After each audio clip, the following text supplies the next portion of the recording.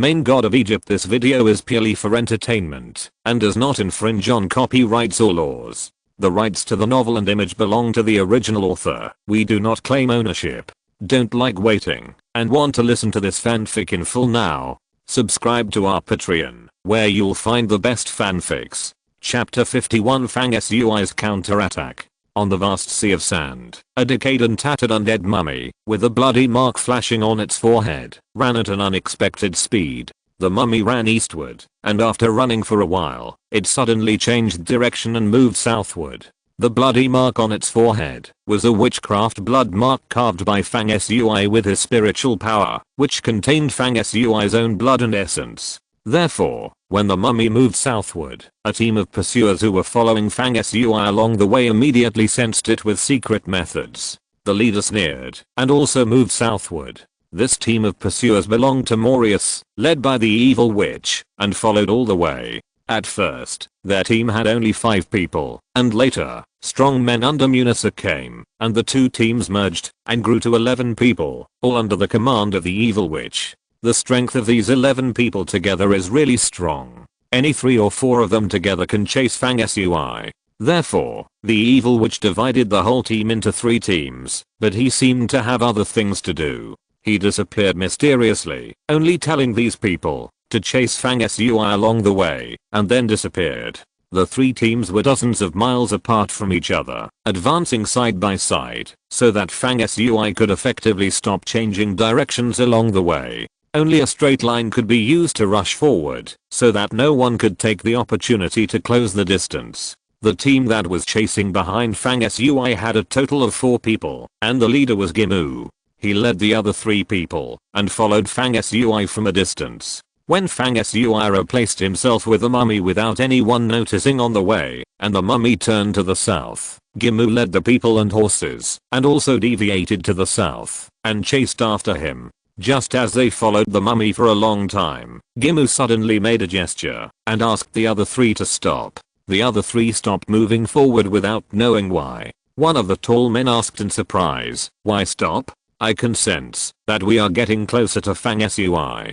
Gimu said solemnly, "Something is wrong. I use the secret method taught to me by the evil witch to track Fang Sui from a distance. I slowly felt that there was a trace of the essence of death in his breath at this time, which was not what Fang Sui should have." After he finished speaking, he was also a little hesitant and puzzled. Suddenly, Gimu's face changed again. He felt that Fang Sui, who was mixed with the breath of death in front of him, turned back and approached them at high speed. Not long after, the traces of the undead mummy appeared behind a sand dune in the distance. When the 4 people of Gimu saw the mummy appear, they all changed color and realized that they had fallen into Fang Sui's trick and were deceived by him with the mummy and lost their original position. Just as the faces of the 4 Gimu people changed slightly, the time limit for the mummy in the distance to be summoned out of the world had come, and it suddenly turned into a wisp of black mist, instantly returned to the underworld, and disappeared without a trace. Gimu and the others looked at each other, wondering why the mummy, if it was about to disappear, would turn back and run to where they were, exposing the fact that it was not Fang Sui himself. This made no sense at all, as if Fang Sui had manipulated the mummy to expose his own tricks. Gimu and the others were full of doubts, and on the sand dunes in the distance, following the disappearing mummy, 2 figures appeared silently. Both of them were wearing white priest robes and had the body shape of ordinary people, but their faces were cold and expressionless. The most frightening thing was that there was no white in their eyes, which were pure black. When they opened and closed, there was an indescribable coldness and frightening, cold and ruthless. When the faces of the others saw the change again, they immediately made a vigilant and defensive posture. Before the evil witch left, he had solemnly reminded that the creatures sent by the sacrifice hall to pursue Fang Sui were from the underworld among the 37 divine messengers. They were evil and terrifying, without humanity, and hunted humans for food, to maintain their human appearance. Once they met them, they should avoid them if possible. When the 4 people with ghost eyes saw the 2 people climbing up the hill at this time, their bodies were cold and without human breath, and they immediately guessed that they were the underworld species mentioned by the evil witch. Therefore, the 4 people were very cautious, and at the same time they understood in their hearts that Fang Sui had been running forward non-stop for the past 2 days. They originally thought that he was being chased and fled in panic, so they did not dare to stop. Only then did they know that Fang Sui was using these 2 days as a buffer. He did not know how to find out the location of the divine messenger of the sacrifice hall who was also following him. At this time, he used the mummy as bait to lure them to follow, in order to let them encounter this underworld species that feeds on humans. Fang Sui's plan was simple. He used the supreme code from the Netherworld, the Book of the Dead, to cultivate the Danshan divine soil, and sense the approximate location of the Netherworld species chasing behind him, and thus planned the scene of the 2 pursuers meeting. Fang Sui's purpose was to hope that the 2 sides would fight, so that he could reap the benefits. His plan, Gimu and the other 4, with human thinking, naturally reacted to his trick as soon as they saw it. But the wonderful thing is that the Netherworld creatures that feed on humans are cold and inhuman. In their eyes, Fang Sui, Gimu and others are just food for hunting. Although they are also extremely intelligent, they have different starting points from the interests of humans, and do not consider whether they will be used by Fang Sui. After seeing Gimu and his party, these 2 Netherworld species with human appearances simultaneously sensed their strong blood and ki far beyond that of ordinary people, and the black light in their eyes suddenly became strong. In an instant, the surrounding desert was filled with black and grey fog. The 2 divine messengers merged into the fog, and their figures dissipated and disappeared, leaving only a ball of black and grey fog about 10 feet in size, rolling towards the 4 people of Gimu. The 4 people of Gimu were originally brave, but now they could not even see the traces of the 2 divine messengers. There was only a ball of thick fog rolling in. It was so weird that people had no sense of starting. How could they fight this battle? The 4 shouted and adopted a retreat strategy at the same time, leaping back together. But the thick fog was like driving the wind, and its speed was extremely fast, and it was getting closer and closer. A trace of fear flashed in the eyes of the 4 people. They looked at each other and turned to flee in different directions. In this way, the thick fog behind them really dispersed and turned into 2 balls of fog about 5 or 6 feet in size, chasing 2 of the escapees. The remaining Gimu and another person were not chased and fled in different directions. However, after a moment, the 2 people who were chased, after exerting all their skills, still could not escape the fate of being caught in the thick fog. After that, the fog was seen surging, and there were frequent shouts of fear from inside. In less than half a cup of tea, the shouts became weaker and weaker, and finally there was no sound. It was obvious that 2 of them failed to break out of the thick fog, and died silently in the fog. The other 2 who escaped successfully, except Gimu, were now more than 10 miles away. The man did not stop, and quickly crossed a sand dune, then lived behind the sand dune, looking back. Seeing that the road was quiet, he couldn't help but secretly rejoice that he had escaped the disaster. But at this moment, the man suddenly felt something was wrong, and subconsciously turned around, just in time to see Fang Sui standing behind him with an expressionless face. Fang Sui took advantage of the man's relaxed mind, and secretly felt lucky, and appeared behind him silently. At the moment, when the man turned around, Fang Sui was merciless, and waved his hand to attack. Although this man was also a master, his mind was scattered, and he lost the opportunity. He was cut in the neck after a few moves, and fell to the ground. In another direction, after Gimu got rid of the pursuit of the black fog, he became alarmed and dared not to split his troops to pursue Fang Sui. He used secret techniques to summon the other 2 pursuit teams to join him. Half an hour later, Gimu successfully joined one of the teams and became a group of 5 people. However, he then waited for the 3 people from the other team to come, but they never showed up. Gimu and the other 5 went to the direction of the other pursuit team, but they advanced in that direction for dozens of miles and still could not find anyone. The 5 people guessed at the same time that this group of pursuers might have also met with an accident. Gimu and the others looked at each other. They never thought that with such a powerful strength and so many masters to chase, they would still end up like this in such a short time. Before they even saw Fang Sui, nearly half of the troops had been killed. Suddenly, Gimu and the others sensed something again, and turned their heads to look in one direction like frightened birds. They were overjoyed to see that the evil witch who had disappeared for several days was appearing from a distance, approaching rapidly. The 5 people could not hide their joy and jumped to meet him. When they arrived in front of the evil witch, their joy turned into shock. The evil witch, who was so powerful that he could not be measured, had blood on his mouth at this time. His already pale and sinister face was no longer bloody, and he was obviously seriously injured. Without waiting for the 5 people to ask, the evil wizard waved his hand and said in a hoarse voice, "I have been investigating the team of evil creatures from the Netherworld sent by the sacrificial court these 2 days. I wanted to know why they came out to hunt down Fang Sui. When I found their team, I discovered that it was the god priest Zujiana who led the team in person." When the evil wizard mentioned the name of Zujiana, a trace of fear flashed across his face, and he said, "My whereabouts were discovered by the god priest, and we both suffered heavy injuries in the fight. The team that disappeared among you was the god priest who was injured after fighting with me and urgently needed human blood to replenish his consumption, so he devoured them. At this time, the god priest is still sending his men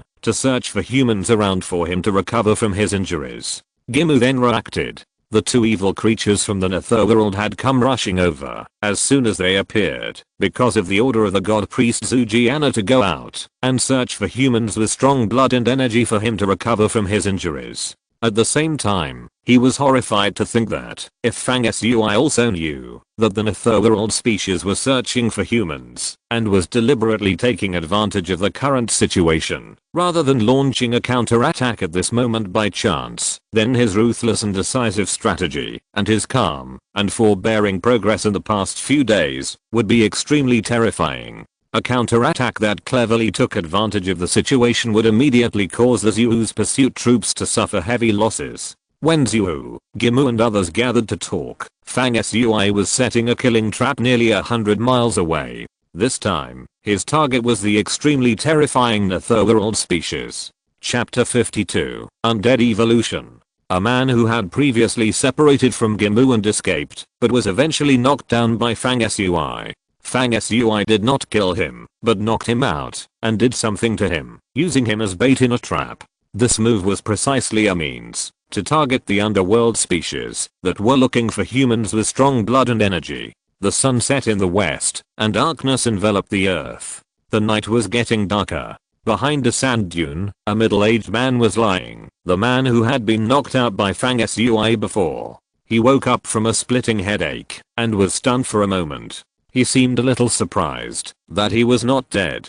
He looked surprised and then happy. Then he looked around with a vigilant face and saw that the night was peaceful and there was nothing unusual. The man was about to get up in ecstasy, but suddenly felt dizzy and fell to the ground again. At the same time, he found that there was a layer of blood light around him, which seemed to be there and not there. He was shocked and remembered an ancient witchcraft he had heard of before, which was that, after stimulating certain meridians, it could trigger the potential in the body and accelerate the circulation of ki and blood. The effect was to make the recipient's body surrounded by blood light, and the ki and blood would surge. In a short period of time, the strength would increase greatly, making it easier to deal with crisis situations. But his situation at this time was somewhat different from the ancient witchcraft he thought of. His body did not increase in strength, but was very weak.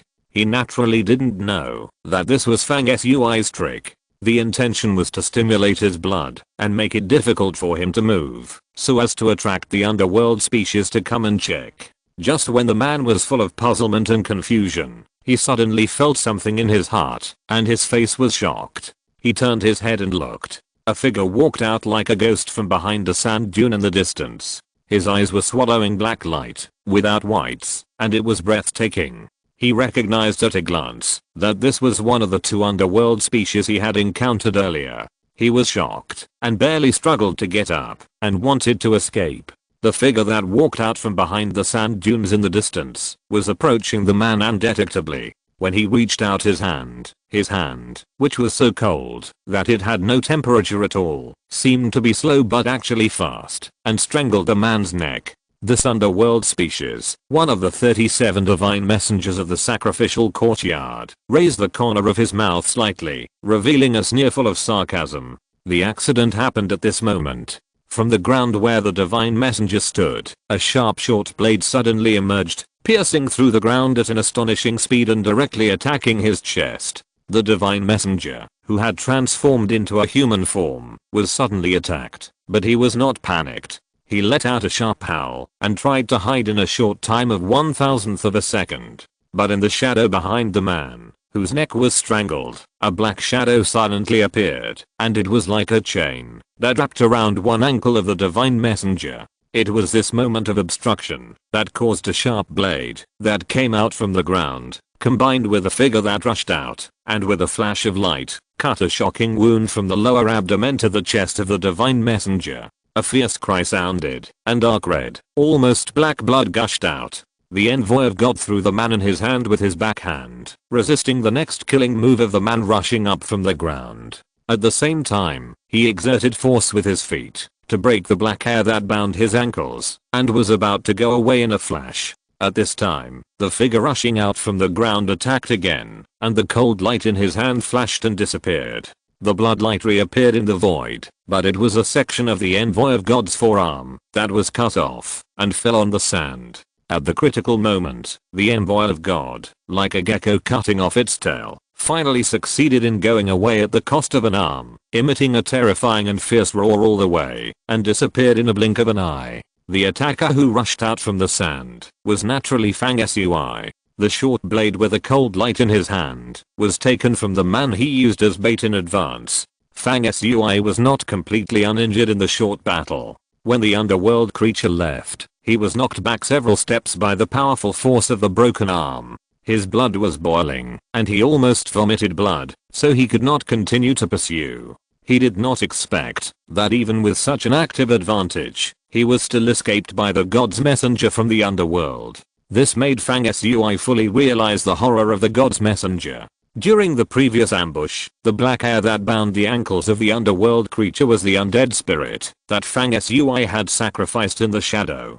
At this time, it was broken and dissipated into a black mist. There was no way to recover and reorganize as usual, which was equivalent to death. Even Fang Sui, who had a spiritual connection with it, was slightly affected and his face was pale. The witchcraft of the undead spirit hidden in the shadow also needed to be sacrificed again after this battle. The God's messenger looked very seriously injured. Not only was there a huge wound from the abdomen to the chest, but one of his arms was also cut off. But Fang Sui knew that, as long as he found a human with strong blood and ki to feed on, his injuries would be completely recovered in a short time. Fang Sui glanced at the dead man on the ground, turned around and prepared to leave, but suddenly something happened to him. The next moment, death was surging around him, and the undead mummy quietly appeared. After it appeared, without Fang Sui's instructions, it took the initiative to come to the dead man's body, opened and closed its rotten mouth bones, and made a suction motion towards the head of the corpse. A terrifying scene suddenly appeared in front of Fang Sui. Under the suction of the mummy, the man's body turned into wisps of blood yellow essence, which was sucked into the belly of the mummy. In just a moment, the body was like weathering, the flesh withered and disappeared, and only the bones were left on the body.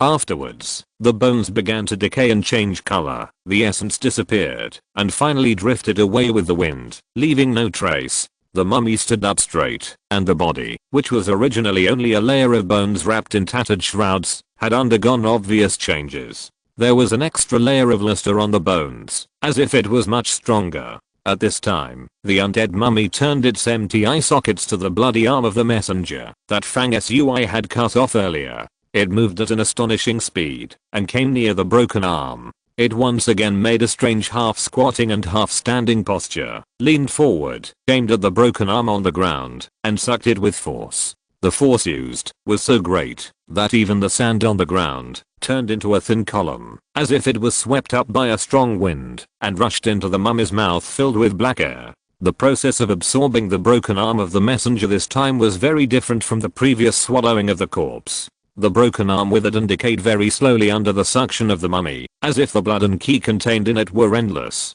Fang Sui immediately understood that this messenger was originally a species from the underworld. Because he was accustomed to swallowing humans, he had accumulated a lot of blood and energy in his body over the years. Therefore, a single arm was better than the blood and ki contained in the entire corpse of an ordinary human. As the mummy took longer to absorb the arm, it changed rapidly. A thin layer of muscles grew around it, as dense as a spider web, and it looked more and more terrifying. The newly added muscles still gave people an old and outdated look. There was no bright red blood color around it, but it was dark brown, which looked evil and dry. Finally, in half a cup of tea, a big pit was sucked out on the ground by the mummy. The half of the broken arm had disappeared, and the blood was absorbed by the mummy. At this time, the mummy still looked tattered. The dark brown shroud was intermittently wrapped around its body. The body had more rotten and old muscles than before, but it looked extremely tough, like beef tendons, and it was difficult to cut easily. At first glance, it was obvious that its defense had greatly increased. Swoosh! Fang Sufu sent a telepathic command to the evolved mummy to move, and the speed it showed was as fast as an arrow, even slightly faster than Fang Sui himself. The mummy still made no sound when running, but it left deep footprints on the sand, showing the heavy force of its footsteps when running. Previously, because Fang Sui's spiritual power was insufficient, the undead he summoned were all of the lowest level species, and their power was always not obvious. It was not until this evolution that the mummy's combat power increased sharply. This was the first time it was qualified to confront the pursuers head-on, and it could become a great help to Fang Sui. Of course, the spiritual power consumed also increased, making Fang Sui feel very tired and unable to supply some. After that, Fang Sui took back the mummy, identified the direction, and continued to walk east. After coming into contact with the power of the messenger of God, he became more careful. Chapter 53, Fighting the God's Envoy. For a period of time afterwards, Fang Sui continued to move eastward at high speed. As expected, under such intense and exciting training, his strength improved by leaps and bounds, and he could be said to have made great progress day by day. In addition to relying on his sensitive sense of touch to find rhizomes containing water in the desert to replenish his body's water, and resting for about 2 hours a day, Fang Sui spent the rest of his time moving forward at full speed. Whenever he left the pursuers behind for a distance, Fang Sui would seize every opportunity to improve his cultivation. The pursuers behind him who might come at any time became a motivation that made him dare not slack off for a moment. Including when he was on the road, he was thinking about the cultivation methods recorded in the Book of the Dead, and constantly trying to mobilize the power in the Golden Sutra of the Sun, wanting to release the golden flame that Candace had inspired when she set a trap that day. Unfortunately, he still made slow progress after many attempts. Although he could now faintly stimulate the burning power in his body, he rarely released the fierce flame that burned the horse with one palm that day. On the contrary, the spiritual practice of the Book of the Dead Souls progressed very quickly. In his lower abdomen, the black divine soil had become clear and solid, thick and boundless, and gradually gave rise to a powerful and incomparable aura. From time to time, wisps of black mist would emanate from the divine soil. This was a breath that could nourish the soul and replenish spiritual power like nutrients. Whenever this breath accumulated to a certain extent, a beam of divine light would light up from top to bottom in Fang Sui's danshan, dimly reflecting a divine gate to absorb the spiritual nutrients gathered in the danshan. Fang Sui's spiritual power would gradually increase, and both his reaction and his ability to perceive opportunities were becoming increasingly powerful. That night, Fang Sui sat cross-legged under a low hill, sitting quietly with his eyes closed. In his sea of consciousness, there was a golden light shining brightly, and the blood in his body was rushing, emitting a burning power, and the fire power of the scorching sun was constantly accumulating in his body. When he stopped practicing and stood up to punch, his fist immediately burst out with a faint golden glow, and the breath was hot and unstoppable. Fang Sui only felt the power surge in his body, and the fatigue from the days of running disappeared. He whistled softly and ran away. When the sky got brighter, Fang Sui still saw the endless desert that seemed to have no end. There was no trace of people within hundreds of miles around, but in the far distance, the terrain began to change, and there were mountains undulating. Fang Sui estimated that, after running around for days, he should have left Jordan in the future and entered the vast sea of sand in the north of Kuwait. The whole territory of Kuwait is an undulating desert. The high plains in the southwest are 275 meters above sea level, which is the highest place in the country. There are mountains in the north, which is where Fang Sui is now. There are Layah hills in the west, alluvial plains in the northeast, and the rest are deserts with some hills in between. The terrain is high in the west and low in the east. It is connected to the Indian Ocean in the east, and there are 9 islands such as Bubiyan and Farakka. Fang Sui's pace of progress does not stop. After that, the pursuit team led by the Evil Witch received a personnel supplement, after being severely damaged by Fang Sui's counterattack last time.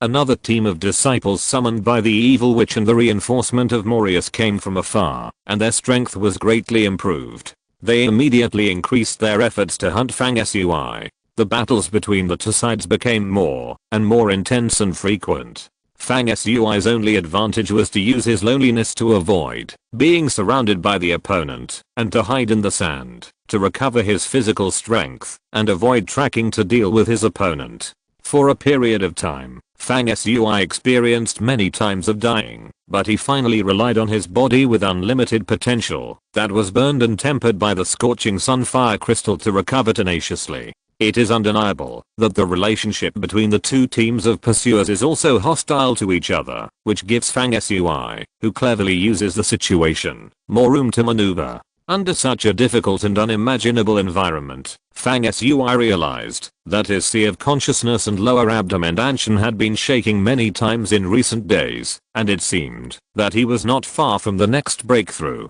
By then, he will turn the obstacles and fights along the way into fruitful results. The situation of chasing each other is still going on. Fang Sui's goal is to avoid direct confrontation with the extremely powerful priests as much as possible, and focus on attacking the joint pursuit team of Morius and Munisa. Time passed quickly during the pursuit, and nearly a month passed in the blink of an eye. On this day, Fang Sui, who was moving forward as fast as a ghost, suddenly felt that someone was approaching at high speed behind him. He has fought countless battles of all sizes in the past month, and has been tempered between life and death. At this time, his mind is so strong that it is difficult to be shaken by thunder, so naturally he will not be afraid at all. Under the sharp induction of the god, Fang Sui sensed the breath of the pursuers approaching behind him. There was only one, not a large-scale roundup. He stopped after a slight hesitation, and waited for the opponent to come. Not long after, a figure emerged silently in the continuous sea of sand behind him, as fast as a breeze sweeping across the earth, as fast as flying close to the ground.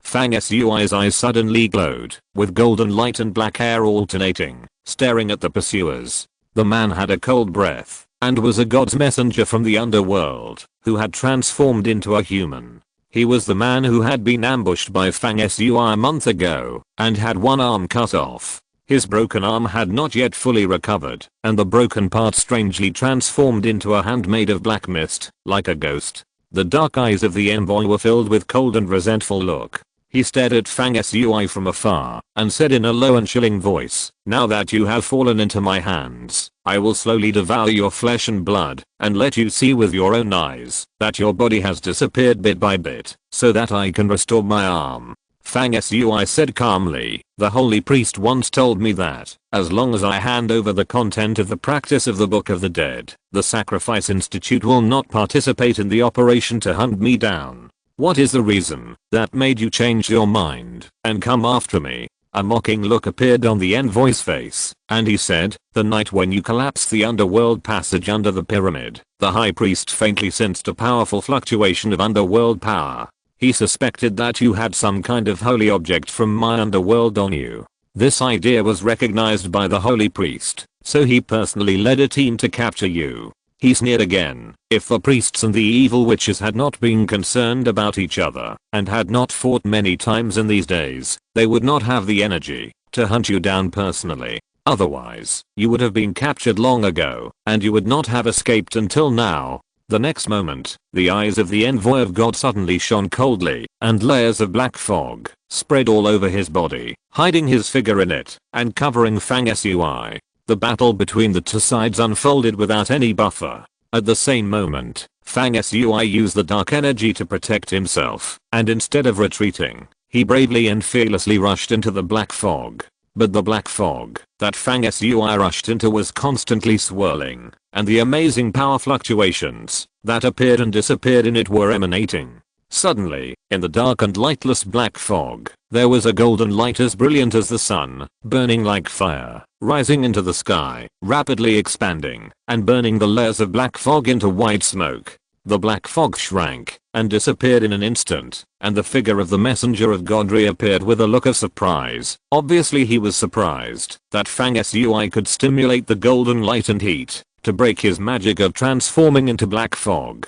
Fang Sui appeared about 10 feet away from the messenger of God, surrounded by a faint dark aura, but his forehead was like the rising sun, with a faint golden light. Suddenly, the black air around Fang Sui spread and swirled, stretching out like a door of time and space, and the hideous and evil undead mummy walked out silently. The mummy came out, opened and closed its mouth, howled silently, and pounced on the messenger of God with swift movements, with a fierce and intimidating appearance. Fang Sui sneered, and then jumped up and approached. His combat power has soared recently. He had fought alone with the messenger of God before, and he was not at a disadvantage at all. The attack he launched, which contained the power of the scorching sun, also obviously had a restraining effect on the cold breath of the messenger of God. At this time, he attacked at the same time with the evolved undead mummy, which was extremely fast and powerful. The messenger of God was immediately defeated and showed a look of shock on his face. Bang! Suddenly, Fang Sui used the mummy to restrain the messenger of God from the front, and he threw a punch like lightning, hitting the messenger of God's chest and ribs from the side. This punch was like a heavy hammer shaking a mountain, with extremely solid force. After being hit, the messenger of God coughed up a lot of blood, and his chest and ribs almost collapsed. His face changed, and he retreated hastily. He looked at Fang Sui with a sinister look, and suddenly screamed. A black shadow rushed out from his eyebrows, and in a moment of thought, it penetrated into Fang Sui's body in an invisible and intangible way. Fang Sui felt a chill all over his body, and then he realized that as a species in the underworld, the messenger of God's body was just his shell, and the black shadow that penetrated into his body at this time was his origin. At the moment when the black shadow of the origin transformed by the God's messenger penetrated Fang Sui's body, something unexpected happened. The divine earth in Fang Sui's lower abdomen and vibrated, as if there was some kind of suction. The origin of the God's messenger that entered his body was originally intended to invade Fang Sui's soul, but as soon as it entered his body, it was bound by an irresistible force, and was dragged into the Danshan divine earth, as if it was melted into nutrients by the divine earth and disappeared silently. At the last moment, the God's messenger sent out a soul wave of extreme fear. How could a spiritual vast earth be formed in your body?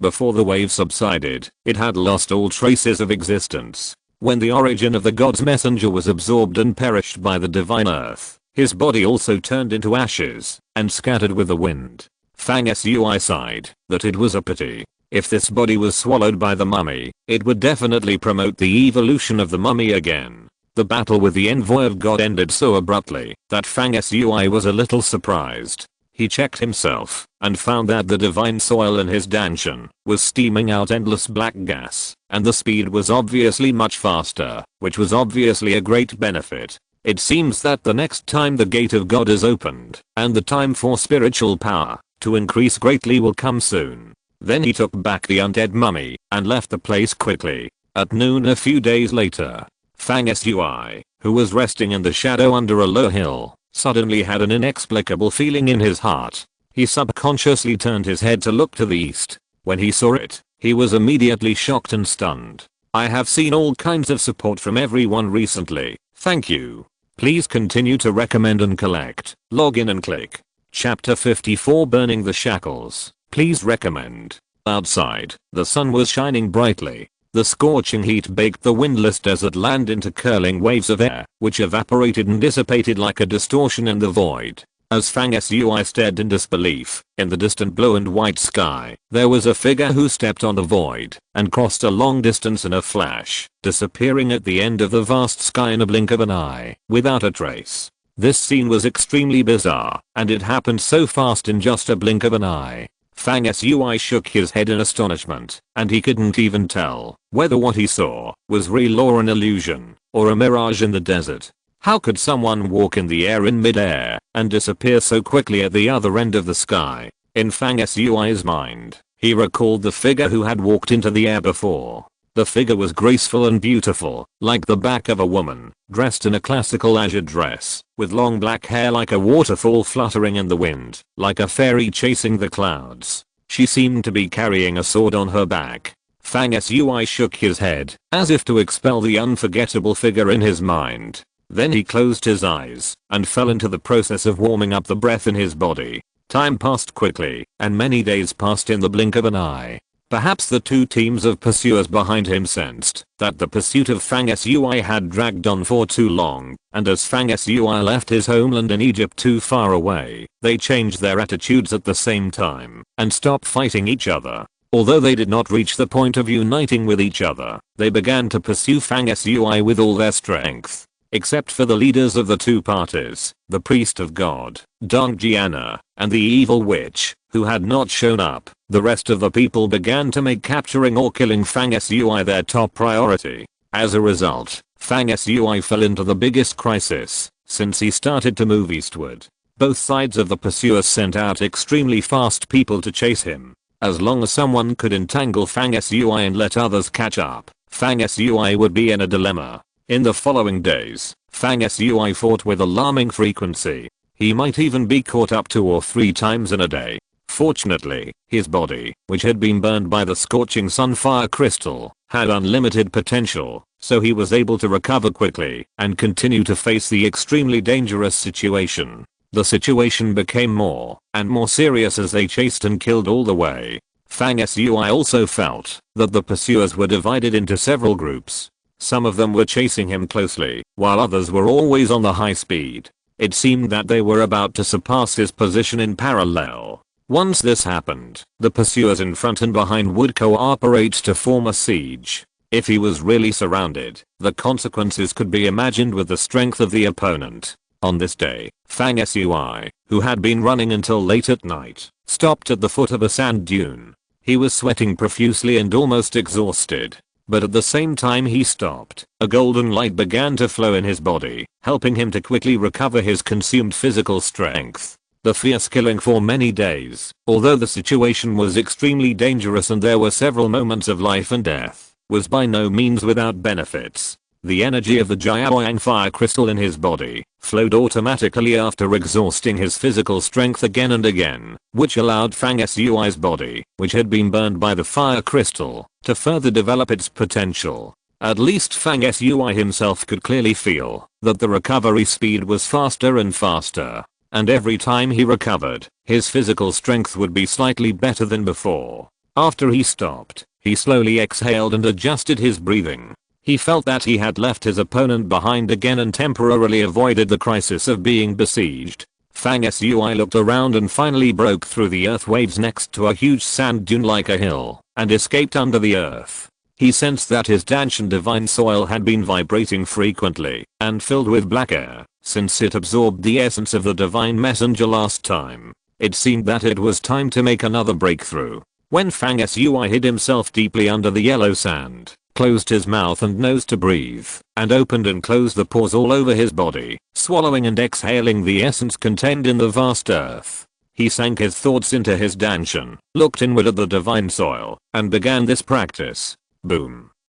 After an unknown amount of time, in Fang Sui's lower abdomen Danshan, the black divine soil diffused infinite essence, surging and surging, like the Yangtze River, full of vigor and power. There was also a divine light from top to bottom, suddenly shining in the Danshan. At the end of the divine light, a divine gate appeared, hazy, seemingly open and closed, swallowing the spiritual nutrients that grew and diffused in the Danshan divine soil. Fang Sui's soul was throbbing, as if there was a kind of life imprisonment and shackles that were about to be broken open. His soul consciousness sublimated infinitely, and his spiritual power turned into a sense of touch, as if he wanted to explore the endless secrets in the vast universe, extending and expanding. Soon, his spiritual power sensed the pulse of the earth, the existence of every grain of sand, and the breeze blowing in the void, until the spiritual power continued to rise and sublimate, and finally, when it touched an invisible and intangible, but extremely solid, seemingly eternal and unshakable barrier between heaven and earth, this growth stopped. Fang Sui had an indescribable enlightenment, that is, if he could break through the solid barrier perceived by his spiritual power, his cultivation would break through an obstacle and bondage between heaven and earth, and enter a whole new level of realm. This feeling is so attractive, that it makes people fall into it with all their heart and soul, unable to help themselves. In a daze, Fang Sui constantly extracted the essence contained in the divine soil of Danshan, wanting to promote the power of the soul and break into a wider world.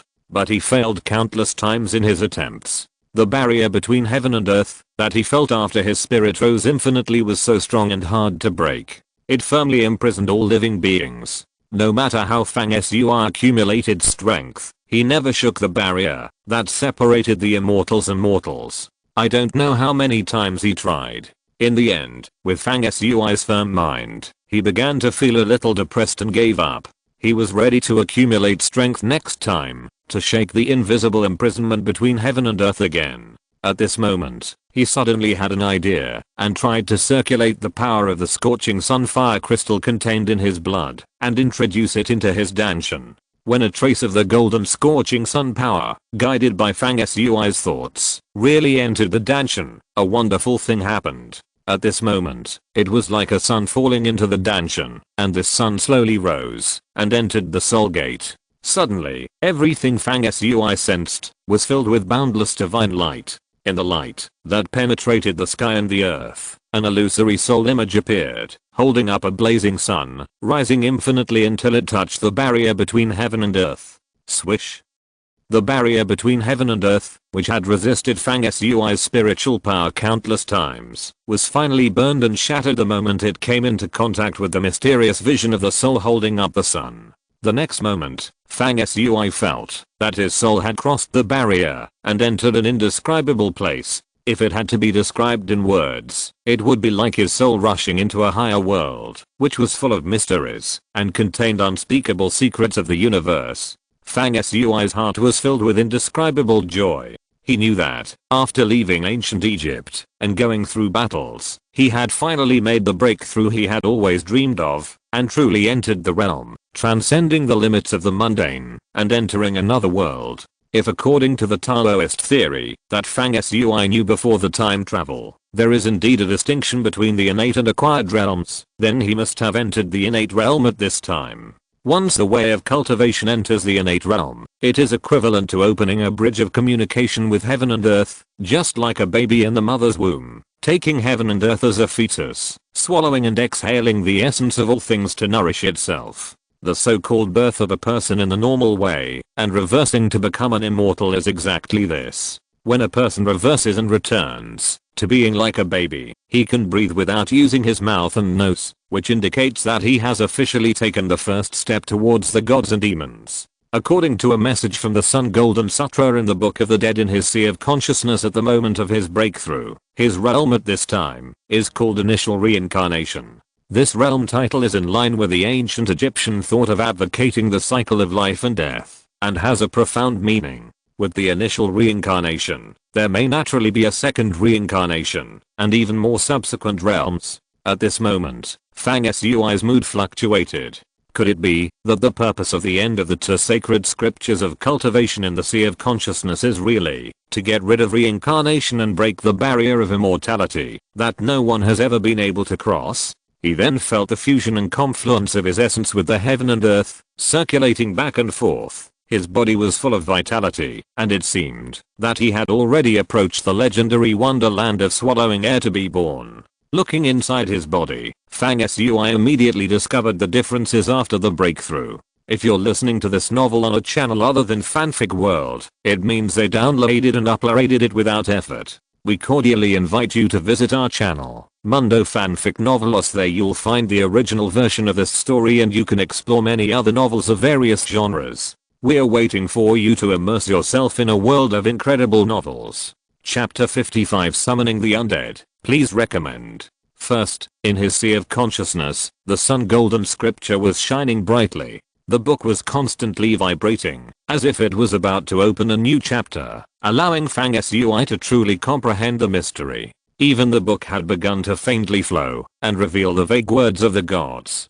It was a practice method that contained the supreme truth. Unfortunately, it was still not clear and complete enough, and it was not possible to truly practice it at present. But this change in the sun golden scripture had brought great benefits to Fang Sui. He felt that the surging heat in his body had been further enhanced, and he became more comfortable in controlling it. Fang Sui's thoughts moved slightly, and golden light immediately flowed in his body. The dark golden light in his eyes was restrained, and the divine light shone between his eyes. He could actually see directly from the ground through layers of sand from under the earth. At this time, the sky was full of stars, and the sky was full of stars, shining and interweaving. Fang Sui's Danshan vibrated, and the waves of earth dispersed. After this breakthrough, they returned to the ground. The surroundings were quiet and silent, with only the sand dunes in the distance rising and falling, spreading infinitely.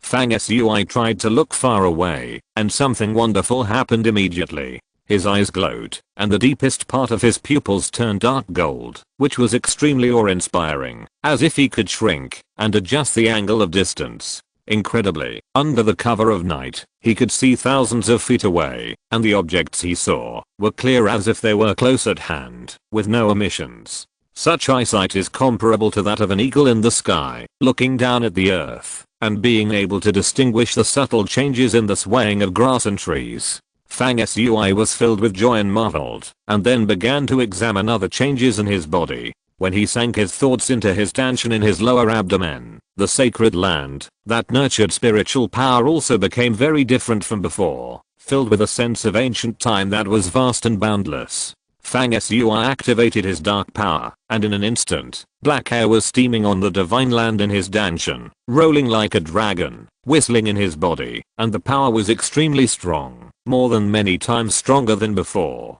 Fang Sui waved his hand and punched out a punch, and a black light rushed out of his hand in an instant, extremely deep, as if it could absorb light. When this dark energy came out, the surrounding night became darker, making people feel terrified. Fang Sui withdrew his dark power with satisfaction. In fact, the greatest function of the Book of the Dead is never to add blessings to fists and feet, directly increase combat effectiveness, but to increase spirit, that is, the power of the soul, to communicate with the underworld, and summon the dead to the world to help fight. Before this, Fang Sui's practice of the Book of the Dead has always stopped at the starting stage, and he can only barely summon two kinds of undead, the illusory dead spirits, and the mummies transformed by the advanced dead spirits. Therefore, this strange and incomparable undead book magical power has never shown its earth-shattering power. But after this breakthrough, he officially entered the Palace of Cultivation. His mental power increased greatly, and the changes in the Book of the Dead were the most obvious. As Fang Sui's thoughts moved slightly, his sea of consciousness immediately darkened. The Book of the Dead appeared, and the golden scripture of the sun retreated. The dark surface of the book opened automatically, and a new chapter was opened on it, showing the cultivation content that reached the level of initial reincarnation. On this new page, countless words of gods flickered, mysterious and endless. Fang Sui did not read the content of the book immediately, because he had sensed that after this breakthrough, the summoning magic power of the underworld had also undergone great changes. Fang Sui had some expectations in his heart, and he released his mental power, and instantly established a mysterious connection with the underworld world across time and space. This time, the perception of the underworld was 100 times clearer than before, and he even had a strange feeling that he could touch the underworld through the air. At this moment, a strange change occurred. In Fang Sui's sea of consciousness, a symbol emerged from the Book of the Dead, floated out from his forehead, fell into his hand, and turned into a physical ancient book, with 4 faint divine characters on it, summoning the dead. The book was thick, nearly a foot in size, and the surface was filled with a faint black gas. Then the book seemed to be turned over by an invisible hand, and the black aura surged on the opened pages, like a sea and a tide, and it seemed that the whole world was sealed inside. When the black aura on the pages swirled, blurry images began to appear on the book. Fang Sui's eyes were bright, and he understood, while thinking that the images reflected on the Book of the Dead in his hand were all kinds of legendary ghosts in the underworld. The reason why it was blurred, and the full picture of the dead could not be clearly seen, was because Fang Sui's current spiritual power was not enough to summon these types of dead. On the other hand, once a clear and full-faced image of the dead appears on the page, it means that this kind of dead can be summoned by Fang Sui at present. On the pages of the heavy ancient book, one after another terrifying dead figures appeared rapidly, all of which were hideous and evil. Just seeing their hazy outlines was enough to make people shudder and shudder. As the holder of the Book of the Dead, Fang Sui was also secretly frightened when he saw these evil dead images. Finally, a picture solidified on the page. Fang Sui was very annoyed when he saw it, but it turned out to be the most common mummy image among the dead. At the same time, lines of ancient handwriting appeared at the bottom of the page, describing the species of the dead mummy. Fang Sui paid close attention to the handwriting on the book, and realized that this mummy was still the mummy he had summoned before. With his breakthrough, this mummy, as a summoned creature, also gained a lot of benefits. It was penetrated by the dark energy and its power increased greatly. According to the description in the Book of the Dead, its combat power far exceeds that of ordinary mummies. Fang Sui did not summon this mummy in the end, but instead activated the dark power in the divine soil of Dunshan, and once again pushed the pattern on the Book of the Dead in his hand to turn. This time, the second undead pattern that Fang Sui could summon soon appeared, but it was an insect-like undead species with 6 wings and a hideous appearance. Fang Sui thought to himself that this breakthrough was so great, but he could still summon some low-level undead, and he was quite disappointed. When he moved his eyes to the specific description of this undead insect on the page, it gradually became clear. It turned out that this undead was called the 6-winged disaster mosquito, an evil death insect in the underworld that existed by absorbing the essence of other species. As Fang Sui's mental power continued to grow, he could summon this kind of undead mosquito in groups in the future, forming a terrifying death disaster, which could drive the overwhelming swarm of mosquitoes and devour the vitality of all species. Fang Sui's interest soared when he saw the description on the page. With his thoughts, the black air on the Book of the Dead in his hand began to swirl, forming a dark passage to the underworld. A black shadow, from small to large, flew out of the passage to the underworld in the book, and came to Fang Sui. This undead mosquito was actually the size of an ordinary person's head, with 6 wings on its back, as thin as cicada wings, shining with cold light, and as sharp as a blade. It had 2 pairs of 4 compound eyes, all flashing with ruthless cold light. It had a huge mouth put in its mouth, as sharp as a long sword, with a faint light flowing. The only flaw was that this thing was an undead species after all, with a shriveled, rotten and dilapidated appearance, and it didn't look good. Fang Sui had just made a breakthrough at this time, and his strength was soaring. He wanted to try the power of this newly summoned undead, and he wanted to take the initiative to find an opponent. He immediately closed his eyes to sense it, and opened his eyes after a moment, sneering. It was because, after he came out of the underground, the pursuers had already sensed him, and were approaching from a distance. Fang Sui was just hoping for that, and he leaped towards the direction of the pursuers. The undead flying mosquito flapped its wings silently and followed closely. Chapter 56, Underworld Armored Soldiers, please recommend. The night was deep. The sky was sparse with stars and the moon was dim, and the earth was shrouded in endless darkness. The 6-winged disaster mosquito moved, not only silently, but also had no difficulty following the fast-moving Fang Sui. The most important thing was that only 2 of the 6 wings on its back were flapping, and the other 4 wings were not used. Obviously, its speed was much faster than that. Fang Sui saw this scene and immediately changed his mind. He stopped and sent a telepathic order to the undead mosquito to move forward at full speed to attack the opponent. The mosquito received the order and moved all 6 wings at the same time. It disappeared in a flash at a speed far beyond anyone's vision, just like a ghost. Fang Sui stayed where he was, focusing on the Book of the Dead in his hand. Under the light black mist, a moving image was shown, but it was from the perspective of the undead mosquito, showing the scene it saw along the way while flying rapidly. The endless sea of sand retreated in pieces as the mosquito moved forward quickly. In a few breaths, the target it was preparing to attack appeared on the desert land in the mosquito's perspective. There were two figures, two underworld gods in the pursuit team of the sacrificial courtyard. The two had feminine faces and approached Fang Sui without touching the ground. They were unaware of the approach of the undead mosquito. Suddenly, the undead disaster mosquito moved, like a faint light, and appeared above one of the gods. Its sword-like mouthparts instantly pierced into the god's head from the top. The next moment, a terrifying scene appeared. The attacked god's body withered and shrunken rapidly. In less than a breath, the body was rotten and dilapidated like weathering. In the end, it turned into a pile of ashes. A gust of wind blew and disappeared without a trace. A god's messenger died just like that. Fang Sui was surprised to see this scene through the image on the page. He didn't expect the six-winged disaster mosquito to be so terrifying. After absorbing a divine messenger, the plague mosquito seemed very excited. Its abdomen became swollen, and a layer of dark red blood mist filled its body. In its four cold and empty compound eyes, blood yellow and black air flowed alternately, which was icy and creepy. At this time, another divine messenger finally reacted, which showed how quickly the previous scene happened. A trace of surprise flashed across the face of this divine messenger. He also came from the underworld, and seemed to have recognized the origin of the undead plague mosquito.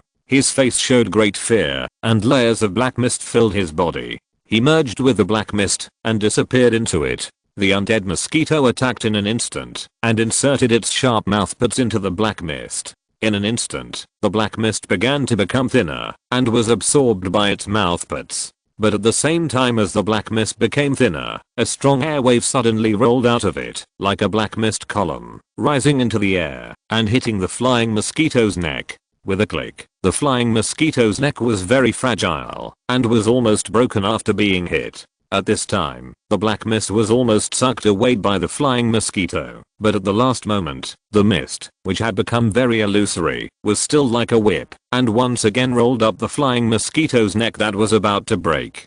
The flying mosquito's neck was completely disconnected from the body, and it seemed to be dead, but its two halves did not fall to the ground, but collapsed into a dark red and black breath, and the remaining black mist evolved by the messenger of God was blown away by a breeze at the same time, leaving no trace. Both sides looked like they died together. But after the flying mosquito died, there was a wisp of pure black air in the collapsed breath, which was taken back by the Book of the Dead in Fang Sui's hand through the air, hidden in the book, and became a kind of essence and nutrient in the book. Fang Sui thought to himself, although it has the advantage of a sneak attack, it can still prove that the attack power of the undead plague mosquito is very terrifying and can kill the gods, but its weakness is also obvious. Its defense is weak, and it was killed by the dying blow of the next gods. They died together. Overall, the performance of this plague mosquito has already surprised Fang Sui. It can kill two gods at once, which is indeed an amazing record he has never had since he was hunted. Fang Sui felt that his mental power was greatly consumed by the death of the flying mosquito, and it was not enough to support the next summoning of the undead. So he thought slightly, and the Book of the Dead in his hand turned into a symbol, disappeared from his eyebrows, and returned to the real Book of the Undead in the Sea of Consciousness. Fang Sui closed his eyes for a moment, and then released his mental power again, and a moving feeling instantly arose in his heart. He felt that his mental power was like a drop of water, blending into the vast sea of heaven and earth. His mind and heaven and earth were one, and he could easily see through everything that existed around him. He also sensed that in addition to the two divine messengers who had just been attacked, there were still many pursuers scattered in the nearby area. Taking advantage of the time he had spent underground to break through, the two pursuers had already completed the encirclement of the surrounding area, and he was now in the center of the pursuers' encirclement. Fang Sui suddenly opened his eyes gleaming with brilliance. Before the breakthrough, he had never been afraid of anything, and now that his cultivation had greatly improved, his blood was boiling, and he was eagerly looking forward to a fight. Fang Sui suddenly jumped away. The golden light in his body was flowing, his blood was roaring, and his speed was extremely fast. In an instant, he was more than 10 feet away. As he was running fast, the divine soil in his stanchion was shaking repeatedly. His thoughts clearly detected that behind a sand dune in front of him, there were 3 pursuers belonging to the Munisa and Morius camps, walking opposite to him and approaching rapidly. Fang Sui accelerated again, leaped to the top of the sand dune as fast as a galloping horse, and looked down with a sharp gaze. As expected, there were 3 people approaching quickly behind the sand dune. Each of them was agile and skilled. The 3 suddenly saw Fang Sui and all showed surprise. It should be noted that in front of Fang Sui, the 3 did not sense anyone approaching at all until Fang Sui suddenly appeared as fast as a ghost, only a few feet away from the 3. Then the 3 knew he was coming. Even ordinary people would be shocked after seeing this scene, let alone a master with sharp eyes and ears. At the moment when the 3 were shocked, Fang Sui had already made a move. He suddenly rushed forward, and a layer of golden light emanated from his body, and his breath was hot, as if he had turned into a lightning in the dark night. Bang, bang, bang. A series of collisions sounded, and the sound was as dense as rain hitting banana leaves. The 3 were suddenly attacked, and they didn't expect Fang Sui's power to surge after this breakthrough, and they suffered a great loss when they came into contact. Crack. One of them was the first to come into contact with Fang Sui, and felt an indescribable force like a heavy hammer, instantly breaking his forearm. The other 2 were in a slightly better situation, but they also felt a surge of heat coming on them, and were forced to retreat several steps. Their faces changed drastically, and they realized that Fang Sui's fighting power was far beyond their expectations. Fang Sui attacked again, and Jinzan's fiery fist light became brighter and brighter. The battle did not last long. As the last person was hit in the chest, it was over in a dozen breaths. The last person who was hit found it incredible that his chest was as if burned by an iron, with his skin and flesh torn and charred black, and an overwhelming heat took the opportunity to invade his body. In an instant, this person felt as if his whole body had fallen into a magma hell, and he immediately fell over and could no longer make any movements with his own strength. After Fang Sui's breakthrough this time, the solar power stimulated in his body was powerful and powerful. When he tried his skills for the first time, he really felt that his cultivation level had skyrocketed. Until this moment, his sea of consciousness was still dark. After Fang Sui broke through, he was eager to try the power of the undead summoning technique, and never checked the new practice method that appeared in the Book of the Dead. Only now did he calm down and look at the new content that appeared in the Book of the Dead in his sea of consciousness. It was a magical skill with a myriad of changes, and it was infinitely mysterious. The book called this skill Underworld Armor Soldiers. The main purpose of its exposition was to use mental power to communicate with the supreme power of the earth and derive infinite changes. It was used as a weapon, as heavy as mountains and indestructible. It was used as armor, and nothing could break it. It was indestructible, and could become a divine armor, so it was named Underworld Armor Soldiers. This was a skill that used mental power to gather the power of the earth for its own use, and it was an integrated attack and defense method. Only then did Fang Sui have his first exclusive combat method. He followed the instructions on the Netherworld armor, circulated his spirit and Netherworld power, stretched his hands, and it was as if a small black hole of time and space collapsed in the center of his hands. There was a kind of vast power between heaven and earth, gathering in his hands, and the shape of a vast earth sphere was hazy. This is exactly a concrete manifestation of the Netherworld armor as a weapon. When Fang Sui was a beginner, the spear in his hand was vague and light, and it looked like it could be blown away by a gust of wind, but in fact it was made of the power of the earth. Its weight and firmness far exceeded the imagination of ordinary people. When Fang Sui tried it for the first time, the Netherworld spear in his hand appeared and disappeared from time to time, which was very unstable, but the magic of this technique could be seen. When Fang Sui dispersed his spiritual thoughts, the Netherworld spear in his hand quickly disappeared, without a drop of it. Fang Sui's face was full of joy, and he looked into the darkness farther away with his blazing eyes, and flashed away. Chapter 57, The Power of the Underworld Armored Soldiers, Seeking Recommendation.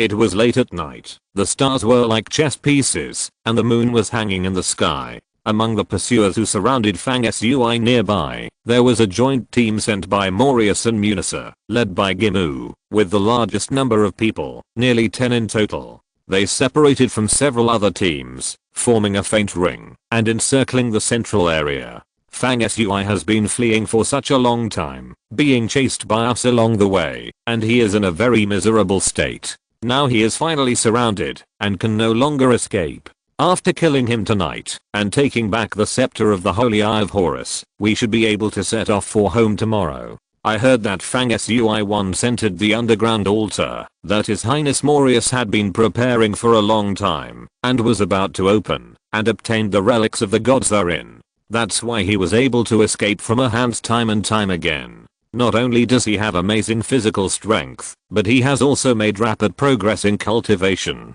Well, the latest order from His Highness Morius is to kill Fang Sui and take back his body. I wonder what the reason is? Whispering discussions were heard in the team. Their team was powerful and naturally fearless. They kept a distance of several feet between each other and advanced forward side by side. The ghost eye in the middle of the team had a feminine face and spoke coldly. After the fight between Lord Evil Witch and Unjaya, he used secret techniques to heal his wounds and was not nearby. He told us to be careful before leaving. Fang Sui's cultivation has been increasing. We have had several confrontations with him recently. He is becoming more and more difficult to deal with. This time, we must seize the opportunity to kill him immediately and don't let him escape again. Everyone responded in unison. Lord Gimu, don't worry. Fang Sui is trapped now and there is no escape. Gimu nodded. He also felt that Fang Sui was trapped this time and he would not be able to escape successfully even if he struggled. But before he could finish his thoughts, a calm and cold voice sounded in the deep night in the distance, saying, I'm just trying to make a last-ditch effort to see if I can break free from your siege. As the voice sounded, a straight figure walked out of the darkness. It was Fang Sui. His eyes were bright as stars, and his spirits were high. He didn't look like he was being hunted at all. He walked calmly and stepped on the ground. As Fang Sui approached, Gimu and the others had a strange feeling at the same time. Every step he took seemed to be connected to the earth. There was a heavy force gushing out from the ground and sent into Fang Sui's body. As he moved forward, it was as if he had achieved a close resonance with the heaven and earth. His momentum accumulated more and more, and he was extremely powerful, like a mountain slowly pressing down. Under the gaze of Gimu and others, Fang Sui's hand, from nothing, was born a phantom, hazy and ethereal black spear. Gimu's side had a large number of people, and although Fang Sui was imposing, no one was afraid of his appearance. Fang Sui took the initiative to appear, and these people were surprised at first, and then secretly happy. This self-destructive act could save them a lot of trouble. Seeing the illusory spear in Fang Sui's hand, everyone was surprised by this magic. However, the spear was illusory and unclear. Not to mention the enemy, even a strong wind could disperse it, which caused everyone to laugh. One of them was a bold giant with a naked upper body. He walked towards Fang Sui with a fierce light in his eyes, and said to Gimu, let me kill Fang Sui. Gimu frowned, did not respond, nor did he stop him. He just stared at Fang Sui with a gloomy look, and his face was thoughtful. He thought to himself that Fang Sui had been so resourceful all the way, and it was unwise to come out and fight against many people alone. At this time, the burly man who was approaching Fang Sui suddenly rushed forward and attacked Fang Sui at a rapid speed the moment he finished speaking. This person dared to rush out first and threatened to kill Fang Sui. He was very skilled. He took off a golden arm shield from his back while running at high speed. He waved it all over his body, emitting a dazzling light. He roared like thunder, chilling people's hearts, and waved the shield towards Fang Sui with a ferocious face. Suddenly, the crowd gathered to watch laughed. It was Fang Sui who faced the bold giant with a shield behind him, and swung the illusory spear in his hand, and swept it across the sky. Fang Sui used such a hazy spear to deal with the fierce attack. In the eyes of the onlookers, it was unwise, so they laughed deliberately, full of mockery. But in a blink of an eye, the laughter of the crowd suddenly stopped. with a hum. Although the spear was illusory, the sound after sweeping it out was as deep as thunder, like a mountain falling from a height of 10,000 feet, and the oppressive void was whimpering. With a loud bang, the earth shook and the sky collapsed. What was incredible was that the vague spear in Fang Sui's hand hit the opponent's shield horizontally, just like a sledgehammer hitting it. The bold giant holding the shield had an incredible look on his face. His body was lifted up in the air and fell to the ground with a bang. He vomited blood. A dent collapsed on the extremely hard shield in his hand, which was caused by the vague spear in Fang Sui's hand. How heavy is this spear? The onlookers were stunned. Fang Sui himself was also a little surprised. He didn't expect that the light spear in his hand was really as described in the chapter of training the armor and soldiers in the underworld. It was as heavy as a mountain and indestructible. At this moment, there was a sound of sharp air breaking through the sky. It was a person next to Gimu who suddenly shot a cold arrow. The arrow feathers flashed in front of Fang Sui's eyes and pierced his throat, which contained the danger of taking his life. Fang Sui stood still, but the black air in front of him was surging, and the dim light turned, as if a spell appeared out of thin air, condensing into a piece of armor in the form of armor leaves. With a clang, the arrow feathers came, but were blocked by the equally illusory armor leaves, falling to the ground in vain. Fang Sui's attack and defense after he appeared were the magical power of the underworld armor soldiers formed by connecting the power of the earth with his spiritual power. He was still a beginner, and the armor soldiers he formed seemed to be there and not there, but their power was amazing and magical. Seeing that the situation was not good, Gimu immediately waved his hand to make a signal, ordering the surrounding masters to attack. In an instant, everyone came together and fought with Fang Sui. Fang Sui's breakthrough this time, his cultivation level soared, and he entered a completely different level from before. His movement speed was swift and unpredictable, and his landing point was uncertain, but it was in line with a certain mysterious principle of nature. He calmly dodged the siege of the crowd, and occasionally saw the opportunity to attack, and someone would retreat in panic. If he fails to dodge in time, he can also transform the underworld armor on part of his body to resist the opponent's attack. For a while, the surroundings were filled with killing sounds and figures intertwined. The cold light of weapons flashed, and the sound of metal colliding continued to ring, which was extremely harsh and the fighting was brutal. Ah! A scream rang out, and a man was pierced through the chest by Fang Sui's lightning spear and died. While the rest of the people were horrified, Fang Sui kept moving, and threw out 2 spears like thunder and lightning, and 2 more people were injured and bleeding. Gimu and others never thought that Fang Sui would break through this time, and he was so brave that everyone couldn't help but feel a little afraid. At this time, after Fang Sui showed his divine power, he sensed that, although the art of underworld armor and soldiers was ever changing, attacking and defending at the same time, and unparalleled in power, it consumed mental strength abnormally. He had already consumed a lot of mental power when summoning the undead disaster mosquitoes before. At this moment, he needed the divine soil in his stanchion to vibrate continuously and evaporate layers of black gas to fill the consumption of mental power and maintain the spear in his hand that gathered the power of the earth. However, he still felt that his mental power was close to the edge of exhaustion. Fang Sui's wrist shook continuously in an instant, and the spear light was bright, like starlight, flashing in the sky. The enemies could not get close to him and dodge together. Fang Sui took the opportunity to jump up, burst out of the encirclement with a loud laugh, and flew away.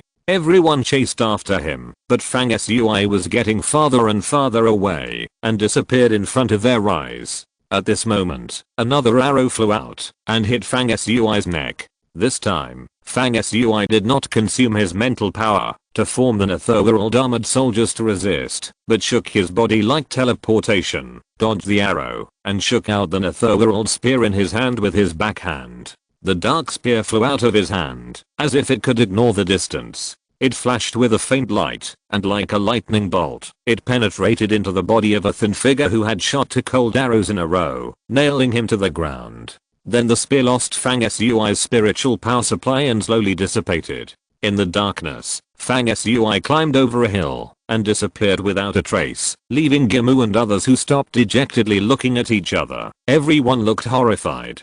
This was the first time Fang Sui launched a direct counterattack since leaving Egypt, and he fought against his opponent. It was indeed powerful and fierce. Chapter 58 Mesopotamia. The night passed quickly. Fang Sui, who had just made a breakthrough that night, fought amazingly, killing several masters from both sides of the pursuers, and finally tore a gap in the encirclement, breaking through the encirclement head-on. Still heading east, the overwhelming fighting power displayed by Fang Sui in this battle made the pursuers on both sides dumbfounded and shocked. In the morning light of dawn, on the top of a sand dune, stood a figure that stood out. He looked less than 40 years old, but there was a sense of sedimentation in his eyes that could only be left after the baptism of time. He looked extremely deep and cold, giving people an indescribable strong oppression. The man was tall and sturdy, like a demon god, with an imposing demeanor and calm manners, as if nothing in the world could move him. He was dressed in a standard sacrificial outfit, wearing a moon-white priest robe and a golden hair accessory on his head, like an eagle's wings, with feathers flying obliquely above his head. What caught people's special attention was the mark on his forehead that looked like a crescent moon, which was like a blood-red narrow eye, and contained a terrifying power. He was the top figure under the high priest of the sacrifice court, the god priest Zujiana, the leader of the sacrifice court who came out to hunt down Fang Sui. It was said that the blood mark on his forehead was a gift from the moon god, and it had a power that ordinary people could not imagine. At this time, Zujiana stood on the top of the hill, with one hand behind his back, looking at the scorching sun rising in the distance. Suddenly, a figure flashed out of thin air behind him, turning from the ethereal mist into a human form, and cast a dignified and fearful look at Zujiana, and whispered, "We lost contact with 2 people last night, and the bodies were not found. They disappeared silently, and I don't know why they died." Zujiana did not respond immediately. He seemed to be immersed in watching the brilliance of the rising sun. The scorching sun that ordinary people could not look directly at had no effect on him. After a long time, Zujiana said in a cold and calm voice, "My fight with the evil witch gave Fang Sui the opportunity to grow and make breakthroughs in his practice. Now he has the ability to stop and kill the gods. Such a rapid increase in strength proves that my judgment is correct. He must have a great secret." He said again, "I sense the pure power of the underworld last night. It seems that some underworld species appeared on the earth across time and space. The 2 gods last night disappeared after that. From this, it can be inferred that Fang Sui must have made a breakthrough in his practice and broke the hundreds of years of practice of the sacrificial hall, that no one could communicate and summon underworld species. He successfully summoned the dead to the world." Zujiana's horror can be seen from just a few words. His judgment of the situation last night was as accurate as if he saw it with his own eyes. This analytical ability alone is enough to make people feel scared. The next moment, Zujiana said in a low voice, "Go down. I have sent out a telepathic call to the magic eagle. When the magic eagle comes, Fang Sui's whereabouts will no longer be able to hide. I will personally capture him at that time." At the same moment, more than 100 miles away in a parallel direction, the team under the command of the evil witch was also shocked by the fighting power displayed by Fang Sui last night. Everyone regrouped and was about to spare no effort to hunt down and kill Fang Sui and take back the scepter of Horus. For a while, the situation became tense again. In the following days, the battle between Fang Sui and the pursuers became more and more intense. With his greatly increased cultivation and the terrifying ability to summon the undead, he fought with the opponent during the day and drove the undead to attack at night. In this way, the 2 sides clashed repeatedly, but no one could stop him. Instead, the casualties on the pursuers gradually increased. Until the last few days, Fang Sui discovered that the frequency of the pursuers' accelerated attacks had slowed down significantly.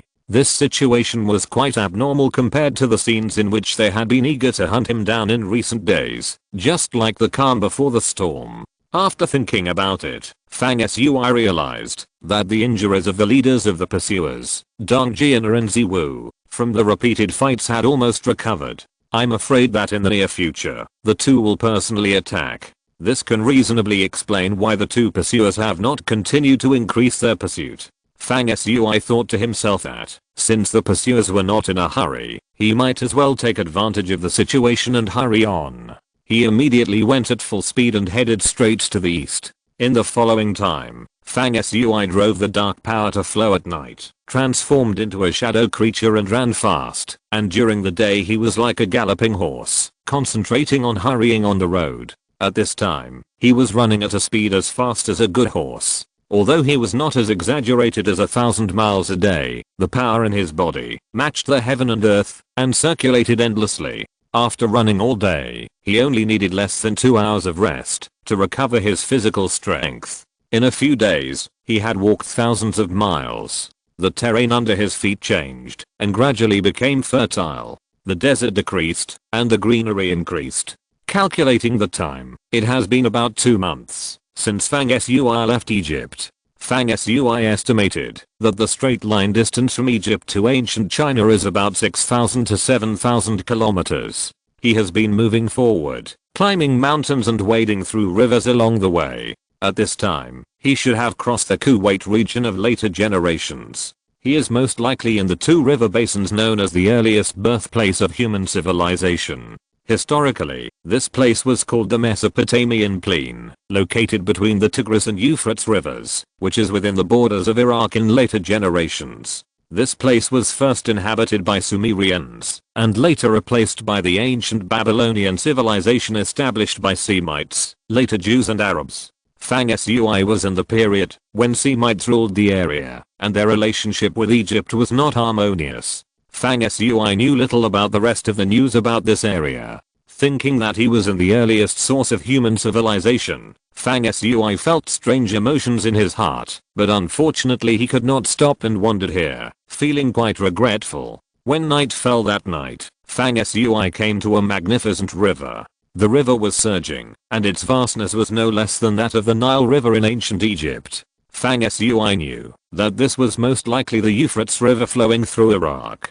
He jumped into the water and walked through the river while holding his breath underwater. There was no danger during the period. After landing, he took a short rest before continuing on his way. At dusk, Fang Sui stopped moving forward. After thinking for a while, he turned back boldly, ready to harass the pursuing troops behind him. Fang Sui hid his tracks and returned 100 miles. Suddenly, his ears moved and he heard the sound of fierce fighting from the front. He was surprised and quietly approached. When he got closer, Fang Sui lay on a low hill and looked towards the place where the fighting sound came from. One of the 2 sides in the fight was a team of nearly 20 people from the combined forces of Marius and Munisa who were chasing Fang Sui along the way. But the one they were besieging at this time was a beautiful young woman with brown and black hair like satin, free and freehand. Her fair skin and the elegant and simple linen dress complemented each other, highlighting her beautiful face. What was particularly touching was the woman's deep eyes of the same color as her hair. When they flashed, they showed a calm and wise brilliance. This woman is very skilled. Although she is surrounded, she seems to be only slightly inferior to Fang Sui in terms of her skills. This shows her extraordinary ability. There are many of this woman's followers and guards on the ground, and they have been killed. Fang Sui was very puzzled, wondering why this team of pursuers would suddenly kill a woman here.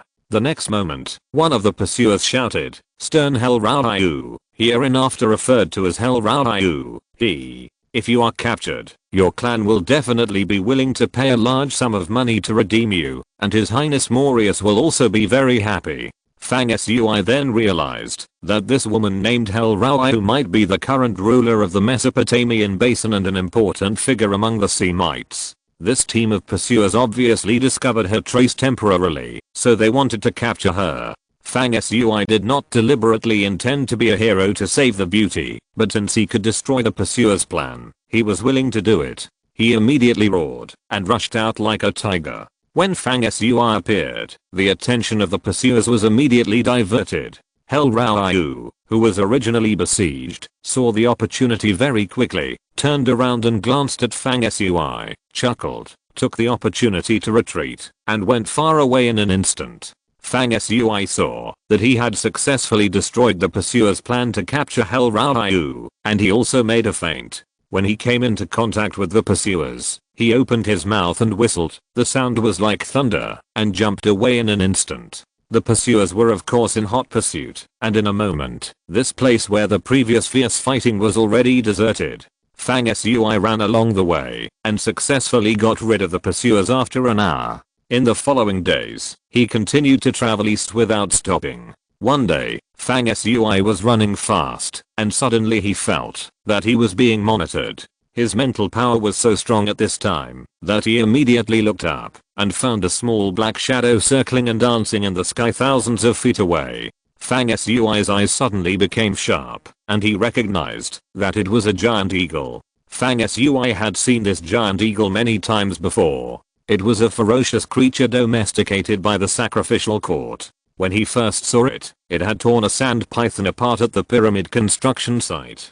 The appearance of this giant eagle meant that Fang Sui immediately lost his advantage of hiding underground all the way. Imagine if he hid underground under the sharp surveillance of this giant eagle. The consequences could be imagined.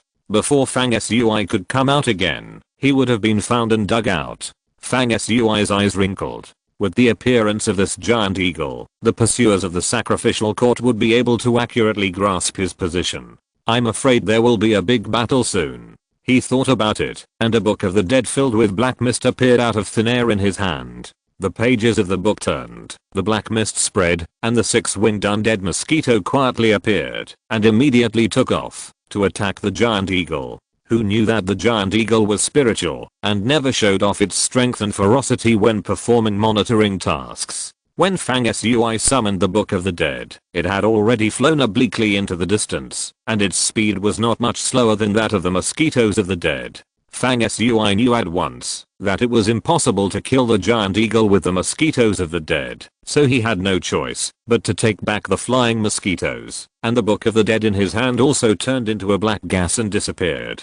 Fang Sui sighed and saw that the giant eagle came back again and circled high in the sky, but he had no better plan, so he suddenly jumped up and ran fast, preparing to try to travel a little further before the war came. A few hours later in the afternoon, when Fang Sui was walking in a rugged mountainous area, he suddenly felt a chill invading his heart. He stopped, turned around and looked back. In the distance, a tall and majestic figure like a demon god appeared, approaching calmly. Chapter 59. Fighting against Lucana. Continue to ask for recommendations. Without any hesitation, the moment the figure appeared in the distance, Fang Sui knew that he was the priest Zujiana. Apart from him, no one else in the pursuit could have such a calm momentum. As Zujiana advanced, his hair ornaments shone with golden light, his feathers flew diagonally, and his aura was heavy and restrained, but he had an indescribable pressure, passing through the mountains and ridges, ignoring the distance to form a powerful invisible force, and approached Fang Sui like a raging wave. For a moment, even the sparse vegetation in the surrounding mountains seemed to feel something, swaying, as if blown by a strong wind. Fang Sui was shocked.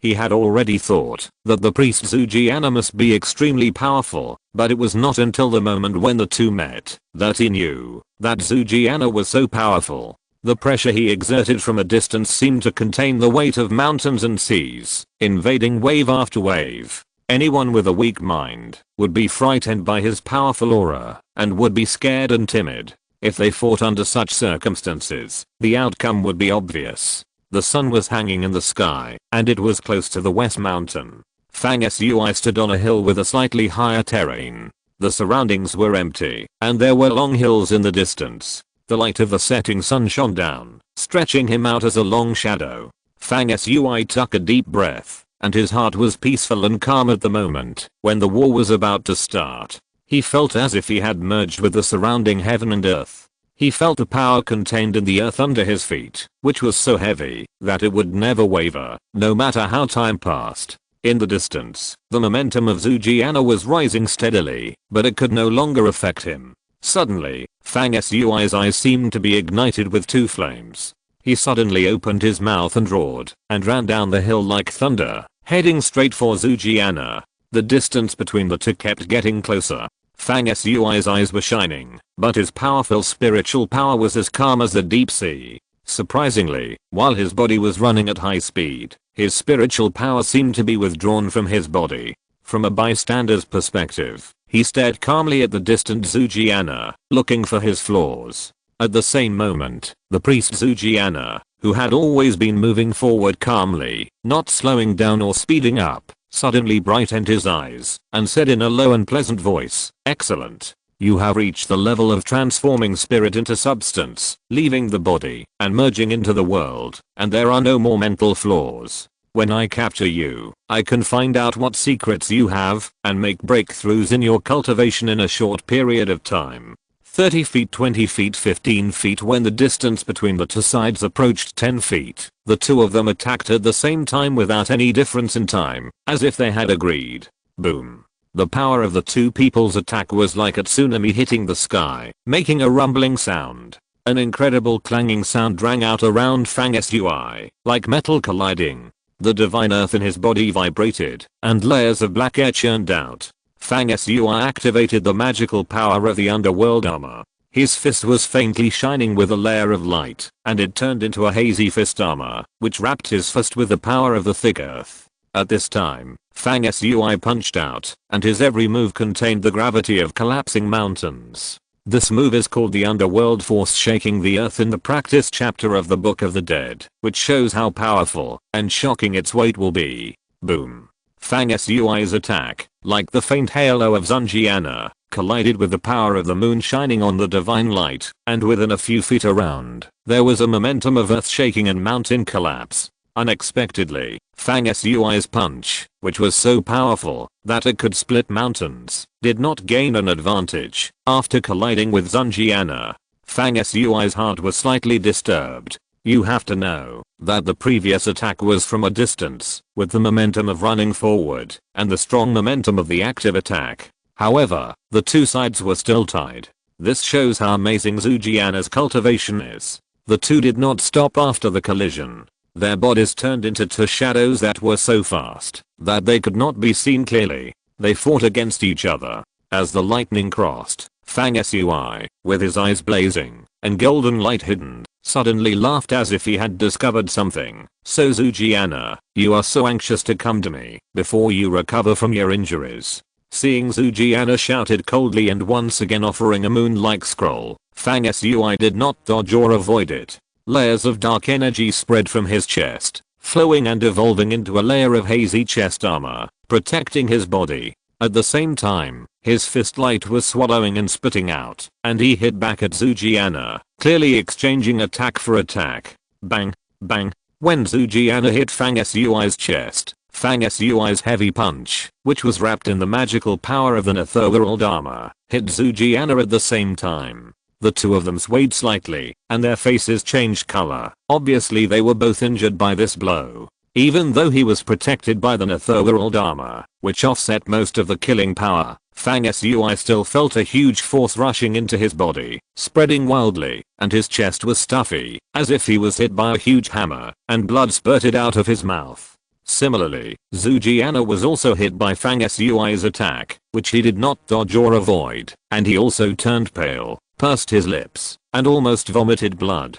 Fang Sui was seriously injured, but after his body was burned by the Sunfire Crystal, his recovery ability was amazing, and he was not afraid of consumption in the fight. At this time, a blow showed that Zujiana's injury had not recovered. After the fight, he had already caused a trend of worsening injuries. Fang Sui sneered and jumped up to fight again. His moves were extremely brave. His underworld armor and weapons were either offensive or defensive, and they were ever changing. He fought fiercely with Zujiana without any chance of turning back. Before Zujiana came here to hunt Fang Sui, he never thought that he was so strong that he could fight against him. After the fight, he was really surprised. At this time, Zujiana was concerned about his own injuries and was restricted by Fang Sui's hard-hitting style. He was actually at a disadvantage. Zujiana was furious. The blood mark on his forehead exuded a ray of amazing murderous aura, which seemed to be about to trigger the killer to fight Fang Sui with all his strength. At this moment, Zujiana and Fang Sui felt that someone was approaching from a distance. They both thought of the evil witch at the same time. Zujiana's eyes flickered, and he retracted the mysterious power that the blood mark on his forehead was about to trigger. Without any signs, he floated back. But just as he retreated, a black gas suddenly spread silently behind him, slowly swirling, and a dark passage appeared. From it flew an undead plague mosquito, flapping its 6 wings, and stabbing at the top of Zhang Jia's head with its sword-like sharp mouthparts. Zhang Jia did not panic, and with a light shout, the golden ornaments on his head, which flew diagonally like feathers, seemed to come alive, and strangely spewed out a sharp edge like a blade, twisting the undead mosquito in the air, instantly cutting its weakest neck and easily killing it. Zhang Jia's method was obviously a strange witchcraft, with the ability to turn objects into spirits. It was indeed unpredictable and well known. But it was this short delay that gave Fang Sui's punch another opportunity. Zhang Jia had no choice but to attack and collide with Fang Sui again. Puff! Fang Sui's attack was full of power and force. Zhu Jia's suppressed injury could no longer be suppressed after receiving this attack, and he finally vomited blood. Zhu Jia's retreating figure did not stop, and in the blink of an eye he was rapidly far away. His voice was still calm and he said, "I will come to find you again in the future and see how you can avoid my arrest next time." Fang Sui sneered, "Remember to heal your injuries before coming back, otherwise you will have to retreat halfway next time." A cold snort came from a distance, and then there was no response. Obviously Zhu Jia had gone far away. Fang Sui stood still on the spot, and suddenly his face turned pale, his chest rose and fell violently, and blood oozes out of the corners of his mouth again. The previous battle with Zhu Jia was not as easy as Fang Sui showed. Each of Zhu Jia's attacks contained a silent, mysterious and hard to defend cold power, which invaded Fang Sui's body with the attack. If it weren't for the surging hot power in his body, anyone else would not be able to withstand Zhu Jia's attack. If Zhu Jia hadn't been worried about his injuries getting worse at the last moment, the evil witch would have taken the opportunity to take advantage of him and continued the battle. The outcome would have been hard to predict. Fang Sui didn't dare to stay any longer and immediately turned around and left. Not long after he disappeared, a figure suddenly appeared in the place where he had fought with Zhu Jia. It was the evil witch. His cold eyes looked around and finally turned to the direction where Fang Sui had gone. He disappeared like a ghost and chased after Fang Sui. Thank you very much for your various supports in recent times. Happy reading. Chapter 60 Bold and Cruel. As the sun sets, the night falls over the earth.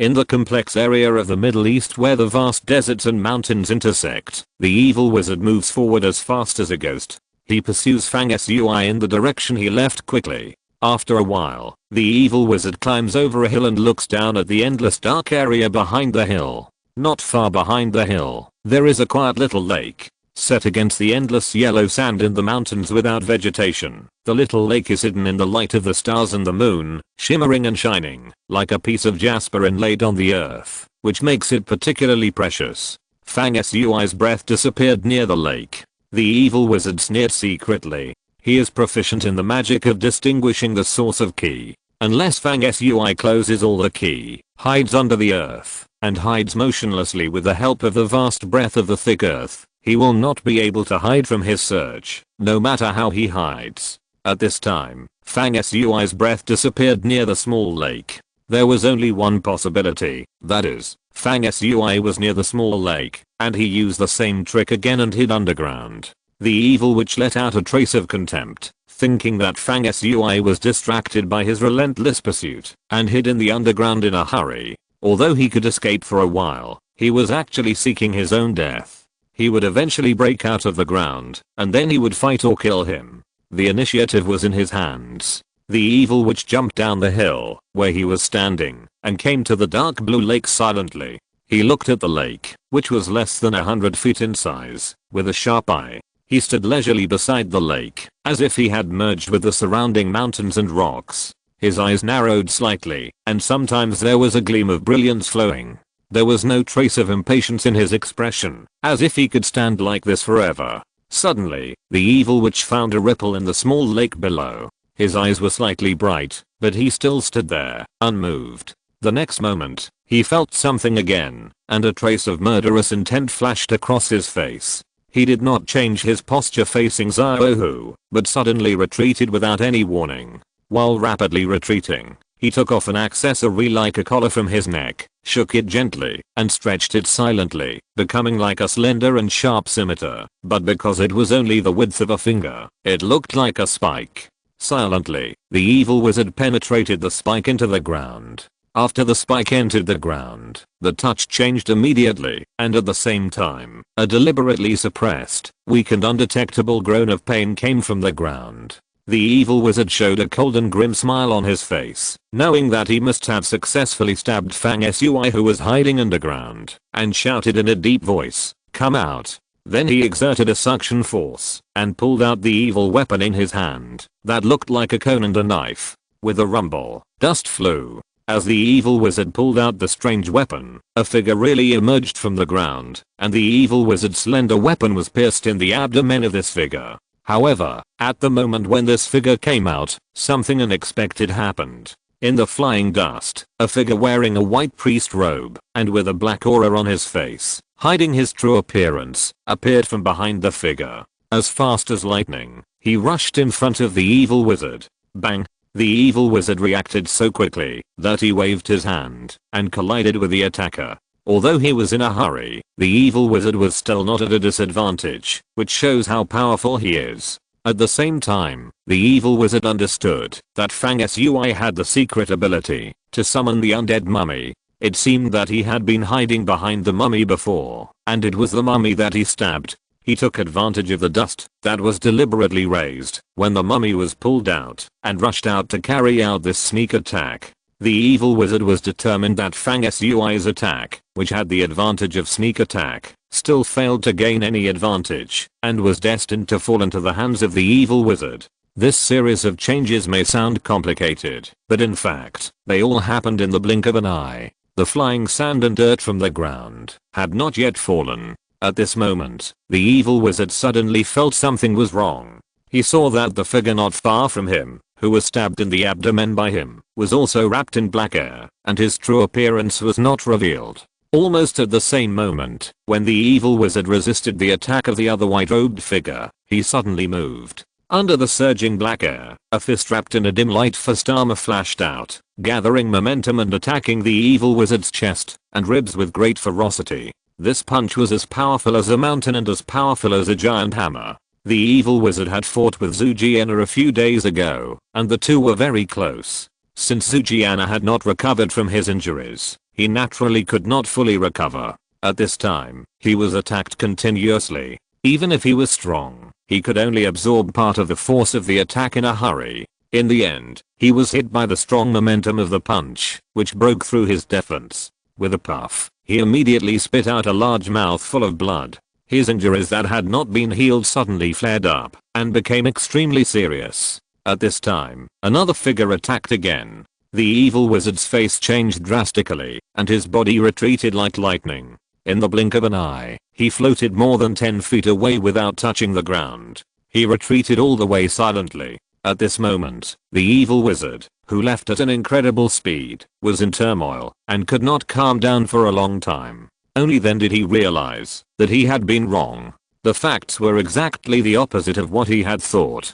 The person who was stabbed in the abdomen by him was Fang Sui himself. He hid the mummy behind himself, put on his priest's white robe, and covered his face with the dark energy. The white shadow flashed, and it was difficult to tell the true from the false. When he was unearthed, he attacked himself with the mummy to attract attention. Fang Sui himself took the risk and used the injury of being stabbed in the abdomen to exchange for the evil witch's wrong inference and took the opportunity to punch him. What shocked the evil witch was that Fang Sui was so bold and cruel that he put himself in danger and let him stab him in the abdomen. Only in this way did the evil witch fall into the trap and think that the person hiding behind the stabbed person was Fang Sui, but in fact it was just the opposite. Fang Sui's move was to survive in a desperate situation, which was indeed unexpected. More importantly, the ruthlessness he showed throughout the process was really shocking. Even the evil witch had to admit that he had always looked down on Fang Sui and was deeply moved by his resourcefulness and cruelty. You should know that the evil witch himself was a master famous in Egypt. At this time, when he came into contact with Fang Sui, he was actually calculated, his injuries worsened, and he had to retreat in a hurry. This alone shows how powerful Fang Sui's mind and martial arts were. After the evil witch left, the dust settled in the original place, revealing Fang Sui's figure. The mummy wearing a white priest's robe stood quietly beside him, without a sound. Fang Sui's upper body was naked, and his abdomen was pierced by the evil witch's strange weapon, that looked like a cone or a knife. A blood hole as thick as a finger was opened, and blood gushed out. But the wound was flashing with a faint golden light, and a divine light-like brilliance was flowing. After a moment, the wound stopped bleeding, and a layer of golden film formed, and the muscles squirmed, and began to recover. Fang Sui's face was pale, not only because of his injury, but also because he had summoned the undead plague mosquitoes and mummies in succession in the battles against Dang Jian'er and the evil witch, and activated the magical power of the underworld armor soldiers, which consumed too much mental energy, and was already a little bit unable to bear it. Fang Sui did not dare to stay here any longer. As soon as the bleeding stopped, he immediately took back the mummy, and turned to leave. Not long after, his figure disappeared behind the low mountain in the distance. But after more than half an hour, Fang Sui returned to this place, dived into the lake without hesitation, and disappeared under the ground at the bottom of the lake. He did this because he was also seriously injured and expected that the two pursuers would arrive soon, so he first pretended to have gone far away, leading the pursuers to chase in other directions, then held his breath, returned to the original route, and escaped into the lake. In this way, it will be able to confuse the pursuers, and it is very likely that the pursuers will make a wrong judgment about his whereabouts. At the very least, it will waste their resources and manpower, and expand the search range. When he comes out of the lake again, he can be out of the encirclement of the pursuers. At that time, he can fight or go, and the initiative is in his own hands. In the following days, Fang Sui stayed out of sight, and focused on recovering from his injuries. The day after tomorrow is Monday. I would like to ask for a recommendation in advance. The next few weeks will be very critical for a new book. Please support it. Thank you very much. Thank you again. Chapter 61. Ancient Aryan Tribe, Seeking Recommendation. 4 days later, Fang Sui, whose injuries had recovered by 70% to 80%, quietly and silently dived from the lake at night. The mountains and fields were shrouded in the boundless and mysterious starry sky, and there was silence all around. Fang Sui smiled, hid his tracks along the way, and continued to go east. Time passed quickly like water. Many days passed in a blink of an eye. Fang Sui came out, after healing his injuries this time, and found that the pursuit of the pursuers had greatly reduced. After investigation, he found that it was the joint forces of Morius and Munisa. Their tracks were discovered by the Semites, the overlords of the Mesopotamian basin, and the Tussides fort.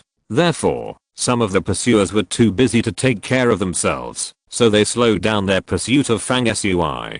After a little thought, Fang Sui knew that this was related to Hel Rao, whom he rescued that day. It seemed that she returned to the Semites, gathered people and horses, and came back to deal with the pursuers who surrounded her that day. Fang Sui was very happy. He was free, because his pursuers were entangled. With his current skills, if Zhu Jian'er and the evil witch did not come out, the others would not dare to chase alone. Instead, they had to be on guard against Fang Sui summoning the undead plague mosquitoes to attack at night. Therefore, for the next period of time, his journey eastward became relatively leisurely, which was very different from the beginning, when he was in frequent dangers, and tried to protect himself. Time passed, and another 10 days passed in the blink of an eye. Fang Sui, who had been traveling east all the time, had passed through the territory of Iraq in later generations, and entered the vast Iran, which was the location of the famous Persian Empire in ancient times.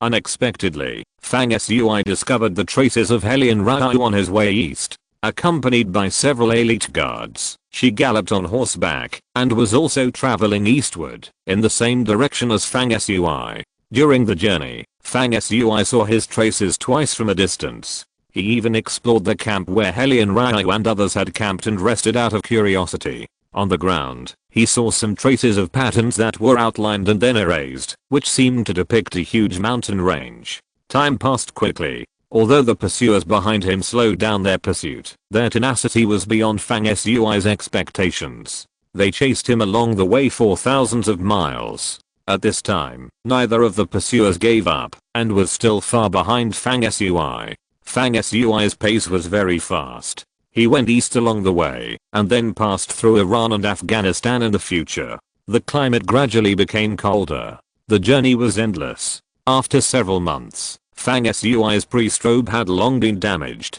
He only had a piece of animal skin peeled off after hunting a wild beast and dried with heat around his waist. The lines of his upper body were raised, and his bronze skin, as agile as a cheetah, was completely exposed. The power in his body was flowing, so he didn't feel cold. The moon is in the middle of the sky, and the stars are bright, beautiful and mysterious. Every time Fang Sui looks up at the deep starry sky, he will have an irresistible desire to ascend to the sky and travel far in the vast sea of stars. His thoughts are ups and downs in his mind, and he can't help but think of the figure that he saw in the desert a few months ago, which was like a mirage, passing through the sky, and as ethereal as a fairy. Who is she? Fang Sui sat comfortably on a stone at the top of a mountain, retracted his flying and chaotic thoughts, and looked down at the Horus staff in his hand that he had studied many times, but still could not find any secrets in.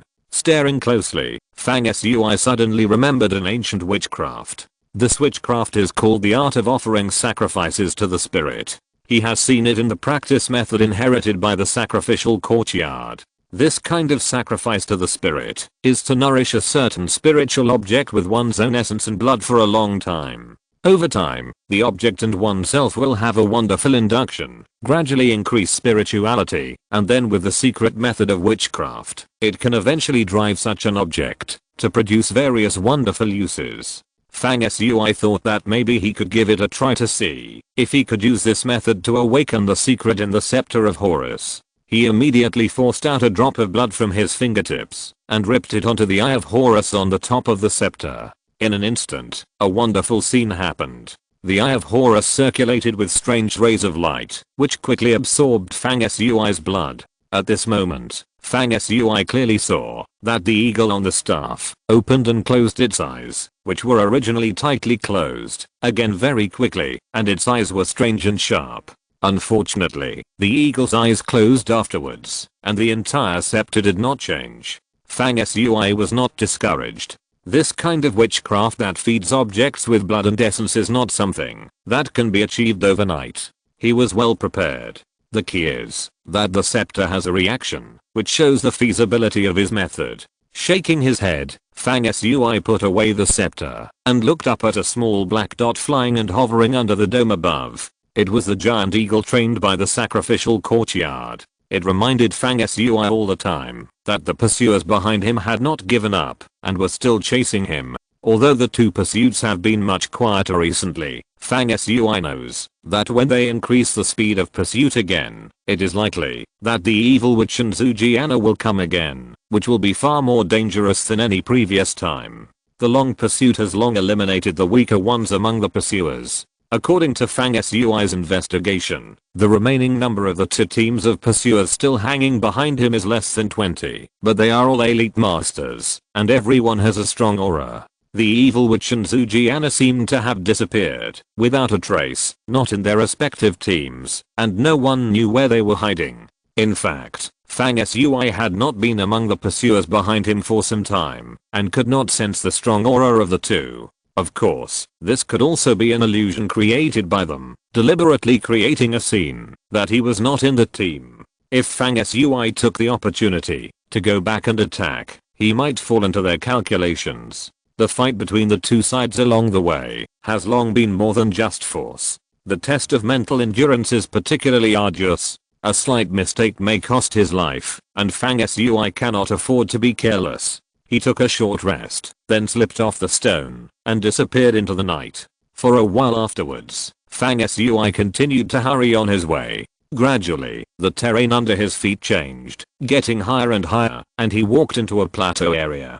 Continuing forward, he began to see mountains and rivers, with peaks towering into the clouds, and the surrounding air became colder. Fang Sui was greatly encouraged, thinking that he had been away from ancient Egypt for more than half a year, and he was probably not far from the area where the three famous mountain ranges in the world, the Himalayas, the Karakoram Mountains, and the Hindu Kush Mountains, converge. He should be in Pakistan now. He only needs to cross the vast mountains in the distance and pass through a small part of the area where ancient India and Kashmir meet, and he can enter the land of China in this era. A few days later, at dawn, he saw a series of continuous, vast, and majestic mountains in front of him. At the foot of one of the high mountains, there is a large tribe with primitive houses made of mixed earth and stone. The towering main gate of the tribe is hung with animal bones, showing the powerful military force of this tribe. Fang Sui has traveled thousands of miles and of course encountered many tribes along the way, but with the pursuers pressing behind him, he really did not need to enter the tribe to expose his tracks and delay time. Therefore, he continued to move forward. Except for the small Oasis tribe whose entire clan was wiped out by the gods, Fang Sui did not enter any human settlements he encountered along the way. But now his strength has greatly increased, and he has arrived in an area with mountains and rivers. The terrain is complex and conducive to hiding traces. It is relatively safer. The scale of this tribe is not small, and it is expected that the pursuers will never make trouble and attack it rashly. Fang Sui has fewer concerns, so he decided to stay in the tribe for a while and inquire about the surrounding terrain. At this time, he was skilled and bold, and he was not afraid that someone would harm him. He showed his tracks and walked towards the gate of the tribe. Someone in the tribe immediately spotted Fang Sui, and several people came out amidst shouting and yelling. They were all dressed like nomads, with bows and spears on their backs. These people kept shouting and yelling, but unfortunately Fang Sui could not understand their language at all, and it was extremely difficult for the two sides to communicate. But after a few gestures, both sides found it interesting, which was enough to prove that there was no hostility between them. Fang Sui was able to follow the few people who came out into the tribe. The tribe was full of characteristics of this era, and bones and earthenware products could be seen everywhere, including the elderly, the weak, women and children. Most of them had a tough face, and it was obviously a racial group that was very good at fighting. The population of the tribe was no less than 2,000, which was considered a large tribe in this era, just like a small country. Fang Sui was not a distinguished guest, so he could not see the important people in the tribe. He gestured and described with the first few people he met repeatedly, and finally understood that this tribe was called Aryan. When the people in the tribe understood Fang Sui's purpose, which was to cross the mountains behind, everyone was shocked and made strange gestures with solemn expressions, as if they were worshipping the mountains in awe. Fang Sui looked for a long time before he understood that they meant that the mountains behind were endless and no one could cross them. Moreover, deep in the mountains, there were ancient lands left over from a long time ago, and there were even species comparable to gods.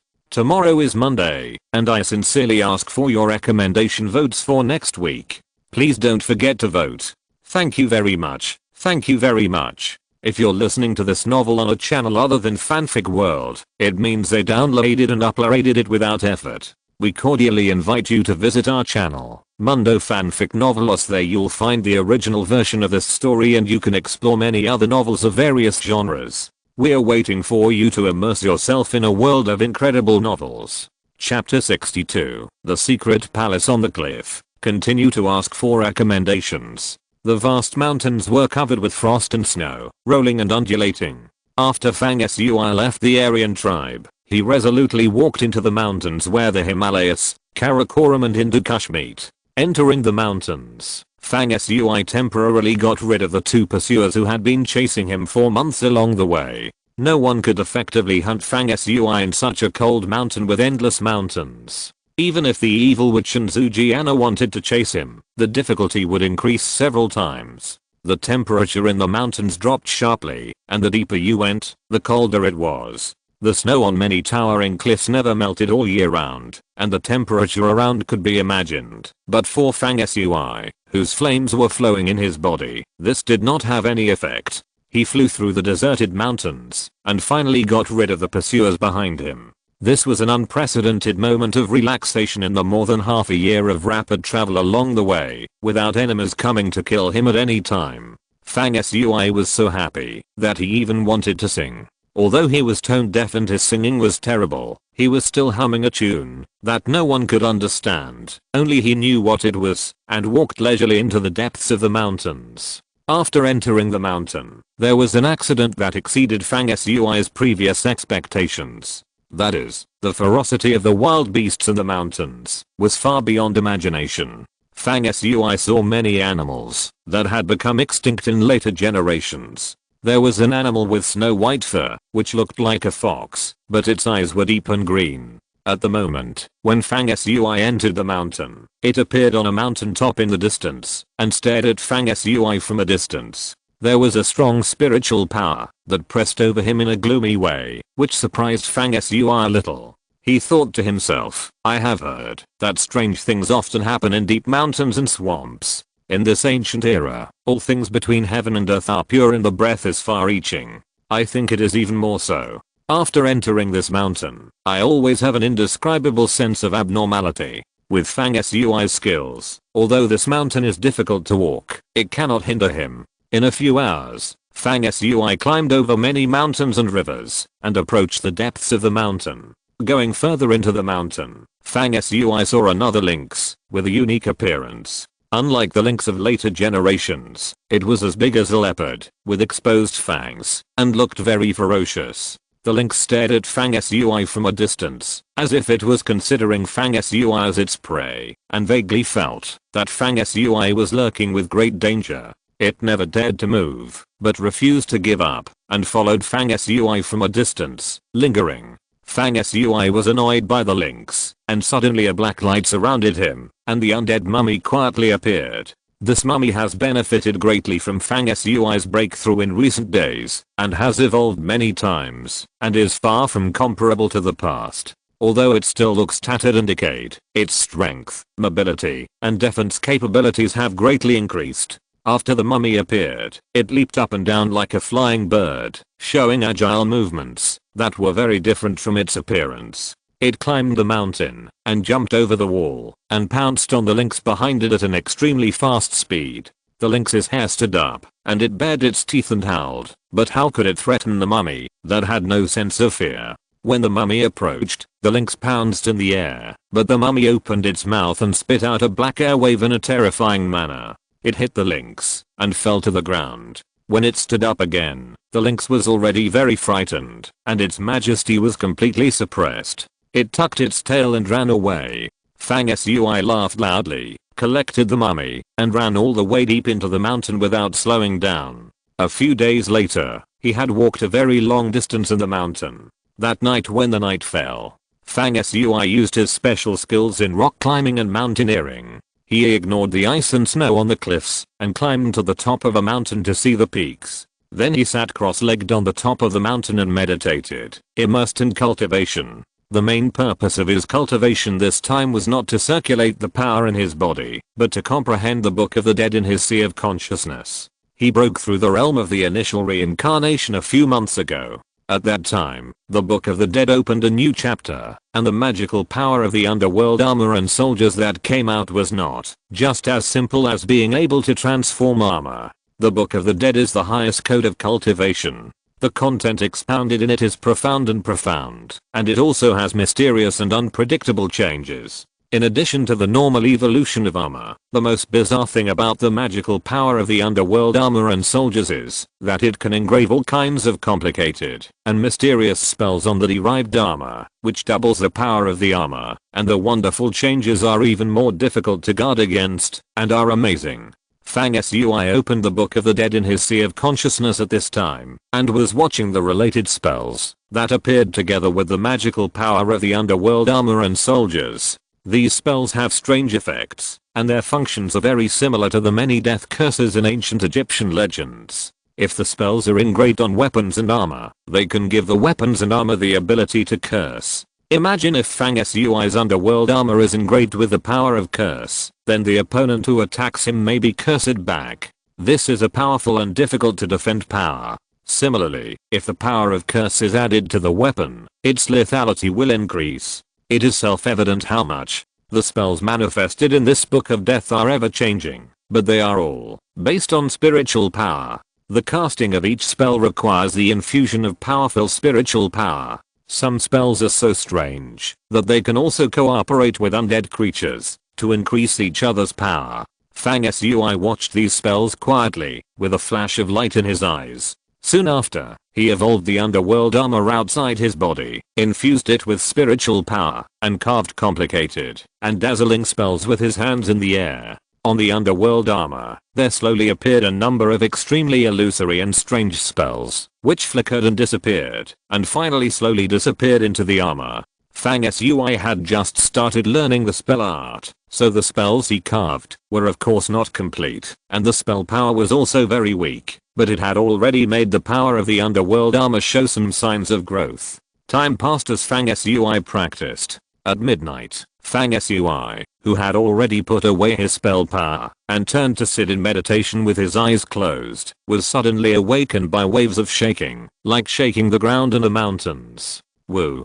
Deep inside the mountain, a piercing roar suddenly came. The sound was a bit like a wolf's howl, but it was countless times more powerful than a wolf's howl. It was unknown what creature could make such a roar that resounded through the mountains, which was full of ferocity. Fang Sui suddenly stood up from the top of the mountain and looked into the distance. Incredibly, in the endless depths of the continuous mountains and rivers, there was a shining light, sometimes bright and sometimes dim, as if it had some kind of strange vitality. Fang Sui remembered the awe of the Aryan tribesmen for the mountains before entering the mountain. They also said that there was an ancient land deep in the mountain, in which there were species comparable to gods. Fang Sui stared closely at the depths of the mountain without blinking, with a gleam of deep thought in his eyes. Suddenly, Fang Sui just ran forward and actually jumped off the cliff. His figure fell rapidly, and every time he fell a few feet, he would touch the uneven stones on the cliff wall with lightning speed, using them to gain strength and perform all kinds of incredible tumbling movements.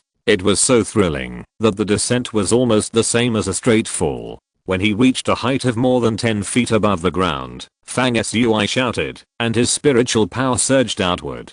Seeing the ice and snow flying on the ground, his momentum gradually decreased. After landing easily, he ran towards the place where the strange phenomenon flashed in the deep mountains without stopping.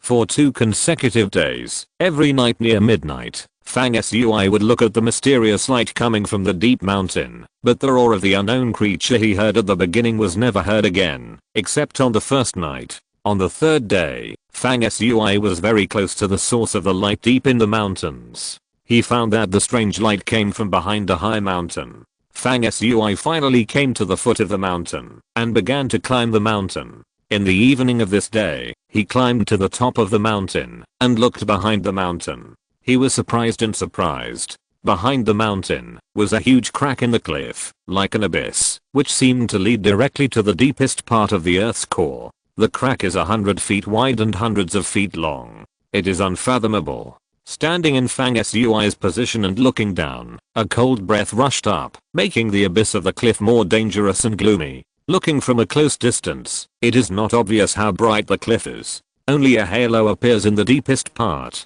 What surprised Fang Sui was that there seemed to be traces of buildings in the light deep under the cliff. It looked like part of an ancient underground palace. Fang Sui was not sure whether he was in Kunlun Mountain or the Himalayas after he went deep for several days. But no matter which mountain range it was, how could an ancient palace appear under the cliff?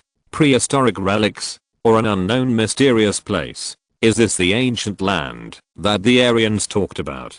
Fang Sui was very curious and felt that there must be a great secret hidden in the palace under the cliff, so he couldn't help but want to go in and explore. Of course, he would not be so reckless as to go down immediately after thinking about it. Instead, he stood on the edge of the cliff and observed and pondered. His eyes shot out blazing golden light, and he once again looked at the underground palace building under the cliff of the abyss. This look made Fang Sui's eyes shine even brighter, like a blazing torch. It's Monday soon, and I sincerely ask everyone to recommend next week. Log in and click. Thank you. Chapter 63 Prehistoric Relics. Please recommend on Monday. Under his blazing gaze, a figure flashed outside the mysterious building deep in the cliff, as if chasing something, and then disappeared into the building in a blink of an eye. Fang Sui's eyes flickered, and a black air suddenly flowed out from his brows and fell into his hands, turning into the Book of Summoning the Dead. The next moment, the page of the book turned, and the disaster mosquito flew out of it, flapping its 6 wings, like a flash of dim light, flying straight down the cliff. The page in Fang Sui's hand then showed the perspective of the disaster mosquito. The ice-covered cliff quickly retreated upwards as the disaster mosquito descended. The cliff was extremely cold and grim, almost freezing everything. This made Fang Sui think. Even though this place was located at the top of the cliff, the height must be more than 5,000 or 6,000 meters above sea level, and it should be very cold. But the cold air under the cliff was swept away, and the temperature was much lower than the surrounding area, which seemed very abnormal. There was only one possibility that could reasonably explain this phenomenon. That is, this cliff has only recently cracked. It was always buried deep under the mountains and rivers, and had never been born. Only the newly cracked cliff, which has accumulated the breath of frozen earth for billions of years, can cause the coldness far beyond the normal, containing the extreme cold that freezes everything. Fang Sui whispered, so the earthquake that shook the earth at midnight a few days ago was probably caused by the crack of this cliff. What caused the crack of this cliff? The cliff was unfathomable. Even with the speed of the disaster mosquito, it still took a long time to descend before reaching the light under the cliff. Fang Sui's eyes were bright, staring at the picture displayed on the Book of the Dead. There is indeed an ancient building under the cliff, and part of it is sticking out of the cliff. The light that Fang Sui saw on the top of the mountain came from a transparent crystal-like object with a unique shape, like a full moon, hanging in front of the building. It illuminated a range of thousands of feet, and from a distance it looked like a real bright moon hanging there. If this moon-like luminous object is man-made, then the fact that it has existed for who knows how many years and can still emit infinite light shows that the technology displayed in it has surpassed the modern times when Fang Sui was born, which makes him more interested in the building on the cliff below. The undead disaster mosquito hovered and moved slowly. Fang Sui stared at the building through the perspective of the disaster mosquito. It has a very strange shape, like an inverted triangle, but not so obvious. The top is wide, like the style of a square, protruding out of the cliff. In front of the square stands a huge pillar, on which rotates the luminous object that has never been extinguished for thousands of years, and is always shining brightly, like a bright moon. The rest of the building is deeply sunken into the cliff, and cannot be seen at all. It is even more unknown how big it is, but the part that is exposed outside is more than 50 feet high and wide, and the whole body is blue-black, which looks very depressing. Fang Sui sent out his thoughts, and the undead disaster mosquito immediately approached the building on the cliff. The surroundings of the building were quiet, without a single movement. The figure that Fang Sui had seen from above had long since disappeared. As the disaster mosquito approached, Fang Sui saw a doorway where the building was flush with the cliff. The door was 2 feet high, dark blue, and looked like some kind of metal that had never been seen before, with a cold and eerie light. Most importantly, the door had opened a gap that was only wide enough for a person to pass through. This seemed to indicate that someone had opened the door and entered the mysterious building. When Fang Sui urged the undead mosquito to continue to go deeper into the building, the disaster mosquito actually sent back a vague fear. Of course, the undead species had no obvious emotions, but there was an instinctive mental fluctuation. It was in fear. Fang Sui pondered for a moment, and the Book of the Dead in his hand instantly turned into a wisp of black air and disappeared, and the disaster mosquito below was also sent back to the underworld through the air. Suddenly, Fang Sui felt something in his heart, and looked up. There was a black dot hovering in the sky. It was the giant eagle trained by the sacrificial courtyard, and it showed its traces again. Fang Sui frowned, exhaled lightly, retracted his gaze, looked down again, and suddenly jumped out, falling into the abyss-like cliff. During the descent, Fang Sui used the same trick again, and used lightning-fast hands to roll on the cliff to reduce the impact of falling. It looked extremely exciting and thrilling.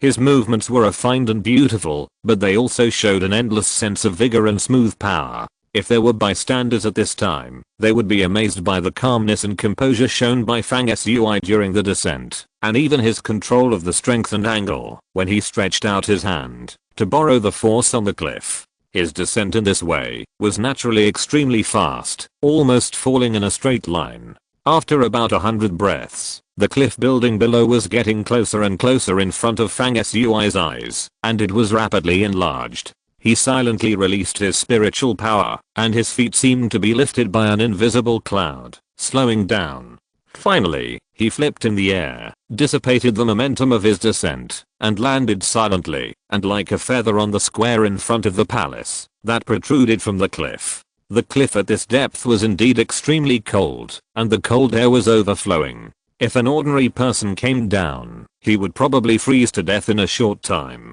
Fang Sui turned his head and looked around. Everything was quiet, and there was no obvious danger. He was not in a hurry to go deeper into the palace, but squatted on the ground to touch the ground with his hands. The texture of the ground was strange, not very cold and hard. Fang Sui had already felt it was unusual when he landed before. After a careful inspection, he was even more surprised. The ground was not like the stone he imagined, and it was neither gold nor wood. It was really strange. This was a material he had never seen before. After he stood up, he walked towards the door that could lead into the building. When he arrived in front of the door, he could see the traces of opening on the door, which seemed to have been left there not long ago. If Fang Sui was not mistaken, when he was on the cliff before, it should be the figure that flashed by and opened the door and entered the building. This is strange. Under such a deep mountain cliff, there is actually someone who has entered this mysterious building before Fang Sui. Fang Sui slipped in silently. It was not dark inside. There was a hazy halo spreading, like a night with a bright moon hanging in the sky. The place where Fang Sui came in was a rectangular hall, which was dug out of the mountain. It was about 10 feet high and wide. It was clear at a glance that there was nothing in it. At this moment, Fang Sui's eyes glanced at the end of a dark and deep passage opposite the hall, as if a figure flashed by. Fang Sui tapped the ground silently with his toes, floated forward, and followed to the passage opposite the hall. The passage was very cold, about 10 feet wide, and the light became dark. Fang Sui noticed that someone was rapidly moving away in front of him, and he followed quietly, going deeper and deeper into this mysterious palace in the mountain belly along the way. This place is like a maze, with countless palaces and passages interspersed, but it is always silent, like a place of death. From the dust deposited on the ground, you can see a footprint, a small and light human footprint. It seems that before Fang Sui, a woman went deep into this mysterious palace building. Fang Sui gradually became alert as he moved forward. For some reason, he had a bad feeling in his heart, and vaguely felt an inexplicable danger, which weighed heavily on his heart as he went deeper into this building. Suddenly, Fang Sui's eyes became dark and lightless. After passing through another passage, he entered an empty and absolutely dark space. As soon as Fang Sui entered this space, black air filled his body, as if he had melted into the darkness in the space. He stood there motionless for a long time without moving. He sensed that there was something mysterious in this space, so he was full of vigilance. The darkness in the space was also very strange. With Fang Sui's eyesight, he could not see beyond a dozen feet. He restrained all his breath and began to move slowly in this space silently like a ghost. The width of this space was at least 100 feet away. Fang Sui moved along the wall, always keeping a high level of alert. Soon, he unexpectedly found a series of mysterious murals on the wall. The murals depicted many things, all kinds of strange things. The most depicted were scenes in the vast starry sky, with bright spots showing the brilliance of the starry sky. Between the stars, there was also a long and continuous line, which looked like it was crossing the void. I don't know what it meant. There was a chiseled text under one of the murals, which caught Fang Sui's attention. The handwriting was exactly the same as an ancient text he had seen in the scripture hall of the sacrifice court. In the 4th solar era, we finally found the mythological door left by the gods. We will pass through the boundless starry sky and finally reach the divine realm to pursue eternal life. The text was incomplete, but the meaning expressed in just a few sentences was intriguing. There is a saying in modern times that the current human beings are the 5th or 6th solar era. Before that, there were at least 4 highly developed intelligent races that existed on the Earth, but they were eventually destroyed in irresistible disasters. Related legends are endless. At this time, the words of the 4th solar era are clearly marked on the handwriting. Obviously, this should be a prehistoric relic that has existed for an unimaginable long time. The content of the handwriting made Fang Sui's mind fly. The mythological gate left by the gods, the divine domain in the starry sky. He felt that this mysterious relic building seemed to contain a great secret. Fang Sui continued to move, and found a stone tablet over 10 feet large under a wall, and the handwriting on it reappeared. At the same time, Fang Sui also heard a very slight sound in the center of the space, as if something deep in the earth under this building was rapidly approaching the ground in the hall here. Thank you very much for your support. Please log in and click for this week's recommendation. Thank you very much. Chapter 64, Things in the Stone Platform. Please recommend. Mysterious prehistoric buildings. In the temple deep in the cliff, Fang Sui looked at the words recorded on the stone tablet in front of him. As long as you find the Holy Land, you can summon the continent of gods to come to the world. Start a new life journey. Follow the footsteps of the gods looking for the realm of gods on the other side of the starry sky. I don't know why. Everything failed. We found the holy land of the gods, but we didn't summon the continent of gods, but demons appeared. His eyes contain intoxicating power. He changes in 1,000 ways and destroyed our civilization, but in the end we still found his weakness, but couldn't kill him. Is he really a devil? We want to seal him forever under the earth. The words on the stone tablet made Fang Sui's heart fluctuate. If the content described in this text is true, then the meaning is both surprising and frightening, and it mentions gods and demons at the same time.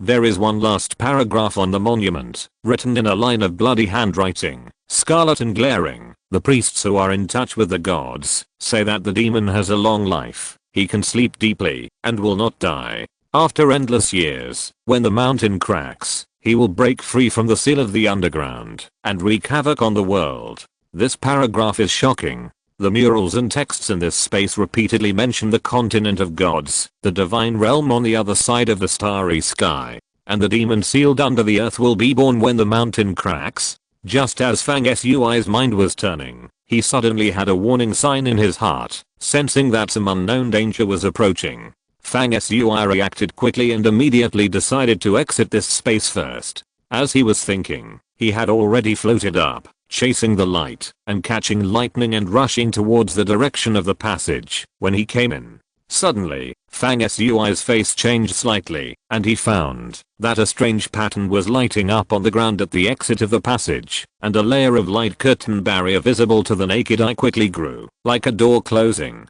Fang Sui's speed increased sharply, and he came to the door in an instant, ready to jump out. But at this moment, a figure flashed behind the light curtain that was about to close, and swung a scimitar with great speed, slashing in the air. If this scimitar was in normal times, Fang Sui could easily dodge it, but the key was that it just blocked the way out. If he tried to dodge it, he would be trapped in this mysterious space and face unknown dangers. At the same time, there was a snake-like shadow that rolled in quickly. It was the figure that appeared behind the door. While slashing out a knife light, it also swung a whip and rolled towards the Horus scepter on Fang Sui's waist. Fang Sui shouted coldly, urging the magical power of the underworld armor.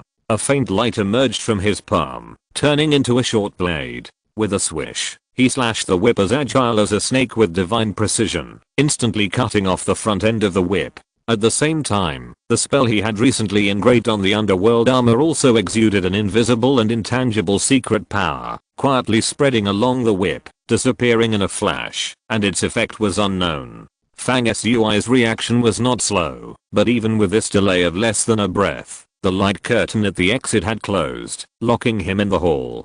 Fang Sui's eyes lit up, and the light was as sharp as an arrow, tightly covering the figure that appeared behind the light curtain to block the road. It was a woman with a charming and tall figure, but a beautiful face. She wore a linen dress, had long brown hair, a high nose bridge, and dark brown eyes. She looked at Fang Sui coquettishly, with a hint of pride in her eyes. This woman turned out to be Helena, a Semitic woman whom Fang Sui had met on the road all the way east, and who had even saved her. Fang Sui stared at Hel Raju outside the light curtain expressionlessly, and said in a deep voice, "Did you deliberately reveal your tracks to lead me into this space?" Hel Raju's beautiful eyes moved, and she had no guilt for framing Fang Sui, the man who had helped her escape, and said calmly, "I didn't want to use you originally. After all, you saved me once, but there is no trace of human beings around, and according to the description of the secret holy book of my clan, in the ruins deep in this vast and insurmountable eastern divine mountain, calling on the underground demon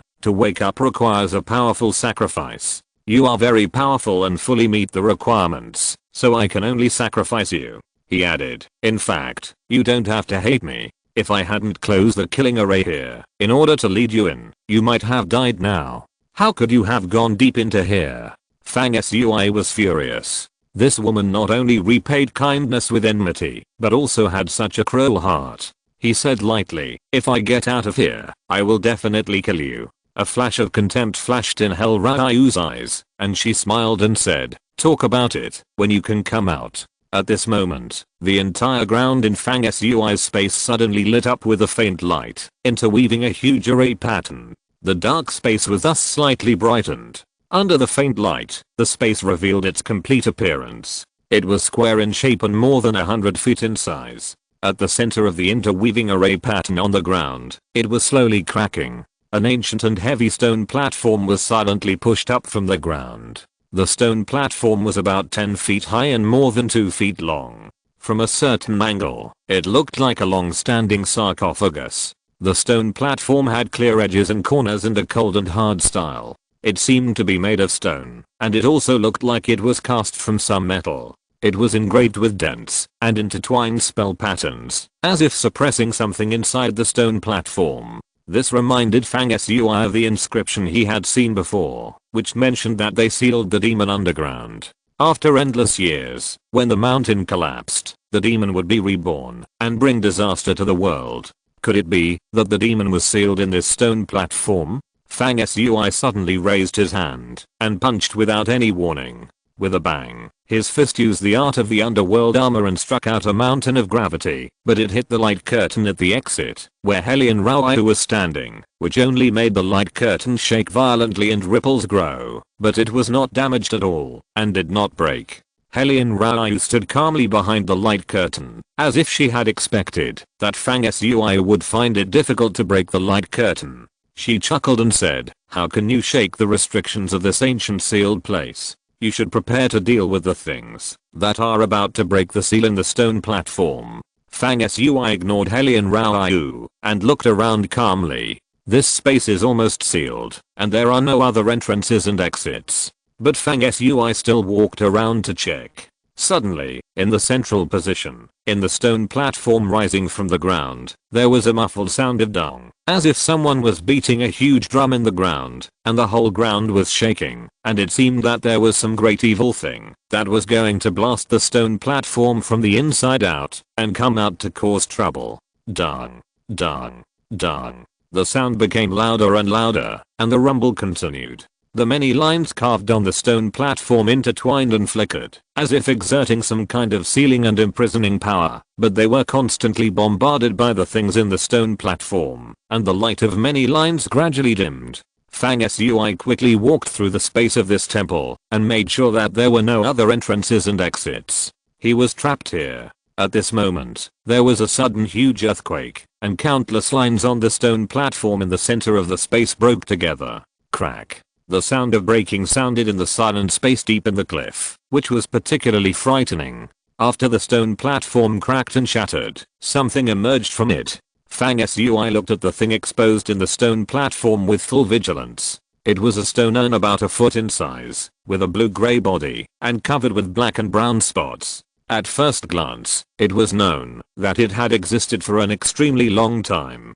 This scene seemed to be different from what Hel Raju, who was standing outside the temple and watching, had expected. She let out a light R in disappointment. But Fang Sui stared at the stone urn with his eyes shining, and his alert look did not change at all. He clearly sensed a terrifying and gloomy breath from the stone urn. The most amazing thing was that a layer of dark blue gas surrounded the stone urn, which was constantly expanding rhythmically, just like a heart breathing. This scene was very strange and bizarre. If the previous collapse of the stone platform was caused by the expansion and contraction of the dark blue breath around the stone urn, then the power that burst out when this breath expanded was really amazing and terrifying. The stone urn was wrapped in dark blue gas, and it was still making a thumping sound like fetal movement, as if it really contained some kind of demon that humans could not understand, which was about to wake up from ancient times and was about to break free. At this moment, Fang Sui's face was solemn, and he was alarmed.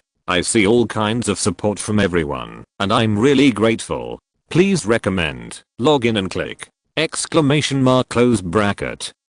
Chapter 65. The evil demon appears. The dark blue aura that enveloped the stone urn became thicker and thicker, like a giant cocoon or a demon fetus, constantly gathering strength to breed the evil creature inside. The strangeness of this thing is really awe-inspiring. Suddenly, there were several bang bang sounds of heavy objects falling to the ground. It was Hel Rao standing outside the hall. She ignored the light curtain that blocked Fang Sui's departure and threw in several people who had already fainted. She said to herself, "Fortunately, we were prepared. We captured 2 people from the tribe outside the mountain before entering the mountain and then sacrificed these guards. I wonder if using them as the initial sacrifice can unlock this ancient soul sacrificing urn." Fang Sui frowned, thinking that Hel Rao was so vicious that she didn't even let go of the guards who followed her all the way to the east. Why did she insist on releasing the sealed things in the ruins? At the moment when the several people thrown in landed, the dark blue aura wrapped around the stone urn suddenly expanded and instantly enveloped the several people on the ground. The next moment, a terrifying scene happened. As soon as they came into contact with the dark blue aura, the bodies of several unconscious people seemed to melt, and in the blink of an eye they turned into a pool of blood, flowing towards the stone urn. The blood of several people was eventually absorbed by the stone urn.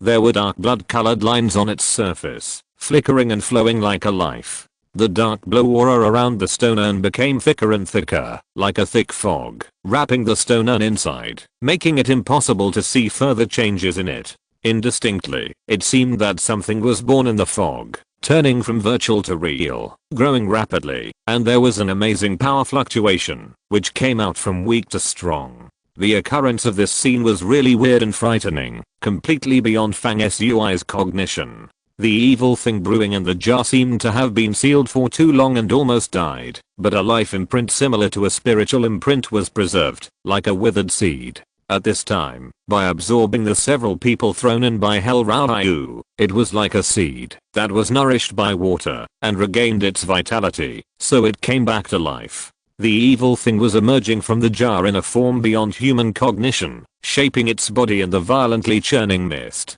After a while, the dark blue mist became illusory and weakened, and as expected, a hazy human figure appeared in it. This series of changes is cumbersome, but in fact, from Hel Rao throwing several humans in from outside the temple, to the stone jar absorbing the essence and blood of several people, to the emergence of something unpredictable in the jar at this time, it only happened in a few breaths. Fang Sui's eyes were shining with divine light, staring at the unknown creature that had recovered from the jar. He has the appearance of a human body, but he is definitely not a human.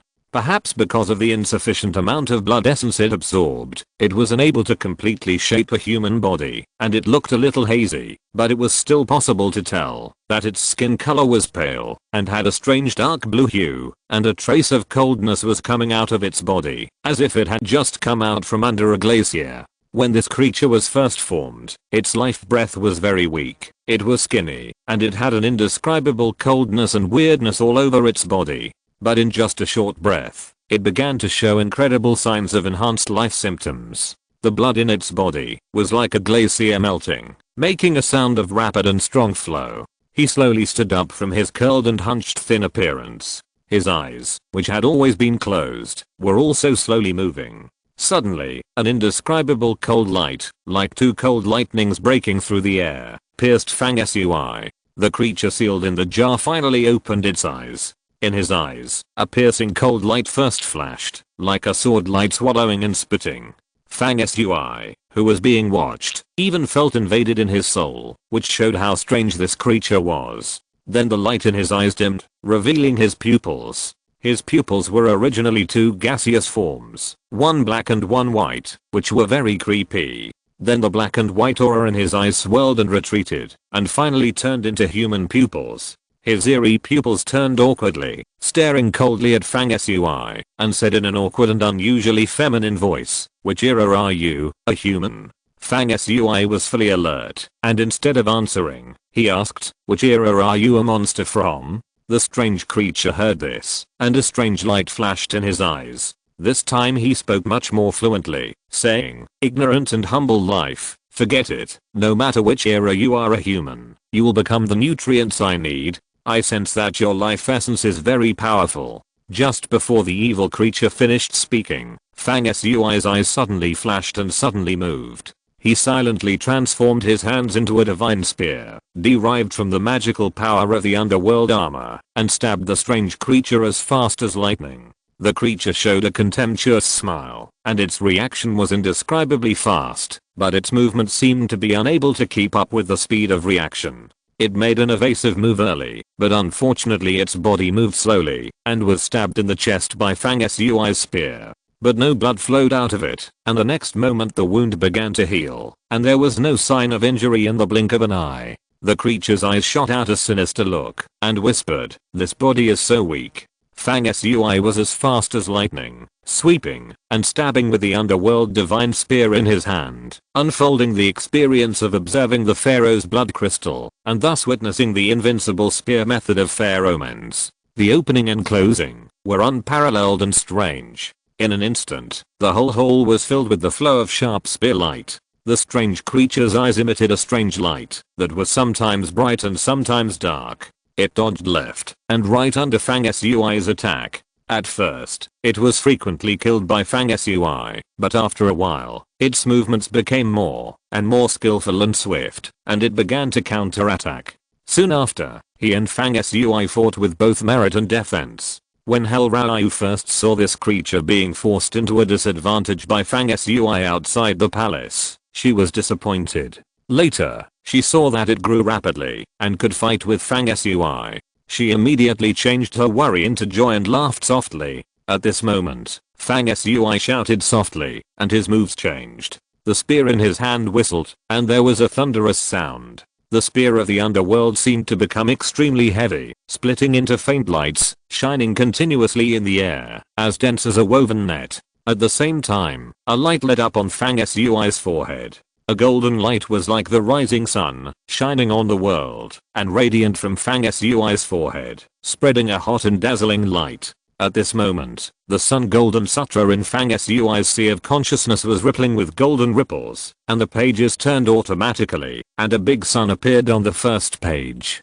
Swish! Fang Sui's spear was as fast as lightning, piercing the evil creature again, leaving a wound on its shoulder blade. This time, under the divine light on Fang Sui's forehead, the creature's body actually lost its ability to recover. The wound could not close, and dark blue blood flowed out. A look of surprise flashed across the creature's face, as if it wanted to speak. But Fang Sui's reaction was so fast that the dark light of the dark earth spear in his hand increased again. With a click, the spear was infused with dark power and unexpectedly extended out of thin air. The spear pierced into the creature's forehead. In an instant, the evil creature showed a look of fear and surprise. Its whole body cracked and suddenly disintegrated into a dark blue breath, rhythmically moving in the air. Fang Sui sneered, but still did not stop. Black air filled his body, and the undead mummy was born. He opened his big black mouth and sucked hard, swallowing the dark blue breath transformed by the evil creature into his stomach. This was really a complete kill. Even a trace of its breath was cleaned up. Fang Sui was a little surprised that he was able to kill this extremely strange and powerful evil creature so smoothly. He felt a little unreal. Just when Fang Sui was about to think about the reason, there was a sudden loud noise from the entrance of the hall. Fang Sui turned around and saw that Hel Raju had disappeared. It was the priest of God, Zunjiana, who unexpectedly appeared. Before Fang Sui went deep into the cliff ruins, He saw the giant eagle trained by the sacrificial courtyard appear in the sky, but he still didn't expect Zungiana to catch up so quickly. At the same moment, the whole hall was completely dark, returning to the darkened dome when Fang Sui first came in, and his eyesight could not see very far. Fang Sui suddenly felt something and turned around. The stone urn where the evil creature was incarnated had mysteriously disappeared. Hell Rao, she took the stone urn quietly by some unknown method. Suddenly, there was a slight opening and closing sound. Fang Sui listened to the sound and determined the location. He immediately determined that it was the stone tablet with many words recorded on it that he had seen before. There was a sound of movement. He realized that Hell Rao was obviously very familiar with this prehistoric ruins building and could come and go freely. She took advantage of the darkness in the hall. When Fang Sui focused his attention on the sudden appearance of Gianna, he entered the hall and took away the stone urn, opened the secret passage, and left the hall. A thought quickly flashed through Fang Sui's mind. He thought that this hall was weird everywhere. It was really not suitable to stay for a long time. It was better to leave. At the same moment, when the priest Gianna floated into the hall, Fang Sui quickly took back the undead mummy, followed Hell Rao, flashed into the secret passage behind the inscription opened by him, and also left this prehistoric ruins hall. Chapter 66, Tracking the Prehistoric Demon. After Fang Sui entered the underground passage, he hurried along the road. The passage was about 10 feet high, and the stone ground was carved from the mountain. It was deep and straight, without any turns or forks, and it was silent without a single sound. Strangely, Hell Rao, who had entered the passage before Fang Sui, had disappeared in a short time, and there was no sign of the priest Zugiana chasing after Fang Sui. Zugiana seemed to be attracted by something in the hall, and remained in the hall, not following him out. Fang Sui's mind flashed, and he felt that what he had experienced today was full of a strange atmosphere. Why did Hell Rao know so much about the prehistoric ruins and buildings here? Why did she come to take away the stone urn where the evil creature lived at the last moment? What did Zugiana find in the hall at the last moment, so he didn't chase her out? One question after another passed through Fang Sui's mind. He even had the urge to go back and take a look at the strange and gloomy hall. But at this moment, Fang Sui suddenly felt a violent vibration under his feet, just like a strong earthquake coming from the center of the earth. The passage shook and had a tendency to collapse. Fang Sui was shocked and sped up. Finally, he found a light in front of him and immediately dodged out. Coming out of the tunnel, the situation was also very dangerous. He was suspended in the air and returned to the big crack in the cliff that was like an abyss before entering this prehistoric building. Fortunately, Fang Sui was not unexpected. He jumped up the moment he came out and grabbed the cliff above with his backhand. At this time, the entire mountain wall was shaking, as if the sky was about to collapse. Under the power of heaven and earth, Fang Sui felt a sense of crisis in his heart. He did not dare to delay at all. He climbed up quickly, as swift as a monkey climbing a mountain. His movements were as smooth as flowing clouds and water. He did not stop at all, and climbed up like flying. As he climbed up, he was shocked to find that the huge cliffs on both sides were relatively closed. Woo! Suddenly, a loud roar came from the endless depths below the cliff, shaking the ice and snow on both sides into pieces. Fang Sui climbed up faster, but the sound still made him feel uneasy even at such an urgent moment. He couldn't help but think, could there be other evil creatures under this dark and bottomless cliff? This roar was the same as the sound he heard from afar the night he first entered the mountain a few days ago, and it was as powerful as shaking the sky and the earth. What on earth is there deep under this cliff? Fang Sui's hands did not stop, but he couldn't help but take a look at the bottomless dark abyss below. This look startled him suddenly. At the bottom of the abyss below, there seemed to be an unbelievable behemoth looking up at the sky. Time was urgent, and Fang Sui couldn't be sure whether the scene he saw was real in a blink of an eye, but another possibility flashed through his mind. The inscription on the stone tablet that I saw in the stone hall before, saying that the demon sealed in the underground. Could it be referring to the huge monster deep in the cliff, rather than the evil creature that Fang Sui had fought before? If this guess is correct, what is the origin of the evil creature? Fang Sui's thoughts were fluctuating in his mind, but he used his hands and feet together, and his speed did not stop for a moment. Finally, after more than 100 breaths, he successfully climbed to the top of the mountain, before jumping into the crack of the cliff. With a boom, the mountains and river shook. Not long after Fang Sui came up, the cliffs on both sides closed tightly with a deafening roar, like a closed door, burying everything underground.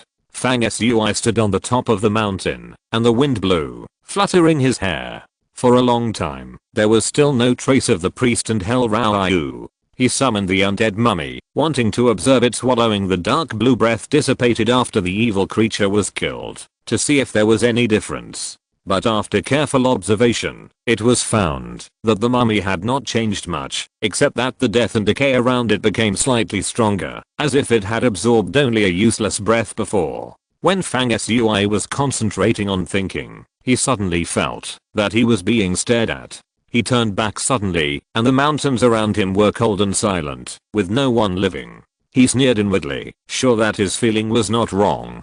The feeling of being stared at before was very similar to the feeling of being stared at by the evil creature when he confronted it in the Hall of Prehistoric Ruins. Could it be that he is not dead?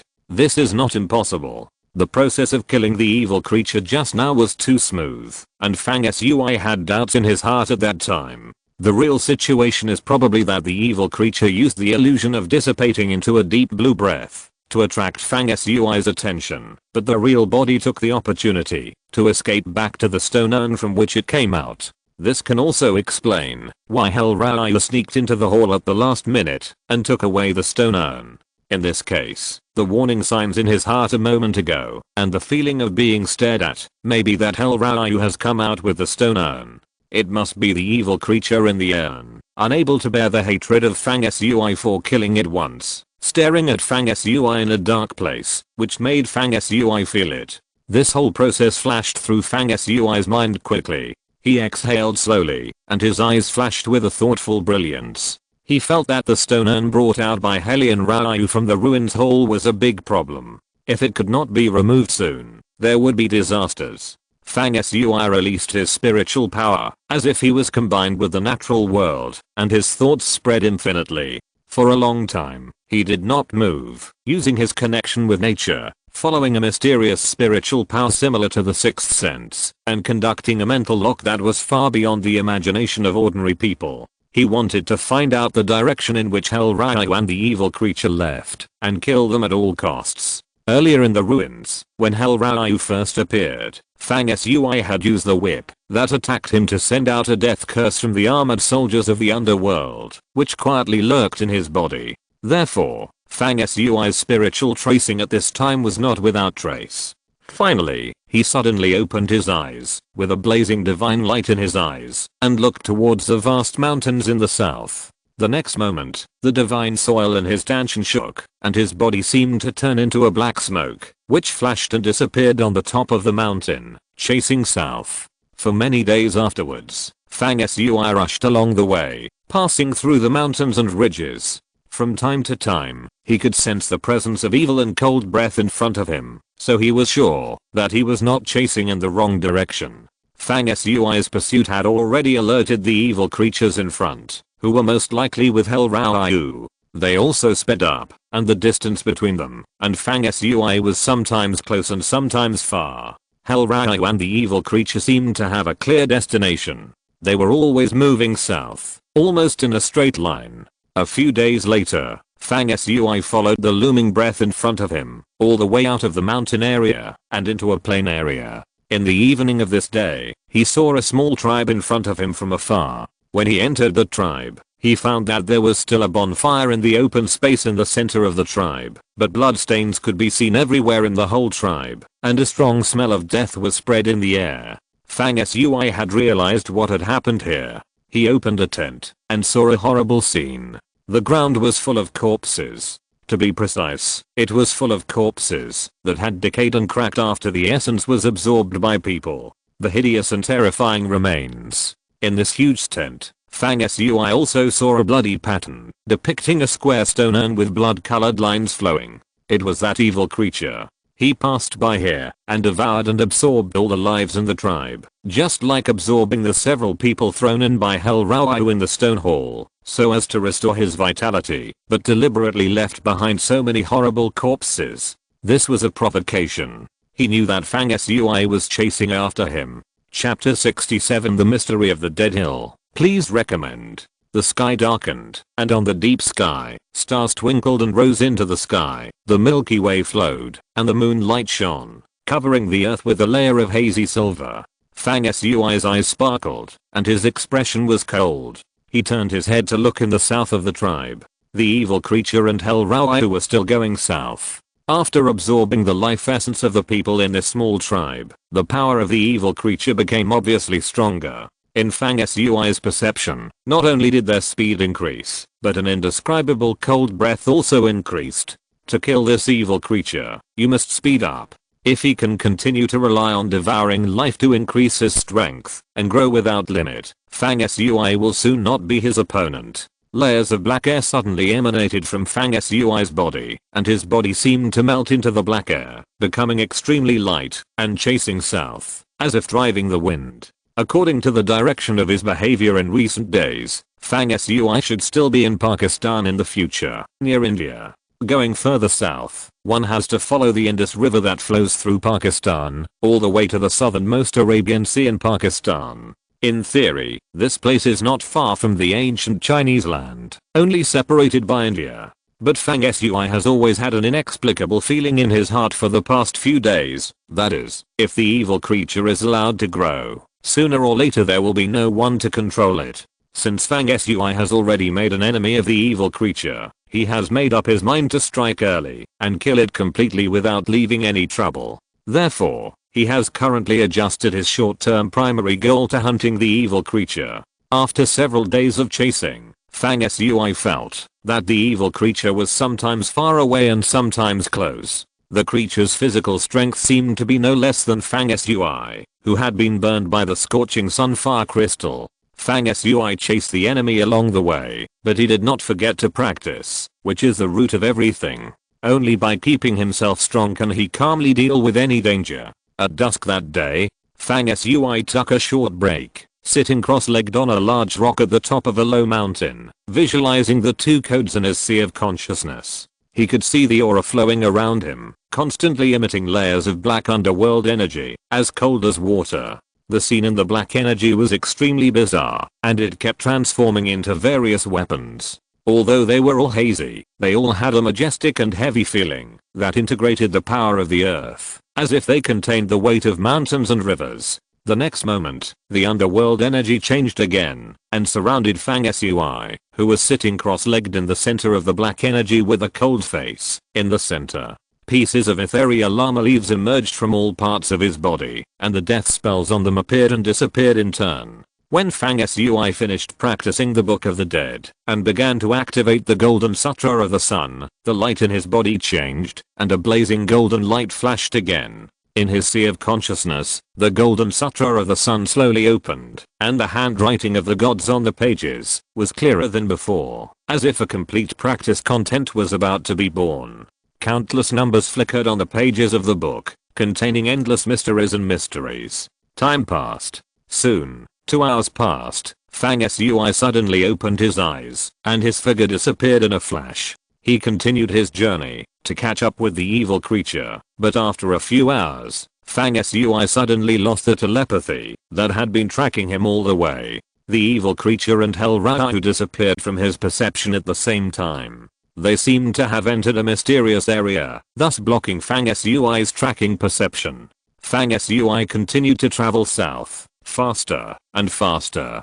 After a few more hours, a majestic and magnificent river appeared in front of Fang Sui, with extremely turbulent momentum. This level of river is rare in the world. Fang Sui knew at first sight that this was the Indus River, which originates from the Qinghai Tibet Plateau in China and flows through Pakistan, India and other countries. Fang Sui's current location is still in Pakistan, but not far from the Arabian Sea and India in later generations. He stood by the riverbank and saw the magnificent river downstream. There was a hilly area like a plateau near the riverbank. There was a city built there with palaces. Fang Sui's body was slightly shaken. He suddenly remembered the mystery of the Hill of Death in the Indus River, which was widely circulated in later generations, and was known as one of the 3 major natural mysteries. It was also the earliest one to occur. In 1922, the Indian archaeologist Banerjee discovered an ancient ruin on an island in the Indus River. That was the Mohenjo-Daro site in Indian history, which means Death Valley in Hindi. Judging from the ruins of the ancient city, it was originally a magnificent ancient city. After testing, people concluded that about 3,500 to 4,000 years ago, this once glorious city was suddenly destroyed overnight, and life was banned. So archaeologists gave this city a strange name, called Hill of Death.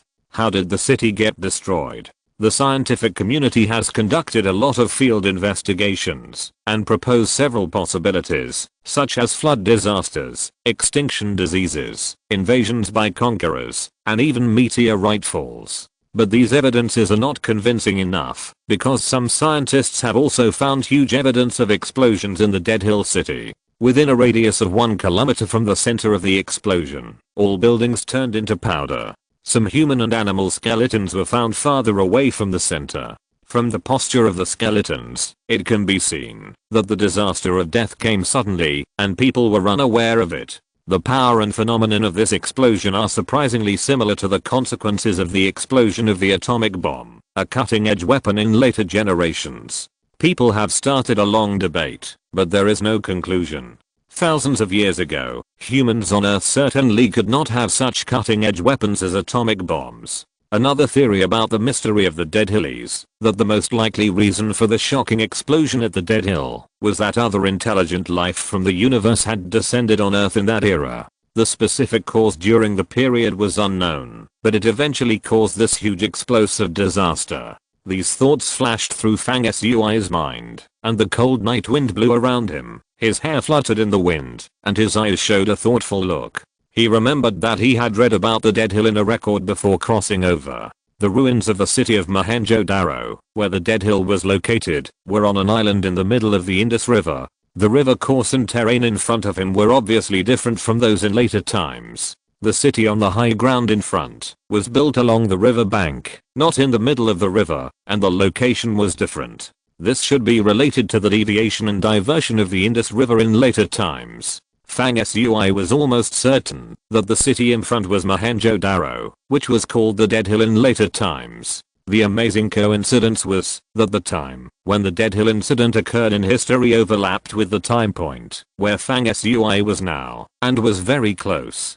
Perhaps the Dead Hill incident has happened now, or it will happen soon, and there will never be much time difference between the two. Fang Sui was more inclined to believe that the Dead Hill incident had already happened at this time, because the city on the river bank in front was lifeless and dead. The surrounding land was fertile, and it should have been the best place for ethnic groups to live. There were also many scattered houses and buildings on both sides of the river bank, but no one had existed in them for a long time, and it was desolate far and near. Obviously, this is probably because of the disaster that occurred at the Dead Hill, which made the people who once lived nearby regard this place as an ominous place, so they chose to migrate, resulting in the abandonment of this place. Fang Sui pondered in his mind, and did not stop walking. Not long after, he came to the dead outside of the city of Mohenjo-Daro. The Mohenjo-Daro city simulated and restored and later archaeological materials has magnificent buildings, continuous mansions, and an impressive momentum. But what Fang Sui saw before his eyes was that the ruins and palaces here were dilapidated, and there was no life.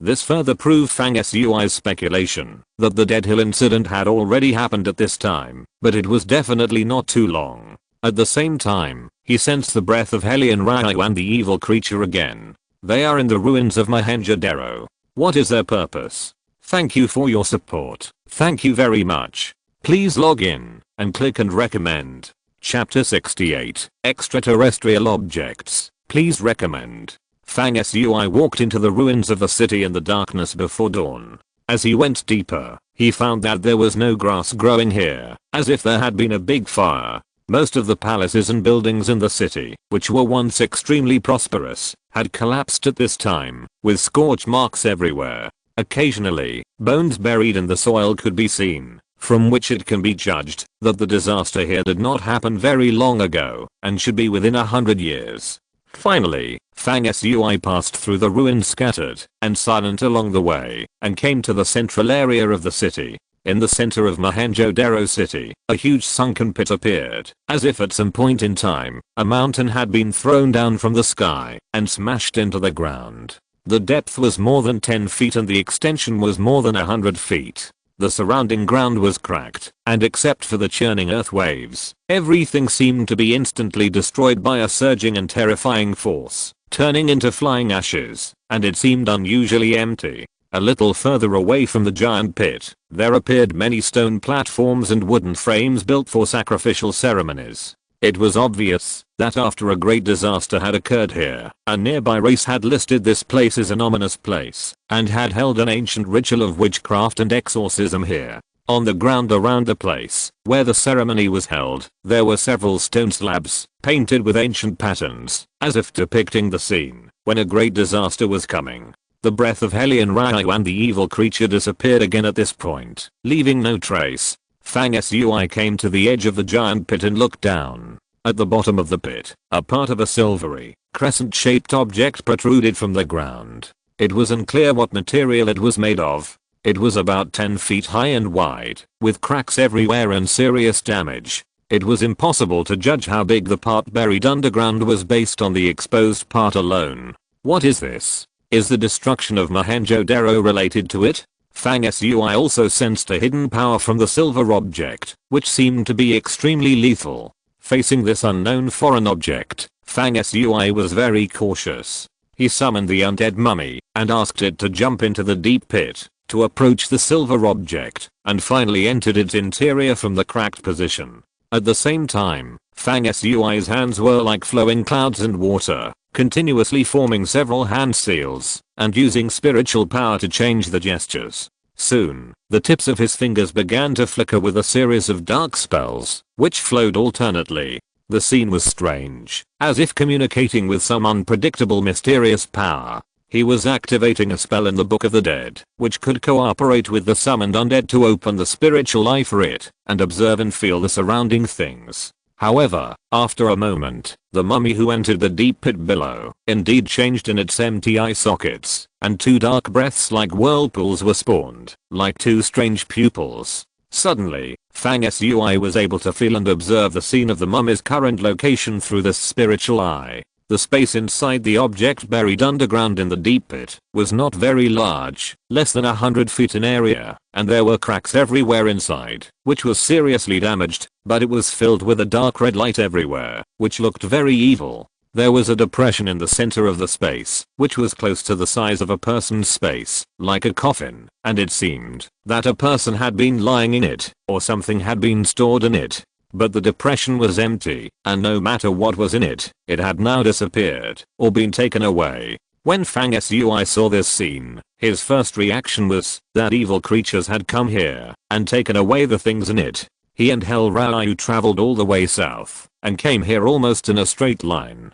There must be a reason. In addition, there was nothing else in the space where the mummy was, and Fang Sui immediately sent a message to let the mummy come back. But at the moment, when the mummy was about to leave, in the space where it stood, on one side of the wall, a halo suddenly flashed, and there was a kind of spiritual message that was received by Fang Sui through the mummy, reflecting a scene in his consciousness. The picture was fleeting, but Fang Sui could still vaguely distinguish that it seemed like a ray of light moving forward in the boundless darkness, and at the same time, there were wisps of strange light and color interweaving in the darkness. The message picture was fragmented and incomplete, and ended here. Fang Sui thought to himself, could it be that the mysterious thing in the deep pit that may have caused the Dead Hill disaster really fell from the sky as later generations analyzed, and caused a huge explosive disaster because it hit the ground? What appeared in the previous message picture did look like something passing through the endless dark starry sky. It was impossible to see what it was, but Fang Sui vaguely felt that the outline was very much like a huge and amazing flying creature. However, no matter what it was, the object in the deep pit in front of him was very likely to come from the boundless and mysterious outer space. Fang Sui's eyes suddenly became bright, and he looked at the thing in the deep pit with a sharp gaze. He changed his previous idea and let the undead mummy continue to stay in the space below to carefully investigate. Fang Sui was surrounded by a protective aura, and he also fell into the deep pit, came to the silver object, slowly reached out his hand, and touched the object. The next moment, Fang Sui withdrew his hand in shock. The moment he touched the silver object, he clearly felt that there was a spiritual power in the object that had ended, but was still very powerful, as deep as the ocean, and extremely majestic. Could it be that this thing was once a living thing? Fang Sui suddenly flashed this thought, and his eyes were as bright as torches. He reached out his hand again, to touch the broken silver object, but strangely, he did not feel the power in it this time. What is this? Fang Sui withdrew his hand. In the end, he did not continue to go deeper into the inside of the thing, but turned out of the huge pit, and walked to the altar that was used by nearby ethnic tribes for sacrifice and exorcism a little further away, hoping to find some clues in it. When Fang Sui came near the altar, he began to examine it carefully. Soon, he stopped in front of a huge stone, on which many patterns were painted with bright colors. The things painted on it were very strange. There was a pattern depicting a strange humanoid creature, but the whole body was bloated, almost like a spherical funny appearance, only eyes, but no mouth or nose, and 2 tentacles on the head. Very special.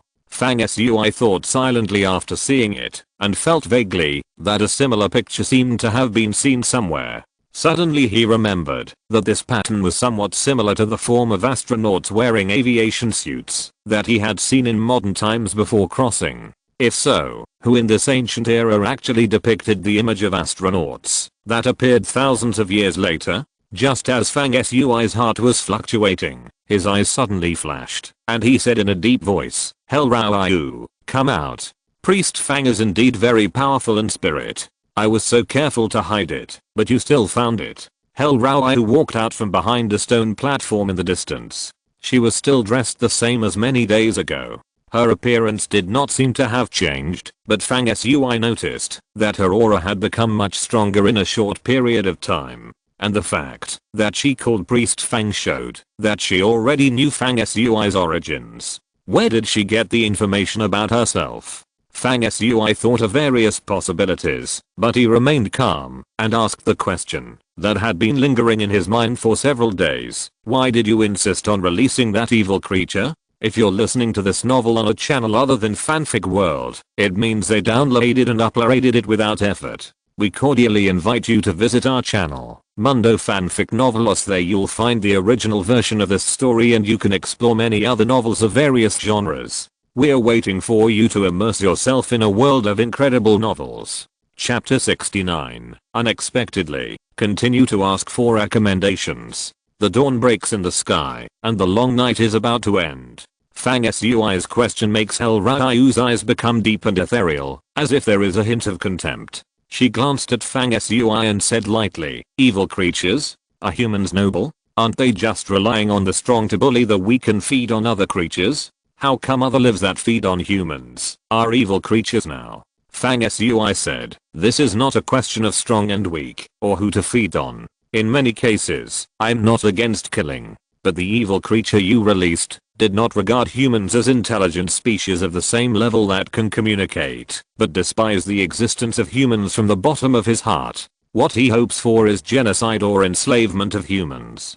Can't you feel it?" Hell Rao chuckled, stopped suddenly, and suddenly asked, "How do you think humans came from?" Fang Sui wanted to blurt out that everyone in modern times knows that they evolved, but when he thought of his own time travel, the magic arts he practiced, and the underworld world that communicates with the dead with his spirit, the words in his mouth finally did not come out. He said, "You don't think that the origin of mankind are related to that evil creature, do you?" Hell Rao sneered, "I don't know whether the origin of mankind is related to him, but I know that he eventually has the potential to become a god or a demon. He is a noble life left in this world by the gods. This has been passed down from generation to generation among my Semites, and it is absolutely correct. And I just received a mysterious call to help him be born." He looked at Fang Sui again and said proudly, "You can't stop him. One day, you will regret your stupidity. Fang Sui said in a deep voice. What are you doing here?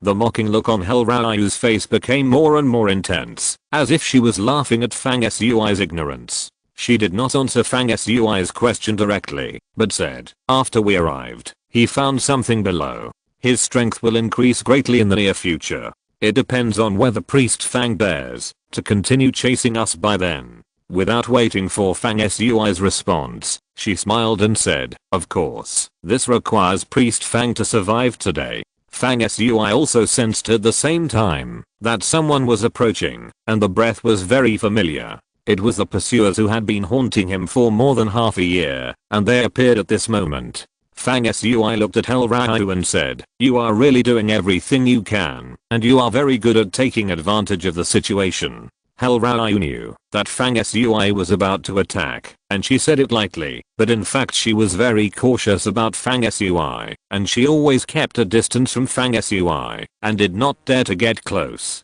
It was because she had been trying to find Fang Sui's flaws from the moment she appeared until now, but she was frightened by Fang Sui's supreme momentum standing there like a deep mountain, as if he had taken root under his feet, and was connected to the earth, so she did not dare to make any move. This made Hel Rao even more worried. As soon as she finished speaking, she suddenly pulled back, and said with a smile, I will lure you, Priest Fang, into an ambush in exchange for these Egyptian pursuers not hindering Hel Rao's actions. Of course, I will do something that is beneficial to me. It's just that Priest Fang has suffered. Rao is very sorry. As she spoke, she looked very pleased, and her figure quickly retreated, as light as a ghost, disappearing in the darkness before dawn. Fang Sui did not pursue Hel Rao relentlessly, of course not because he was soft-hearted, but because he was now tightly locked by a spiritual power transmitted from the air. If he made a slight move, even if Hel Rao was left behind, he would lose the initiative in the upcoming battle, and fall into an absolute disadvantage, and there was a risk of death. Because the one who launched the spiritual attack on him was an evil witch. Since Fang Sui left the Aryan tribe and entered the mountains many days ago, he had actually somewhat ignored the threat of the evil witch. Later, in the hall of the cliff ruins, he only saw the traces of Dang Jiana, but did not see the evil witch. Unexpectedly, the evil witch suddenly came at this time, and he had completely recovered from his previous injuries. The recovered evil witch came with the spirit, and the momentum that pressed Fang Sui's mind was so strong that Fang Sui would be devastated immediately if he showed a flaw. At the same time, figures appeared around him. All of them were the Egyptian elites who were chasing Fang Sui along the way. There were less than 20 people, but each of them was powerful. If these people fought with Fang Sui at present, they would be easily killed by Fang Sui if they faced each other alone, but with 3 or more people together, Fang Sui would have a hard time to win. If there were more people, Fang Sui would be worried about defeat. At this time, nearly 20 people appeared at the same time, and there was still an evil witch hiding in the dark.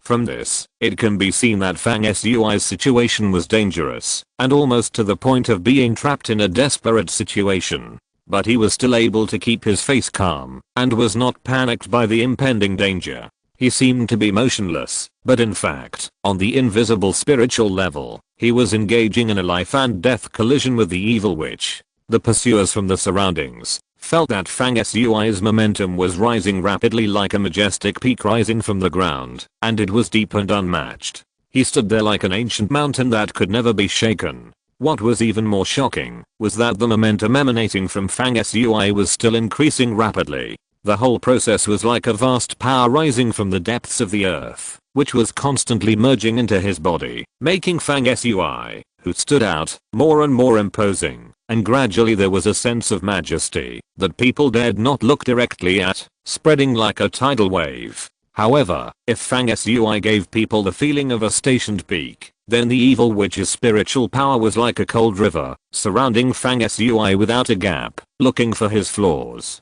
The momentum of both of them was increasing step by step, and it seemed that there was no end. At this moment, the people around had already completed the siege. The spiritual power of the evil wizard was slightly weakened, and he appeared from a distance. A grey mist appeared under his feet, as if he was walking on clouds, with a strange momentum. At the moment, when the evil wizard showed his true form, Fang Sui showed a faint smile. He moved suddenly and retreated towards the huge pit in the center of the ruins of Mohenjo-daro city at lightning speed. Although the direction chosen by Fang Sui was unexpected, the surrounding area had already formed a siege, including the direction of the huge pit. There were also 4 people blocking Fang Sui's retreat. When Fang Sui moved, the 4 people looked solemn.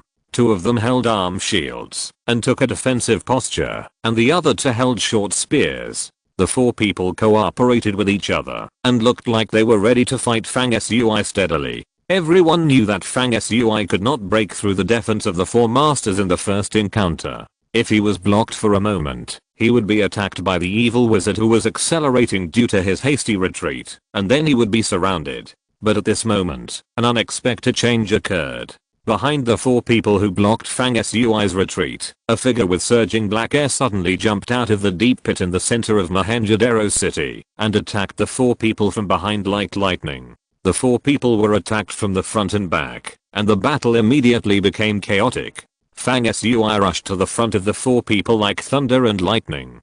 Clang clang. In the short confrontation, Fang Sui transformed the underworld armor from his body and rushed forward without any dodge or avoidance. The attacks of 2 of the 4 people hit Fang Sui on the back, and he only shook his body, but his speed did not decrease. Instead, he accelerated with the force and passed through the defense circle of the 4 people like lightning. When the evil wizard came after him, Fang Sui had already bypassed the huge pit diagonally and disappeared into a collapsed palace complex in the distance. Then the mummy that was left behind also turned into a puff of black smoke and disappeared. At this time, among the 4 people who had previously had a lightning fast contact with Fang Sui, the 2 who had hit Fang Sui's back suddenly changed their expression slightly. It was because these 2 people were attacked by the death curse power on Fang Sui's armor. They felt that their bodies were suddenly invaded by a strange force, as if they were about to get a serious illness, and were very uncomfortable. The evil wizard's face was cold and gloomy, and he swept past like a gust of wind and continued to chase Fang Sui. There was no change on his face, but in fact he was very angry and had the idea of not giving up until he killed Fang Sui. At first, he came to chase Fang Sui, but he didn't really take it seriously. Later, when he found that even Zunjiana had appeared, he realized that Fang Sui must be very important, so he also made up his mind to capture Fang Sui and explore his secrets. You have to know that as a master of witchcraft, this was the 2nd time that he personally attacked Fang Sui. The first time, he not only failed to gain an advantage, but was also ambushed by Fang Sui, triggering the injuries in his body from the fight with Zunjiana, and was forced to retreat. This time, even though Fang Sui was trapped in a dead end, he still used the undead mummy to unexpectedly tear open the blockade and successfully escaped. The evil witch was furious, and one can imagine. Chapter 70. Arriving with a spear. Fang Sui escaped from the encirclement of his opponents and flew through the ruins of Mohenjo-daro. Suddenly, his face turned pale and blood flowed from the corners of his mouth. It was because he was hit hard in the back by 2 roadblockers during the previous breakout. Although he was protected by the underworld armor, the 2 were masters after all, and there was still a force that invaded Fang Sui's body. He suppressed his injuries at the time, but now the power that invaded his body surged up, and he could no longer suppress it, and blood choked at the corners of his mouth. The situation just now was really dangerous. Fang Sui only needed to hesitate for a moment, and once he was approached by other masters around him, he would be trapped in a deadly battle. Fortunately, the mummy who was exploring at the bottom of the pit became an unexpected ambush by the opponent. Otherwise it would be hard to predict what the result would be today. What made Fang Sui a little regretful was that the mummy did not make any other amazing discoveries under the dead hill. He still did not dare to stop at this time, sensing that the pursuers behind him were still chasing him wildly. Suddenly, Fang Sui, who was running fast, felt inexplicably upset in his chest, dizzy, and almost fell to the ground. At the same moment, the voice of the evil witch actually transcended the barrier of distance, and it was as if it was whispering directly in Fang Sui's ear. How powerful is my witchcraft to take away souls? Fang Sui had studied the black witchcraft practice method of the sacrificial courtyard in detail, and recently he had been diligently practicing the spells in the Book of the Dead, so he was not unfamiliar with all kinds of curses and witchcraft. The moment the evil witch's voice entered his ears, he reacted and realized that there was a kind of witchcraft that could sow witchcraft power through human blood, causing harm to the owner of the blood thousands of miles away. Fang Sui remembered that when he was chased by the evil witch for the first time, he was injured in the abdomen by a strange weapon that looked like a knife or a cone. His blood should be what the evil witch got from the weapon afterwards, and he used blood as a witchcraft medium to curse Fang Sui. The evil witch had obtained Fang Sui's blood long ago, but it was only at this time that he activated the power of the witchcraft, and it was precisely grasping that this was the key time to catch Fang Sui. Fang Sui was indeed hit, and his steps were slow, and he saw that the pursuers were approaching. But the evil wizard still hadn't thought of one thing, that is, the Book of the Dead Souls that Fang Sui practiced was actually a supreme scripture that explained life and death, and used spiritual power, and the power of the spell was inseparable from the use of spiritual power, combined with various other means, to attack the opponent's barriers invisibly and intangibly. In other words, the art of spells was only a small part of the profound content of the Book of the Dead Souls. Therefore, when the evil wizard's spell power entered his body, Fang Sui's ancient divine soil vibrated, and a dark air spread around his body, quickly dissolving and expelling the spell power that invaded his body.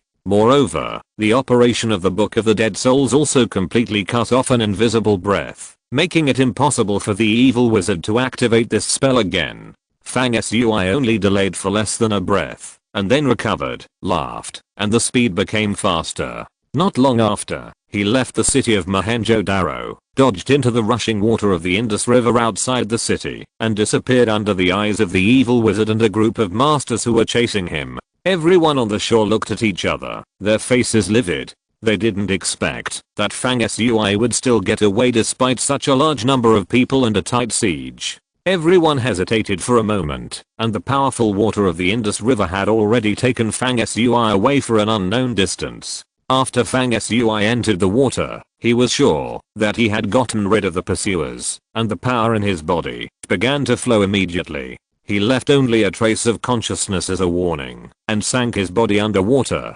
covering his own breath, and going with the flow. After more than half an hour, Fang Sui dived out of the water and landed on the shore again. His eyes were shining, and the injuries from the previous attack had basically recovered. Fang Sui snorted coldly, identified a direction, and walked away. Hell Rao, this woman, had put Fang Sui in an unfavorable situation twice, which had already made him really angry. As he moved forward, Fang Sui used all his strength to stimulate the divine soil in his body, connecting the heaven and the earth with his spirit, following a kind of induction in the dark. Not only could he trace the location of Hell Rao and the evil creature, but he also became a part of the heaven and the earth, which was equivalent to hiding his own breath.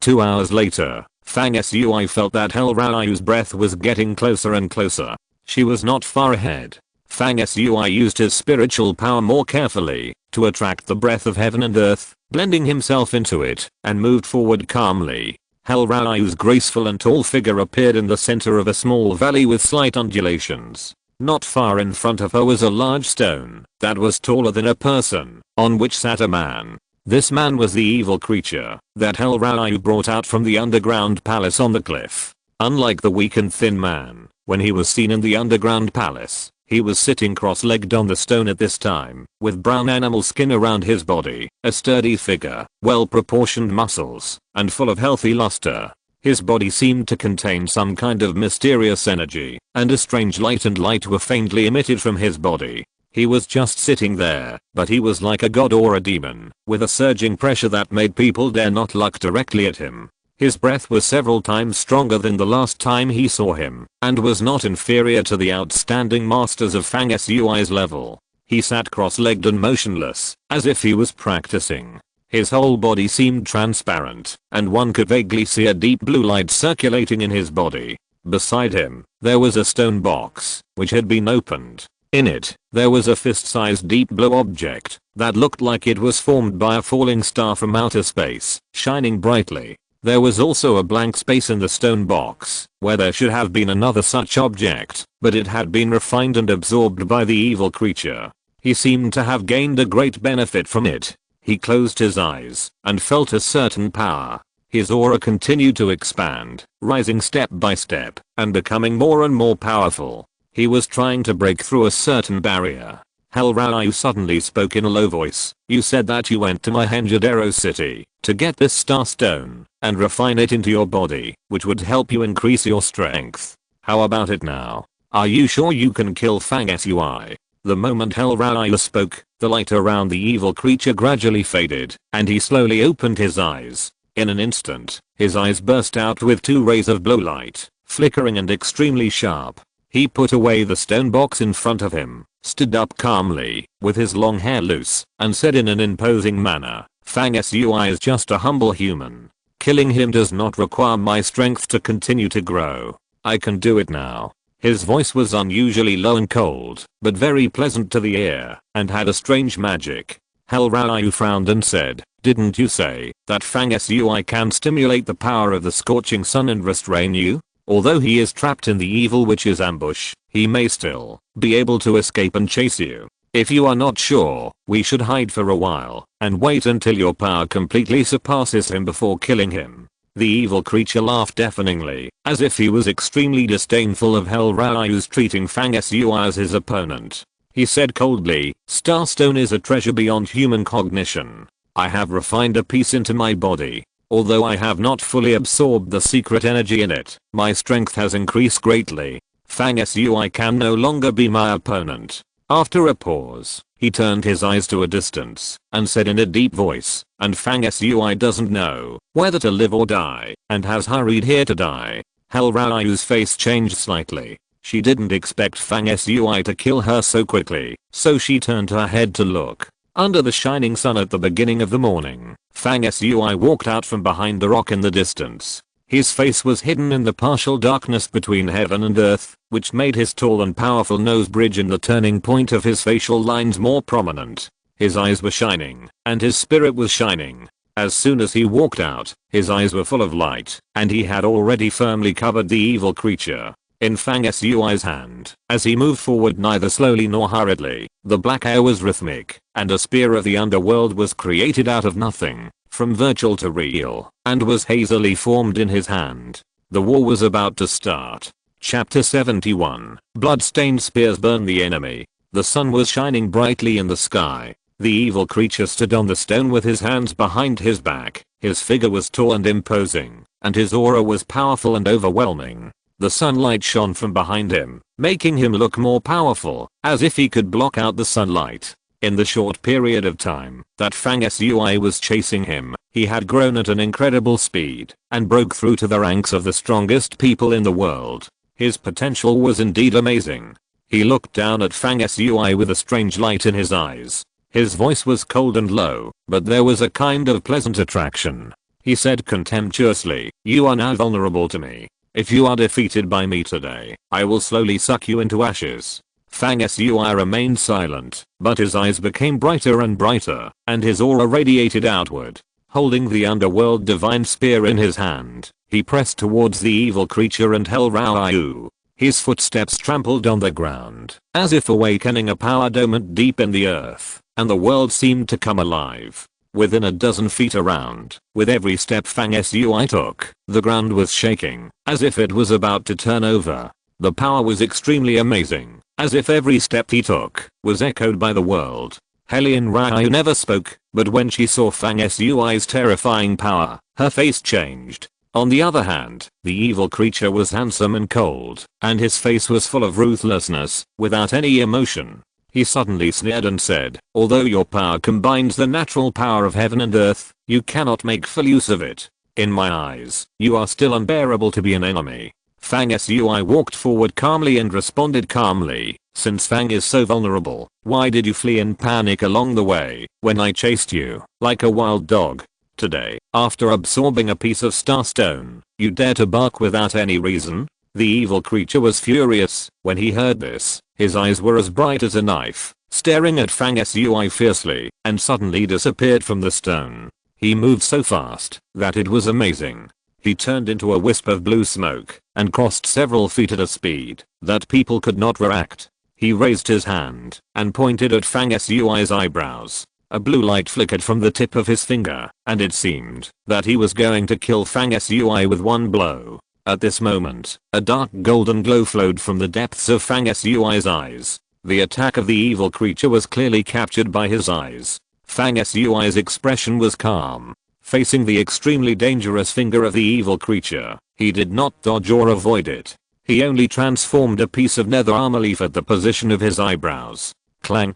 The evil creature's finger successfully touched Fang Sui's eyebrows. The tip of the finger emitted a blue light, trying to take advantage of the situation to invade Fang Sui's body. He thought that this finger attack on the vital point of the eyebrows was enough to kill Fang Sui instantly. But at the moment of contact, the contempt on his face changed. He felt that the finger he tapped on Fang Sui's forehead was like touching cold and hard steel. Not only did it make a sound of metal and iron clashing, but there was also a dark and invisible death curse force, which followed the contacted netherworld armor leaf, and attacked the tip of the evil witch creature's finger. But these were not enough to change his color. What really frightened him was that Fang Sui's fundamental purpose of not dodging or avoiding his finger was to counterattack at the same time. The netherworld spear in Fang Sui's hand changed from real to fake, sometimes long and sometimes short, and took advantage of the gap to penetrate from the strange angle that was difficult to prevent and unpredictable, with the momentum of thunder and lightning.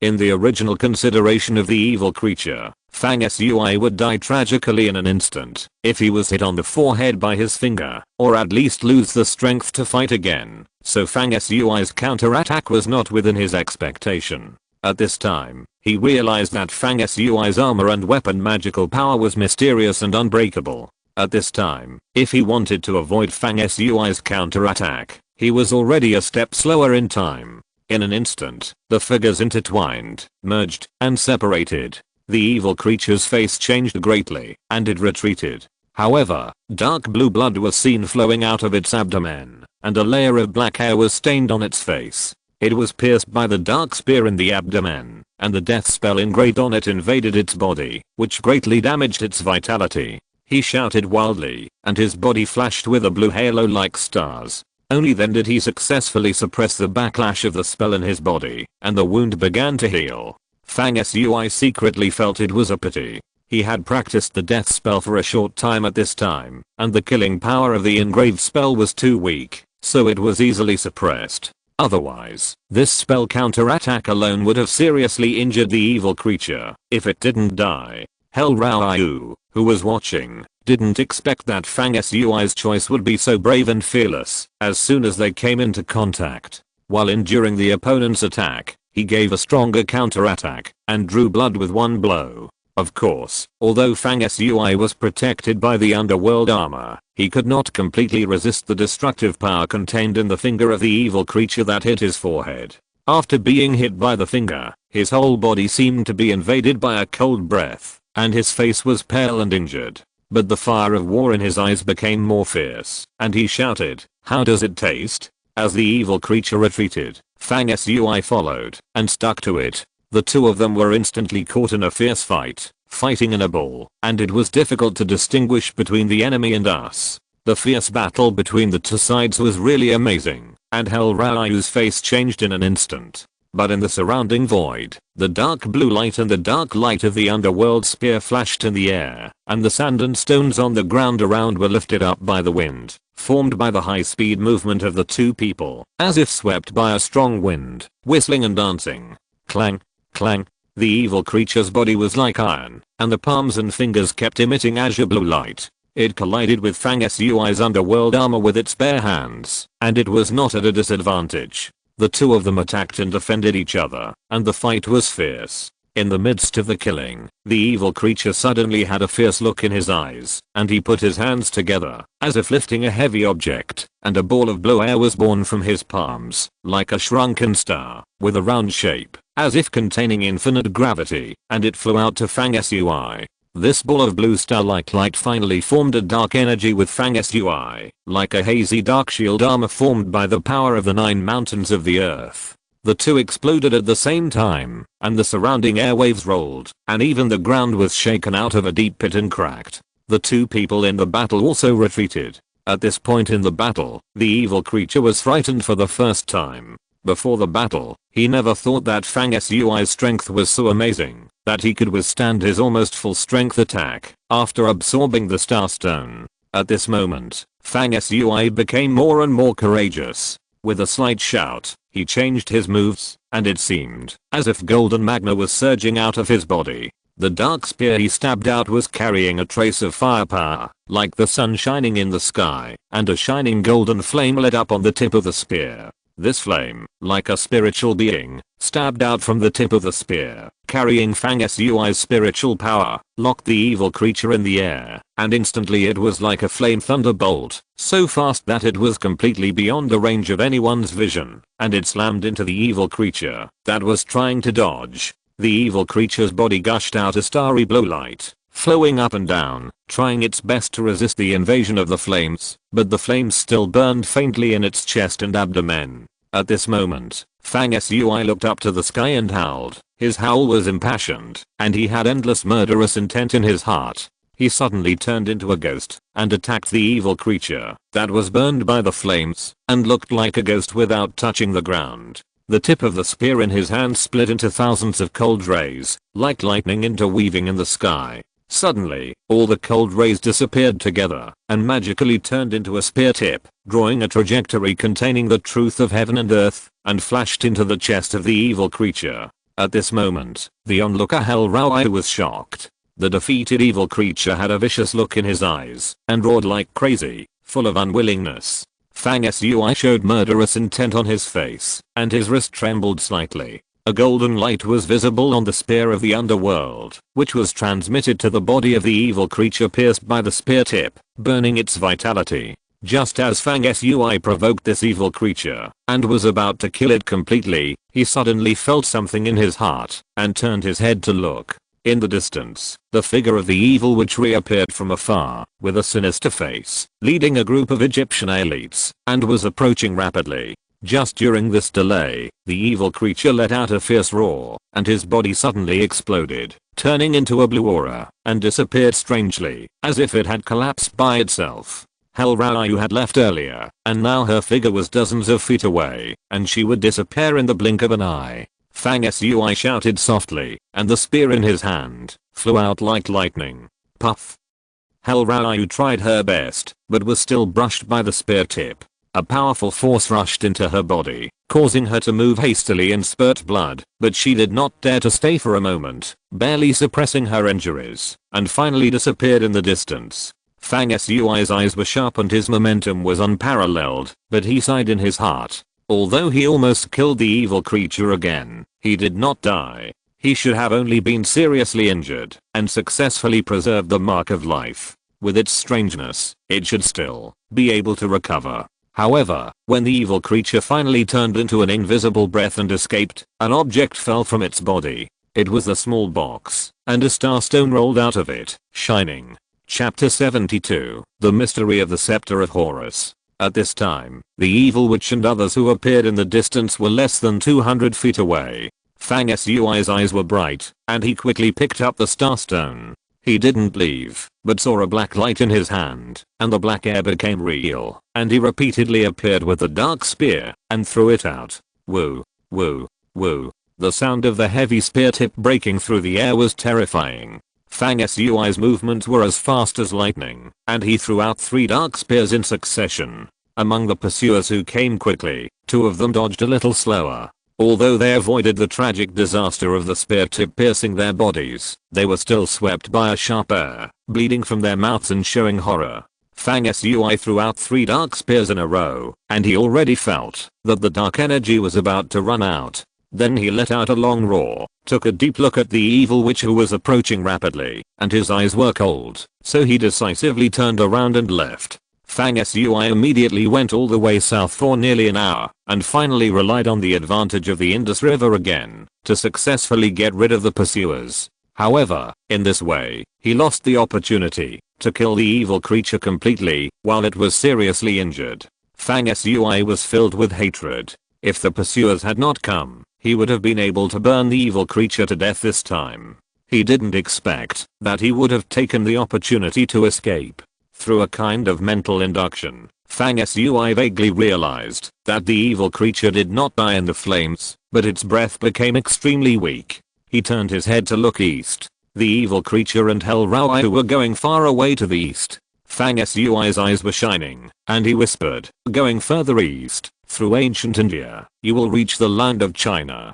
Could it be that their purpose is the same as mine, to enter the Chinese Shenzhou?" Fang Sui's eyes turned to show excitement. Since tracking the evil creature and Hell Rao was consistent with his purpose of returning to China, it couldn't be better. The next moment, he was faster than a galloping horse, and suddenly swept away to the east like a storm. For a period of time afterwards, Fang Sui ran fast. He seemed to have returned to the days when he had just left ancient Egypt, with pursuers behind him. The difference was that he himself became the pursuer, and his target was of course the evil creature in front of him. For some reason, after appearing once in the prehistoric ruins, there was no movement, and the entire team of gods of the sacrificial temple also disappeared quietly recently without a trace. Fang Sui chased him relentlessly for days, and the evil creature fled in panic, but his weak breath, after being seriously injured by Fang Sui, was gradually getting stronger, and it was obviously recovering quickly.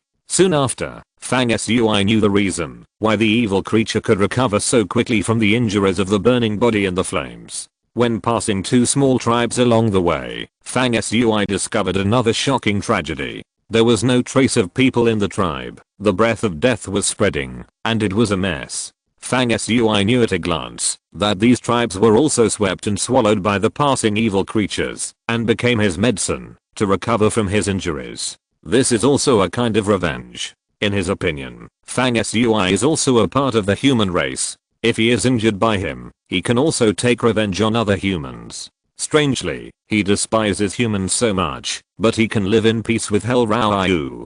Half a month later, in Fang Sui's breath sensing, the evil creature has obtained enough life force from the process of extracting human essence, and has almost recovered from his injuries. But he became more cautious, and did not choose to turn back to fight Fang Sui. Instead, he stepped up his speed and went east. Fang Sui also found that when his injuries were basically recovered, he stopped attacking the tribes along the way. Judging from this, he can absorb the essence of human life to quickly restore his vitality, but he cannot increase his strength indefinitely, which makes Fang Sui feel a little relieved. In more than half a month, Fang Sui estimated that with his own pace, he should have approached the border between ancient India and the land of China. Fang Sui couldn't help but ignite a mood of expectation. In the evening of that day, he came to a mountain and took a rest on the top of a low mountain. He took out the star stone from the evil creature from his arms. After days of chasing, it was the first time that Fang Sui took out the star stone and looked at it carefully. Its appearance was round, like a miniature star cast by crystal, with a gleaming halo. No wonder it was called a star stone. The whole stone body was nearly the size of a fist, flowing with a brilliant brilliance of cold silver and light blue. It looked dreamy and beautiful. Fang Sui didn't know how to use a star stone. From what the evil creature said, he could hear that it was a treasure that could be absorbed into the body. Looking carefully, he could also find that the star stone was emitting little light from time to time, as if a subtle energy explosion was happening inside it, so there was a constant splash of power from it.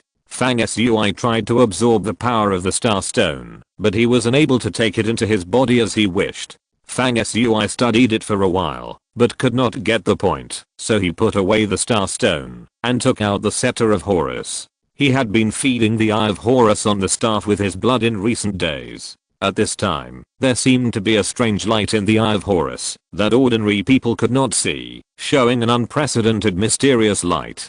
Fang Sui's current feeding of the Eye of Horus was different from the initial process. As his practice deepened day by day, Fang Sui's blood was also constantly changing, becoming more and more crystal clear. When his mind moved slightly, a drop of blood seeped out from the tip of his finger. It was large and full, like a crystal clear gem, and it seemed to contain strange power, flashing a strange light. It was somewhat similar to the blood crystal of Pharaoh Men's that he had seen at the beginning. He urged his spiritual power again and poured it into the blood drop like a brand. Then he pointed his finger and carved in the air. It was as if there was an invisible piece of paper in the void. The blood on his fingertips fell into the void, stretched and changed, leaving marks and condensing. In the end, it was interwoven into a complex witchcraft seal, flashing with a terrifying dark red blood light. Fang Sui shouted softly, guided by his mental power, and the witchcraft seal was infinitely miniaturized, turned into a point, and merged into the Eye of Horus. In the past, at this time, a layer of golden and red baccala brilliance would be interwoven on the Eye of Horus, flowing and flashing. Except for the first time, when it was fed with blood essence, the golden eagle on the staff had shown a strange phenomenon, with its sharp eyes opening and closing, and there was no change afterwards. But this time, when the blood essence imprint was integrated into the Eye of Horus, something unexpected happened on the staff. A dazzling light was released from the Eye of Horus, as sharp as a sword. The next moment, the eyes of the eagle on the staff suddenly opened, and the sharpness swallowed and spit out, as if it were real, making a continuous clang of metal vibration sound. The next moment, an even more amazing scene appeared. The wings of the divine eagle on the staff spread and flapped, as if it had come alive. Suddenly, a golden light flashed, and Fang Sui didn't see what happened so fast, but he felt that at that moment, the starstone he had put in his arms suddenly disappeared. When he looked again, he saw that the divine eagle on the staff was shining with golden light, and the starstone was taken by it, becoming much smaller, and appeared in its sharp and curved beak. With a click, the hard to damage starstone was crushed by the light from the divine eagle's mouth, and it broke into streams of light and swallowed into its stomach. At the same moment, Fang Sui felt something in his heart and opened his mouth to swallow and spit out, obtaining half of the broken starstone halo, which turned into an indescribable strange energy when it entered his mouth and was absorbed by the lower abdomen Anshan and the sea of consciousness between the eyebrows. At this moment, Fang Sui couldn't help but have a wonderful feeling. In his mind, it was as if he had suddenly jumped out of the confinement of heaven and earth and was able to enter the boundless starry sky and roam freely.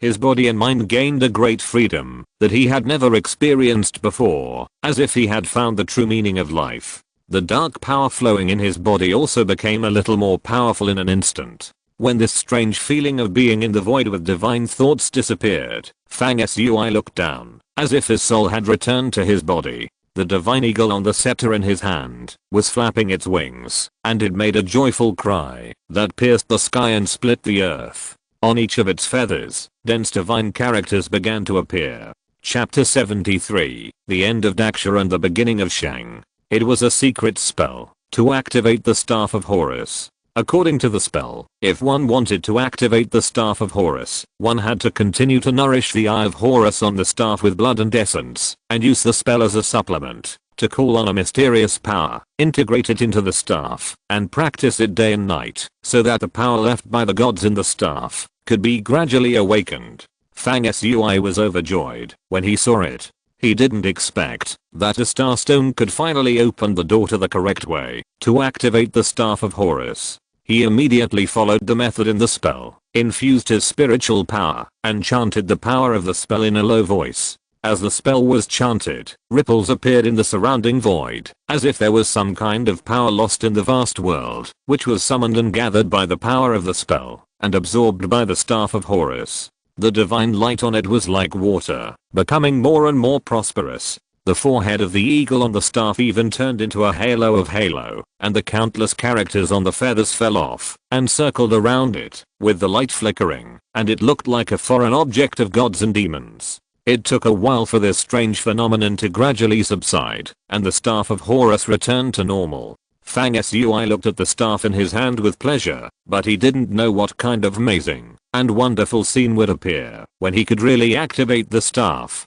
So he put away the staff, closed his eyes, and circulated the power in his body to practice himself. After another hour or so, Fang Sui got up to identify the direction, set out on the journey again, and hurried on the road. For many days afterwards, he chased the breath of the evil creature and Hell Rao Ayu, trekking along the way, crossing mountains and ridges, and always heading east. After walking for several days, Fang Sui once again walked into the vast mountainous area, and after leaving the mountain, he entered a plateau area. Fang Sui's heart was inexplicably throbbing, and he could faintly smell the familiar smell of fertile earth at the tip of his nose. If the direction is correct, Fang Sui estimated that he should have entered the border area between Tibet and Xinjiang in later China. According to the national borders of later generations, this land is already the scope of the Chinese land. At a time point thousands of years ago, Fang Sui returned to his hometown, and emotions that could not be accurately described in any words surged in his heart.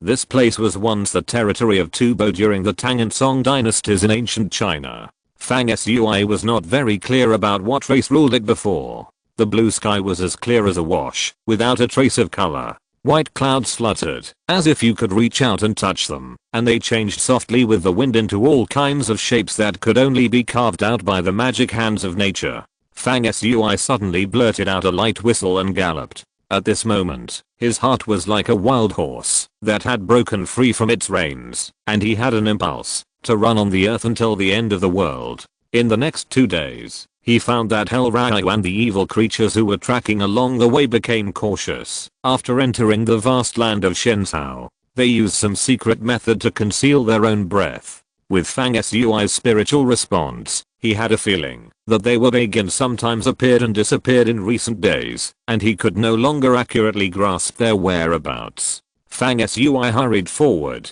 and finally crossed the border area between Tibet and Xinjiang after many days and walked into the territory of Qinghai province in the future. The land here is fertile. In modern times, it is known as the roof of the world in the water tower of China. The source of the two major river systems of the Yangtze River and the Yellow River is in Qinghai. In ancient times, Qinghai was the birthplace of the Qiang people. At the time when Fang Sui was here, this place was not considered the heart of China, but people could be seen here continuously and it gradually prospered. Since then, there have been thriving 2G here. Every morning, human races living in the surrounding areas gather in a certain area to trade goods. At this time, Fang Sui began to slow down his pace, quite leisurely and calm, enjoying the fun of traveling and playing in the mountains and rivers. Although his appearance is slightly different from that of the ancient Qiang people, his eyes and skin color are almost the same. He blends into the crowd without being abrupt, which makes Fang Sui feel like he is back home and very happy. The words of the ancients are very different from the Mandarin that Fang Sui has mastered in later generations. At the beginning, he could only barely understand a small part of it. It took him many days to gradually become familiar with it. In the following time, Fang Sui still crossed mountains and rivers, passed through Qinghai, and entered the area where Gansu and Sichuan meet. Going further, you will reach the border of Shaanxi province in China. This is an ancient city with a long history. In ancient times, it was the location of Yangzhou and Liangzhou. The name of Shaanxi first originated in the early Western Zhou dynasty. Chang'an, one of the 4 ancient capitals in the world, and Jizuanian, a famous mythological figure in the legend of Chinese civilization, that is, the mausoleum of Huangdi, are all in Shaanxi. It is said that the location of the more ancient Huaxu ancient country or Huaxu clan is also here. Huaxu is the ancestor of the Chinese nation. She gave birth to Nuwa and Fuxi respectively. Later, Nuwa and Fuxi gave birth to Shaodian. Emperor Yan and Emperor Huangdi were descendants of Shaodian. Therefore, the Chinese characters who are in Huaxia and Zhonghua all originated from Huaxu. There are many myths and legends related to the land of China.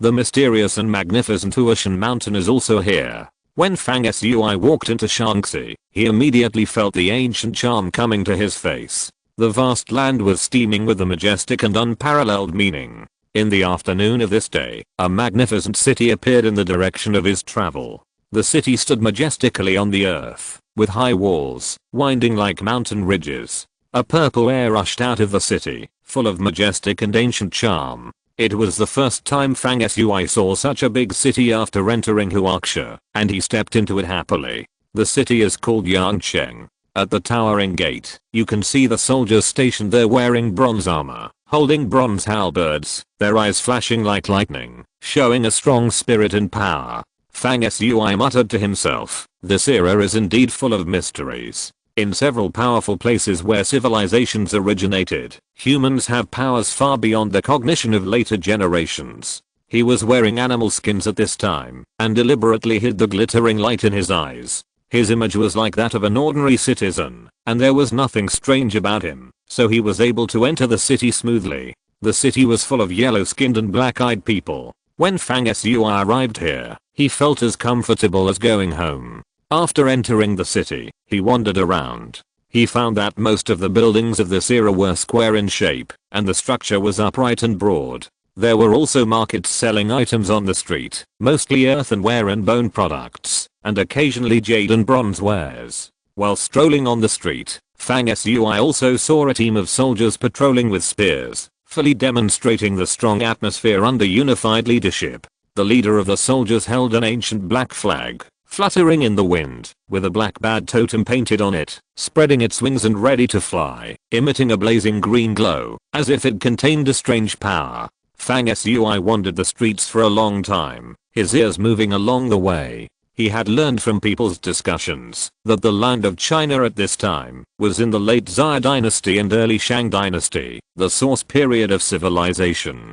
China's second dynasty, the Great Shang, had just established its ruling position at this time. Fang Sui couldn't help but think of many legends about this period in his mind. The most impressive one was of course the last emperor of the Shang dynasty, Shang Zhao, and the Book of Feng Shenbang, which was full of mysterious colors. In his perception, the evil creature and Helian Raya showed their breath for the last time near Yangcheng. As he walked forward, he suddenly stopped and turned to look at a stall on the street where bone tools were placed. He saw a bone plate of a special form with many oracle bone characters engraved on it. What attracted Fang Sui's attention was that this bone plate was huge and straight, complete and flawless, at least a foot in size, and the whole body was shining with a green halo. What kind of bone is this? Fang Sui can be sure that no creature in the future has such a bone. He approached with great interest, thinking that the undead mummies are good at devouring various corpses and bones, absorbing the essence from them to grow.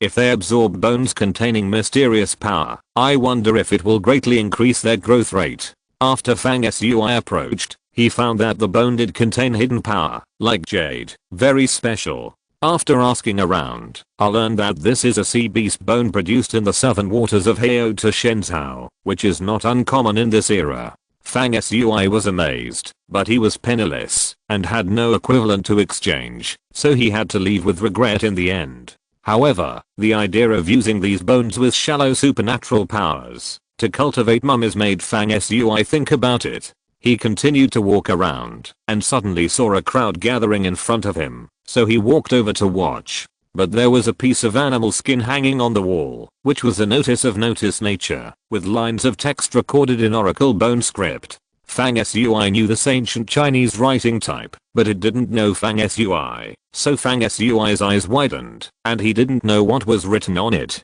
Helplessly, he was about to listen to what the onlookers around him said after watching the animal skin notice, but he didn't expect something strange to happen at this time. In Fang Sui's sea of consciousness, the Sun Golden Sutra suddenly rippled with ripples, and golden light filled the air. In the depths of his eyes, strange visions flashed, and mysterious golden symbols appeared one by one. Fang Sui was extremely surprised to find that the many symbol messages sent out in the Sun Golden Sutra were a kind of basic stroke composition similar to the source of writing. In an instant, these strokes intertwined and interpreted thousands of combinations of characters. One of them was oracle bone script. In a moment in reality, he completely interpreted the thousands of variations of oracle bone script in his mind. Fang Sui thus understood the true meaning of oracle bone script without learning. He suddenly realized that when he traveled through time, he was able to understand ancient Egyptian without learning it.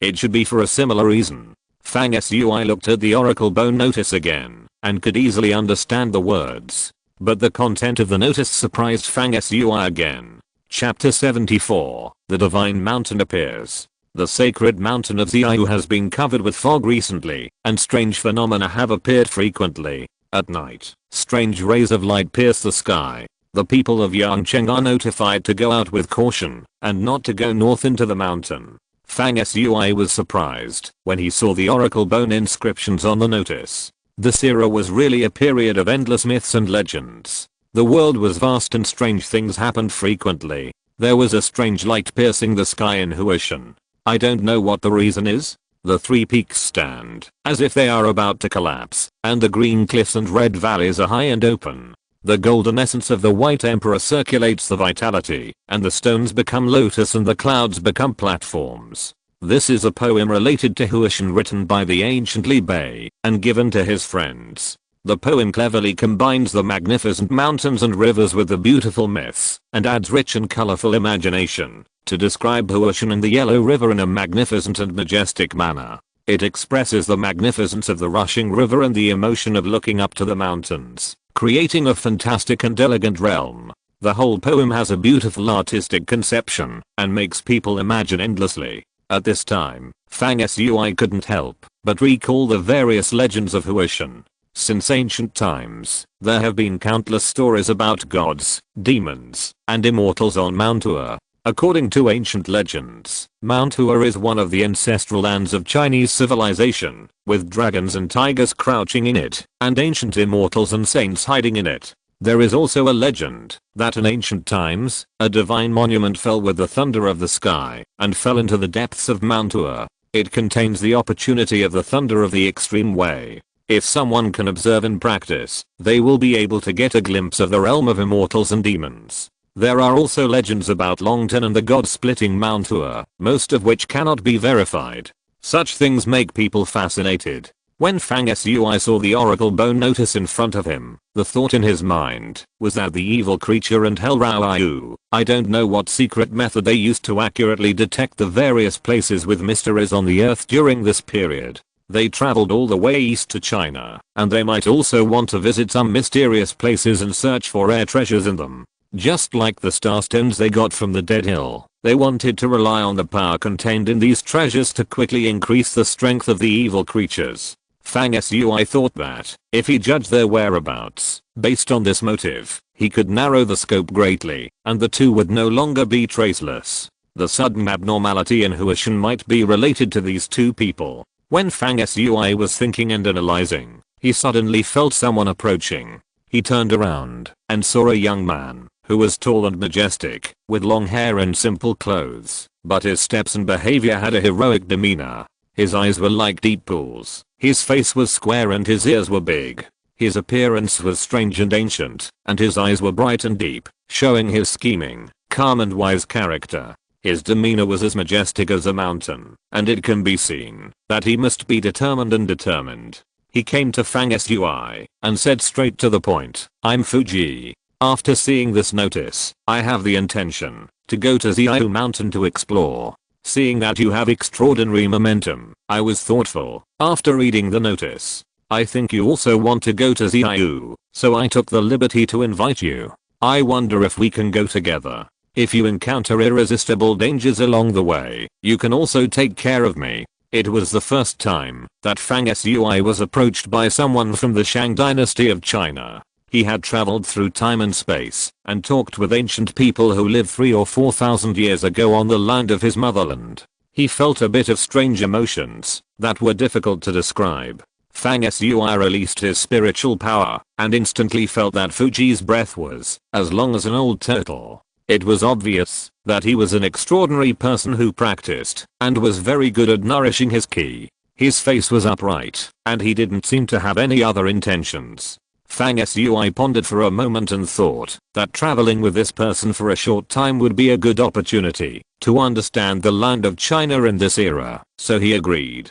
Half an hour later, Fang Sui and Fuji left Yangcheng together and headed northwest, preparing to enter Huishan. At the same moment, when Fang Sui and Fuji walked out of the city gate, the huge bronze gate of Yangcheng opened with a rumble, and a whole team of soldiers, about 30 people, all wearing bronze armor, driving chariots, with war flags fluttering, and the black bad totem on them was magical and shining.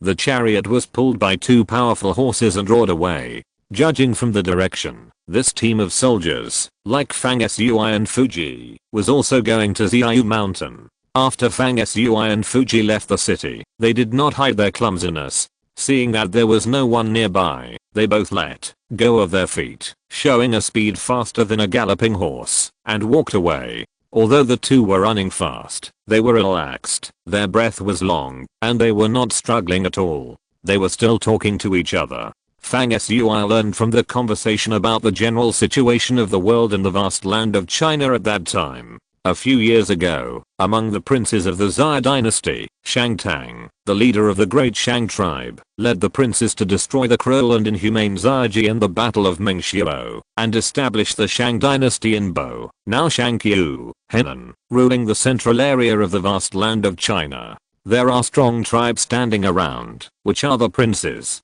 Now the world seems to be peaceful, but in fact, undercurrents are surging. Strong tribes such as Dangai, Zirong, Nanman, and Bidi are surrounding, and wars may break out again at any time. In addition, there are other tribes in Fango, that is, tribal countries that have been affiliated around the Great Shang. For example, Sushan and Gusu in the northeast, Tufang in the southeast, Zhao in the west, Bei and Shu in the southwest, the descendants of Yao Chao, Dachu in the middle, reaches of the Yangtze River, the remnants of the Jiuli tribal alliance, Huai in the Huai River basin, Gifeng in the central and northern parts, and other strong tribes are surrounded. It is said that in the southeast overseas, there are also people outside the world who are popular with the art of immortality. Fang Sui thus got a macro understanding of the current Great Shang dynasty from Fuji. The two did not slow down while talking, and followed the elite soldiers of the Shang dynasty.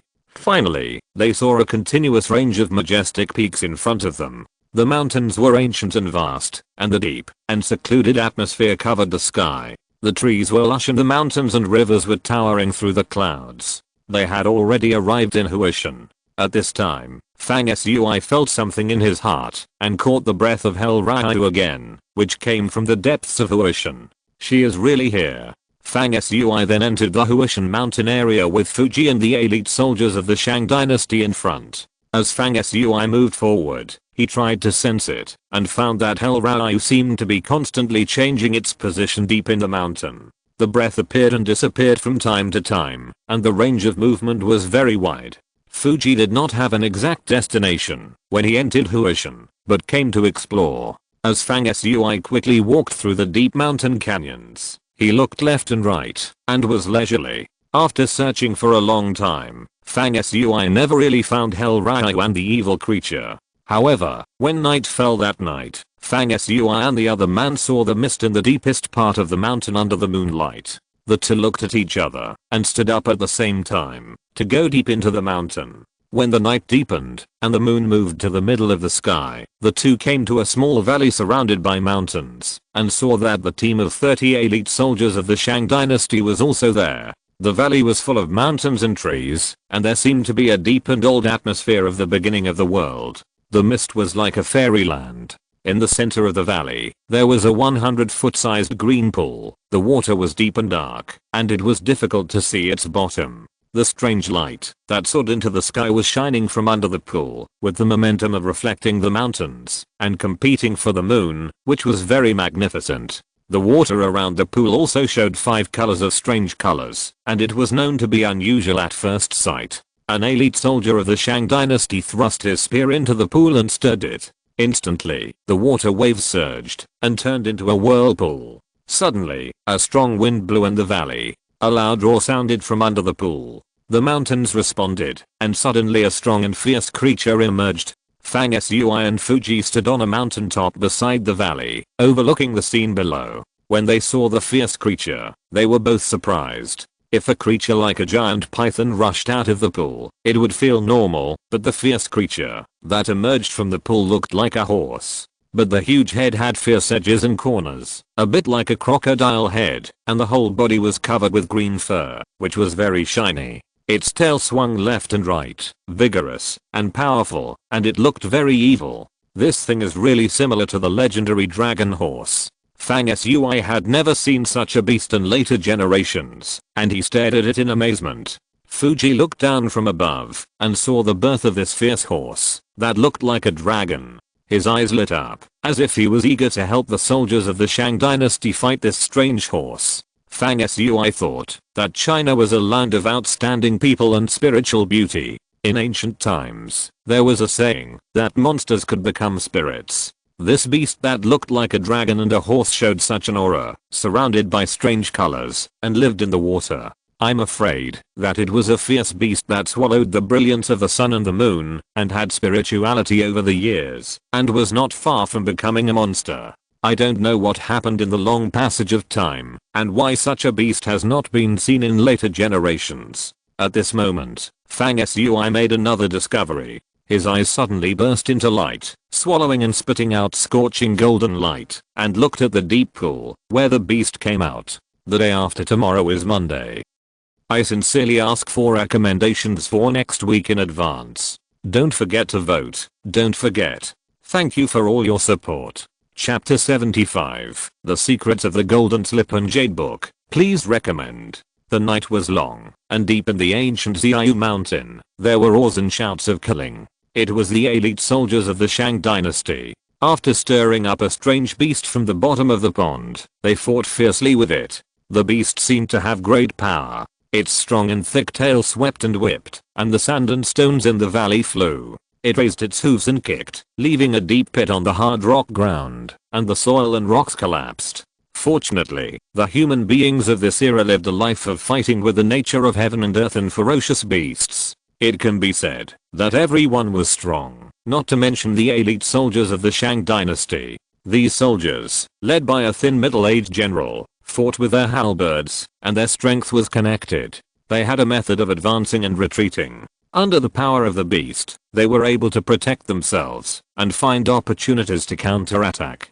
As the two sides were fighting fiercely, Fuji, who was looking down from a high place, suddenly turned around and said to Fang Sui, "Brother Fang, please stay here for a while. I will be back soon." After saying that, he jumped down, tapping the cliffs along the way with his toes, as if he was running on flat ground. In a breath, he landed in the valley below the mountain and bravely joined the fight between the elite soldiers of the Shang dynasty and the monster. Fuji's moves were open and closed, and he could punch out misty power with his hands and feet, with a powerful and amazing momentum. With his help, the monster showed a tendency to be defeated, and was injured one after another, with blood flowing from his body. When Fuji went down, Fang Sui also followed him like a spirit smoke.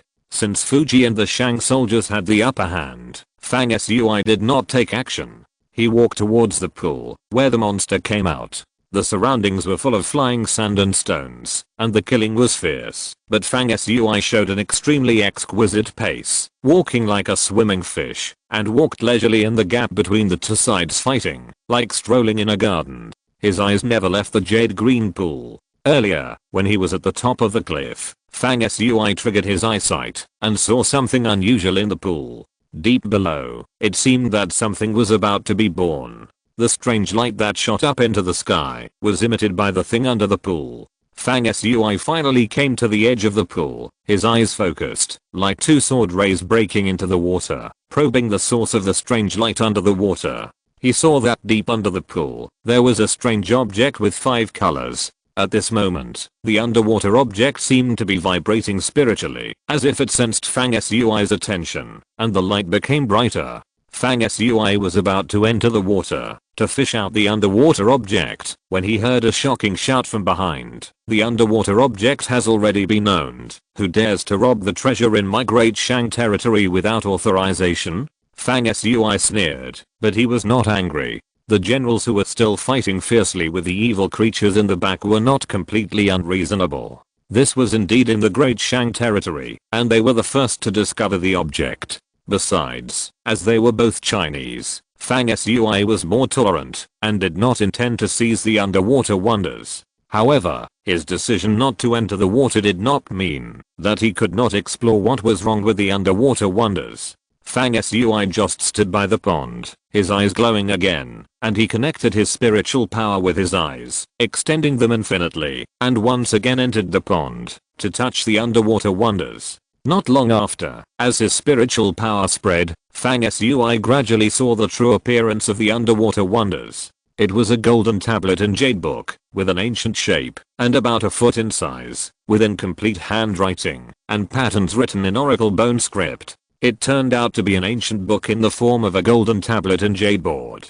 Fang Sui was very surprised. The reason why he was surprised was that there was a layer of cold brilliance flowing around the golden tablet, and there seemed to be a faint arc of electricity swirling and flashing in it, which was very amazing. He knew at first sight that it was not an ordinary thing. The oracle bone characters on the jade plate contained a majestic aura that ordinary people dared not look directly at. Fang Sui began to explore the contents on it. As time passed, his eyes became brighter and brighter, and his whole mind was attracted by the contents of the book. After a long time, he sighed with some regret and retracted his gaze into the water. The contents on the golden jade tablets are very precious, mainly describing an ancient and inherited practice technique. The method described is to carve a power totem on the body, which has a variety of shapes and is illusory and bizarre. Relying on the power of the totem, you can gather an unpredictable true machine secret force between heaven and earth and integrate it into your body. Gradually, you can show powerful and unparalleled power in your gestures. What surprised Fang Sui the most was that the contents on the golden jade slips also faintly showed an unknown secret in the Chinese legend, as well as clues to a magical object. A paragraph in the golden jade slip reads, "I left a message on the jade slip, recording my understanding after watching the two authentic heavenly immortal classics, The River Map and the Luo Shu, to form the art of totem." Emperor Qi wrote. Another paragraph reads, "Father Yu sacrificed and refined a celestial river totem on his body, with boundless power, swallowing the water of the vast heaven and earth. He left." The content of this oracle bone script is intermittent and incoherent. But after Fang Sui read it, his heart was like a stormy sea. Not to mention that the Chinese legend mentioned in the jade slip and the golden book contains the mystery of becoming an immortal, and the two immortal classics that seem to be the source of all astronomy, numbers, and the mystery of Yi Li, the river map and the Luo Shu. The totem method inherited from this book alone is already a stunning art, almost as good as the Book of the Dead that Fang Sui practiced. The most important thing is the title left by the person who wrote the book, Emperor Qi. He is the son of Deu and the second emperor of the Xia dynasty. Another paragraph he left in the bamboo slips mentioned his father Deu, saying that he had refined a Xian totem on his body, which could swallow the water of heaven and earth. Is this an exaggerated praise, or is it true? If so, then Deu's strength may have reached a level beyond the understanding of ordinary people. And in the legend, isn't Deu dead? Why did Emperor Qi's message say that he left? The meaning of left is very rich, and it also includes the meaning of death, but Fang Sui felt that Emperor Qi's message was not finished, and it didn't seem like Deu had died, but more like Deu had left and gone far away. So where did he go? It is a pity that the bamboo slips in the pond are incomplete. Most of the oracle bone characters on them are missing, and the most important totem style part is also incomplete, and it is impossible to participate in their practice. However, Fang Sui did not gain nothing. After reading the content on it, he closed his eyes and thought, and felt that the totem fragments in it had some reference points, which was not completely useless for his practice. While Fang Sui was thinking, he suddenly felt the sand flying, and the stones moving behind him, and the strong wind was howling. But it was the beast behind him. It was no match for Fuji and the elite soldiers of the Shang dynasty. Its fur had fallen off, and it was covered in blood. It was fleeing at high speed, trying to hide under the pool. It was so fast that it happened to pass by Fang Sui, who was standing by the pool. Suddenly, its eyes flashed with ferocity, and it opened its bloody mouth and bit Fang Sui. At the same time, Fuji shouted, "Be careful," and the general of the Shang dynasty shouted, "Quickly stop the beast from entering the water." At the moment when the beast bit, Fang Sui turned around and kicked. A stream of black air seemed to be swallowing and spitting out at the end of his foot, and it magically transformed into a phantom of a dark weapon hammer. Although the beast was fierce, it was already seriously injured, so how could it avoid Fang Sui's seemingly casual kick, which was actually the result of his cultivation, contained the mysteries of heaven and earth, and had an erratic trajectory that was difficult to prevent. There was a loud bang. The small valley shook, as if the mountains were turning upside down. The beast was kicked by Fang Sui. Even though its skin was thick, it screamed miserably. Its jaw collapsed and shattered. Its huge body was kicked into the air and fell over. It was seriously injured and dying. It could no longer stand up on its own. The power of Fang Sui's kick was so great that it surprised all the spectators around. Everyone was stunned, especially the many soldiers of the great merchant. At this moment, black air whistled around Fang Sui, and the undead mummy turned into a dark wind, which instantly wrapped around the beast and dragged it into the underworld to absorb and devour it. At the same moment, Fang Sui suddenly jumped up, showing his extremely agile skills, and tumbled over the cliffs between the mountains like flying, as if walking on flat ground, and disappeared over the ridge in a blink of an eye. The voice came back from afar, saying, "Brother Fu, we'll meet again later. Fang has something urgent to do, so I'll go now." When Fuji responded from afar, Fang Sui had already disappeared behind a ridge in the distance, leaving without a trace. Fang Sui left suddenly, but he suddenly realized something.